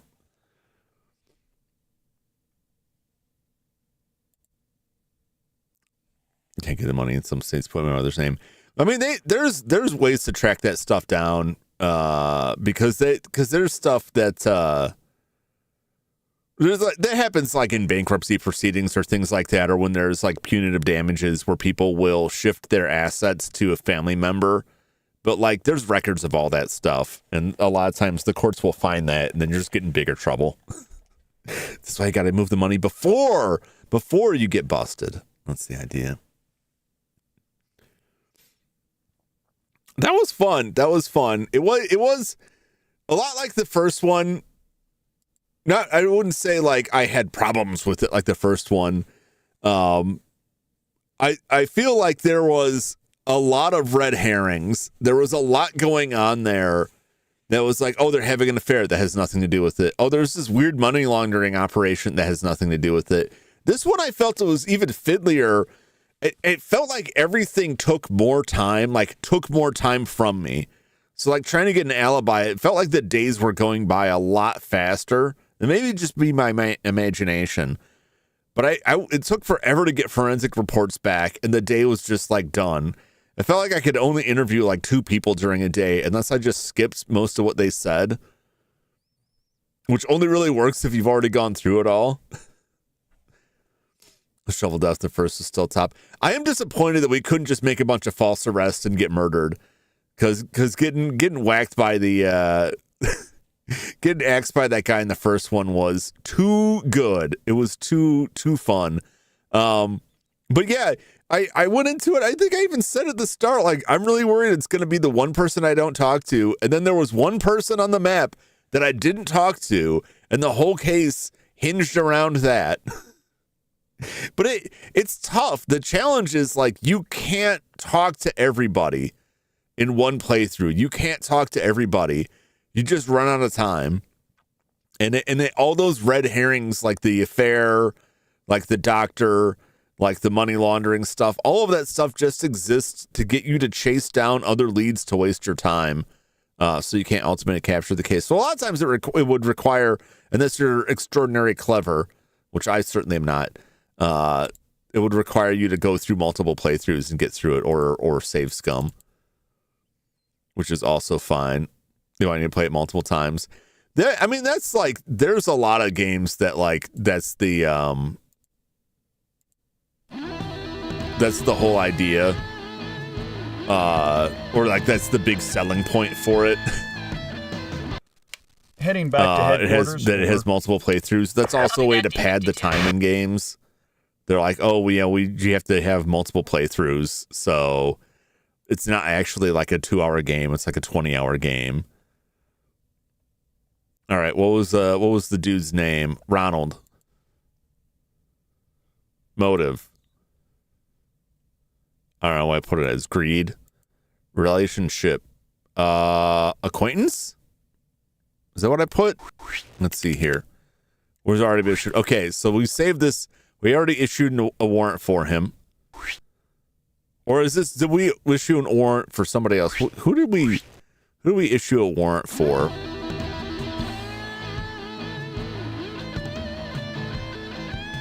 Not him. Okay.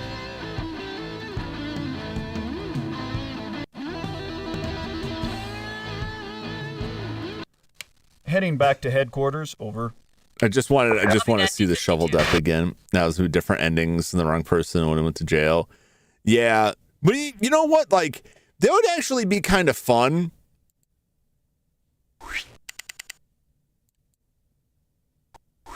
I think this is the one. D-52 proceeding we'll find to out. Ronald Ames' We'll go talk residence, to him. over. Okay, 1040. Because I've already issued a warrant.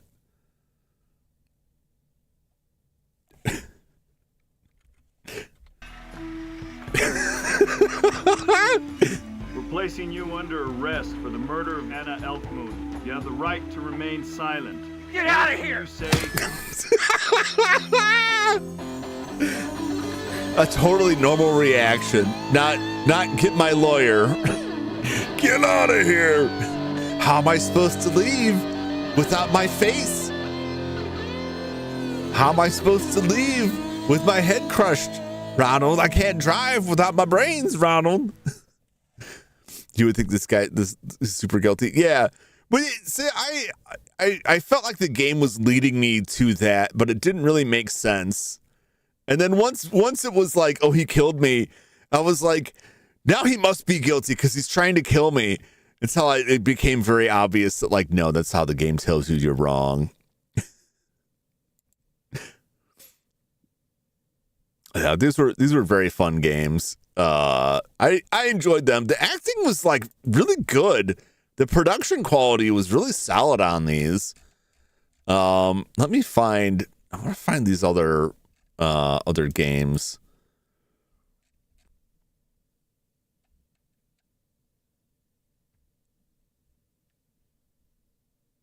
Also, the Magic of Death. What is that?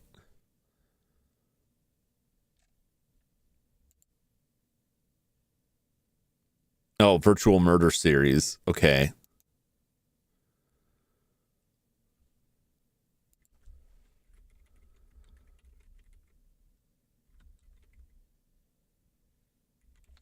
These up Virtual Murder. No, it's not that.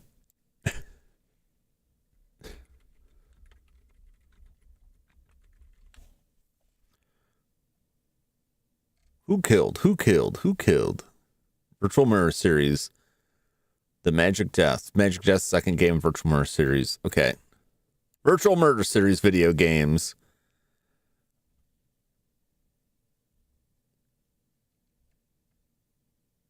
And it's the same writer writing this stuff.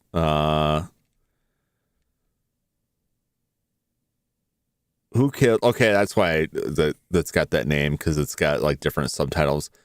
Who killed Sam Rupert? Who killed Elsbeth Heskard? Who killed Brent Pennis? Who killed Taylor French? There's 4 of them. Can I find these? I'm willing to bet these aren't like on GOG.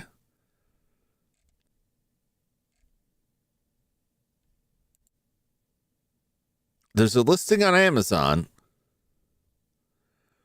Is it Windows 3.1? Woo! Who killed Colonel Mustard? We need a Bowerman stream. I'll do a Bowerman eventually. I did Bowerman at the end of the streams for a while. Until I finished the first one. I still want to go back and do the second one. And I wanted to do like an all-day Super Bowerman stream and try and get through as many as possible, but I gotta do Battletoads first.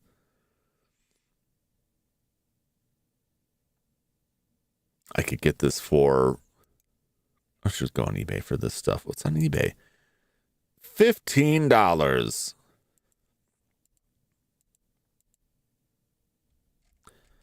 I can acquire this. $30, $25, $25. These are very, very expensive. I wouldn't expect them to be. Most old PC games are not very expensive. Enjoying the 64 single player one a lot more than I expected to. Which one?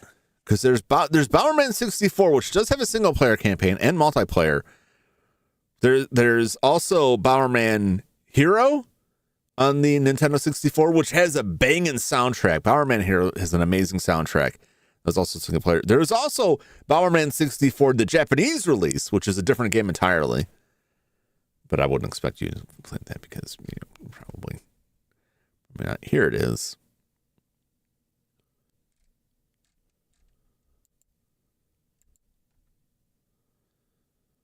All right, this I will look into these and see if I can track these down.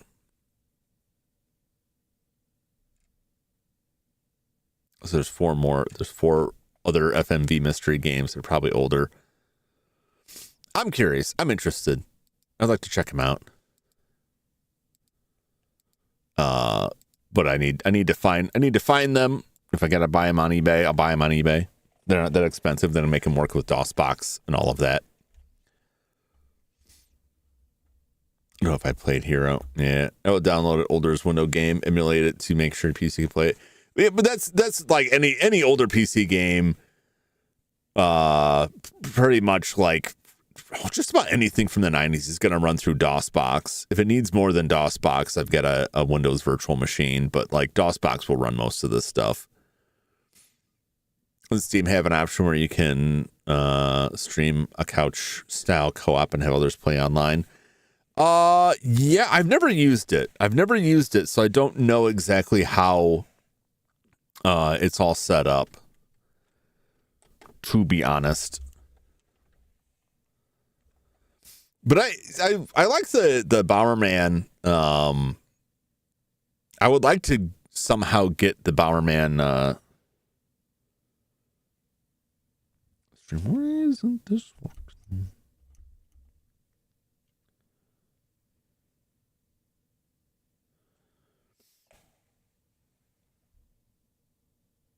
What's the story here?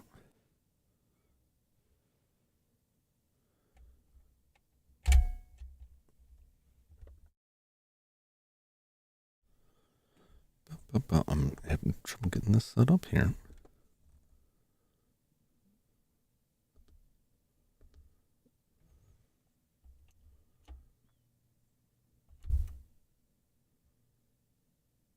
Trying to get my eyes powered up. Oh, the Switch never played it. I got both of the Switch ones, and I enjoyed them, but I never got to really play the multiplayer.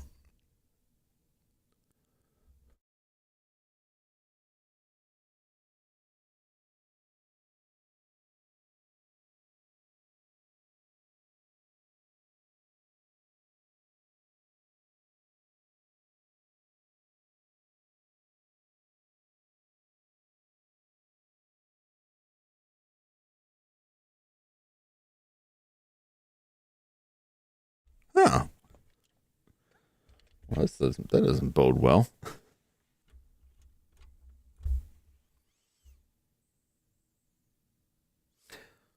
I'm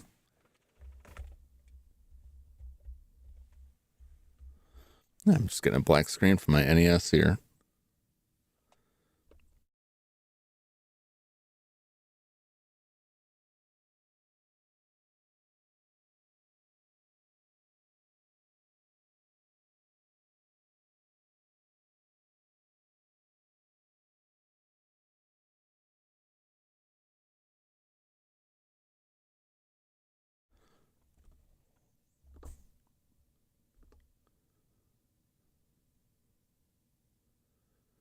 What? What's going on here?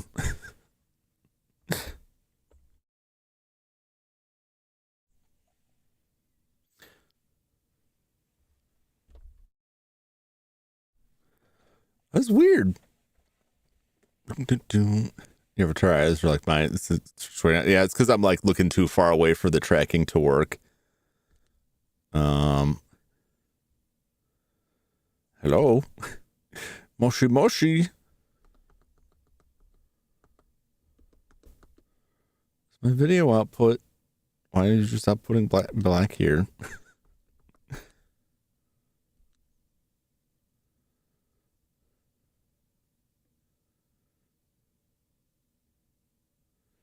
And restart this. All right, let me switch inputs on here.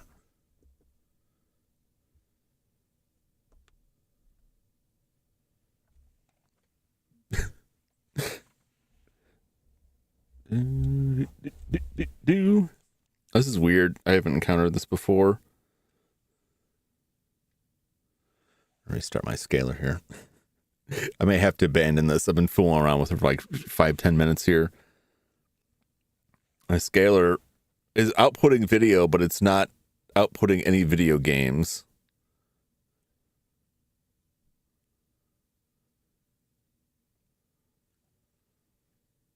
There we go.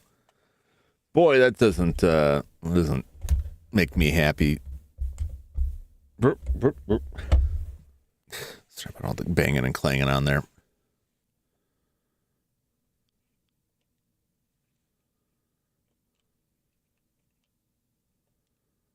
Okay. Jeez. I don't know why that...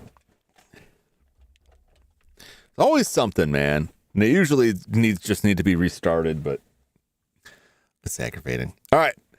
Well, that's it for Santa Fe Mysteries. Unfortunately, there are no more Santa Fe Mysteries, but there are other Murder Mystery FMV games we'll check out another time. But don't go anywhere for now, because it's time for Snow Bros. We get 2 levels of Snow Bros or 1 boss. We're not at a boss yet, so you're going to get 2 levels.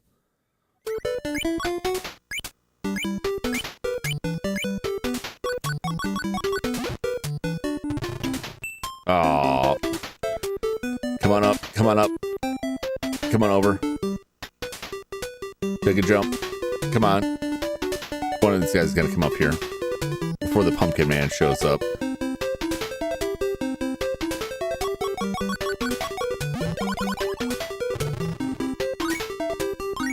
Couldn't quite get him.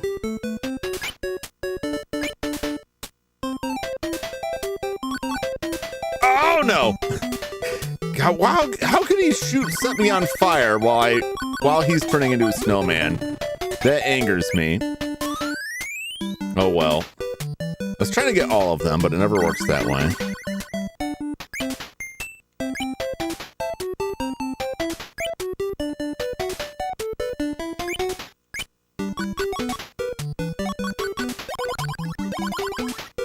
Oh baby! Of course I didn't get any of that money, because I'll be gone, and I lost my speed and my cake.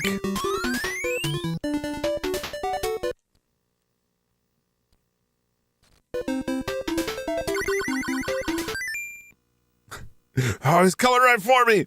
Oh, it's not going well. I don't know. The last time I played through this, I got all the way through the end, but you don't get the true ending unless you make it to the end and beat the final boss without using any continues. And you start with 3 lives. At the end of every 10 levels, there's a boss fight. At the end of the boss fight, you have a slot machine you can pull to get extra lives. I think I got 1 life total out of 50 levels last time. Speed potion is gone. Yeah, it'll be back. It'll be back. I was hoping I'd get it again from one of them. I was trying really hard to get all of them in one go to try and get bonus points. Although I don't know if the points rack up to extra lives either. I don't know. It didn't seem like it. Anyway, that'll do it for me this evening. Let me see who else is up right now. I can direct you to other people.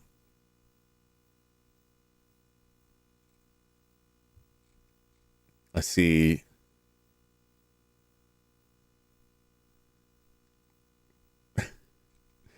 Is it still live? What's going on here? I see a lot of people, and sometimes it's not clear who's live.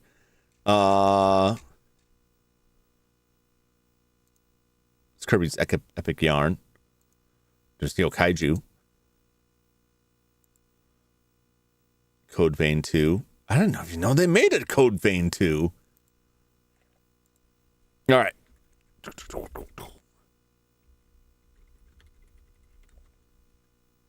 There's Yo Kaiju. I haven't seen in a little bit. Playing Code Vein 2.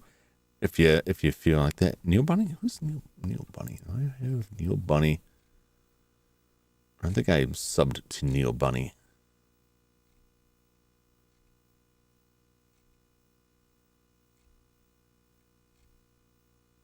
I'll have to check into that. I don't think I know Neil Bunny. Twice the Code Veins. I didn't know that did that just recently come out? Yes.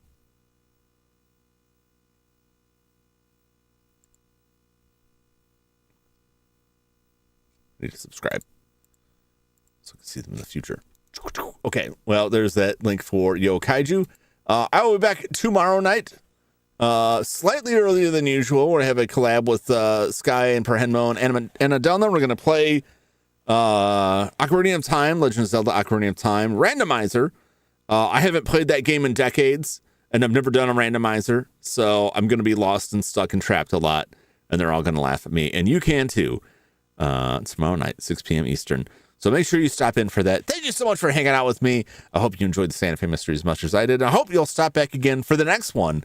Until that time, so long, everybody. Bye-bye.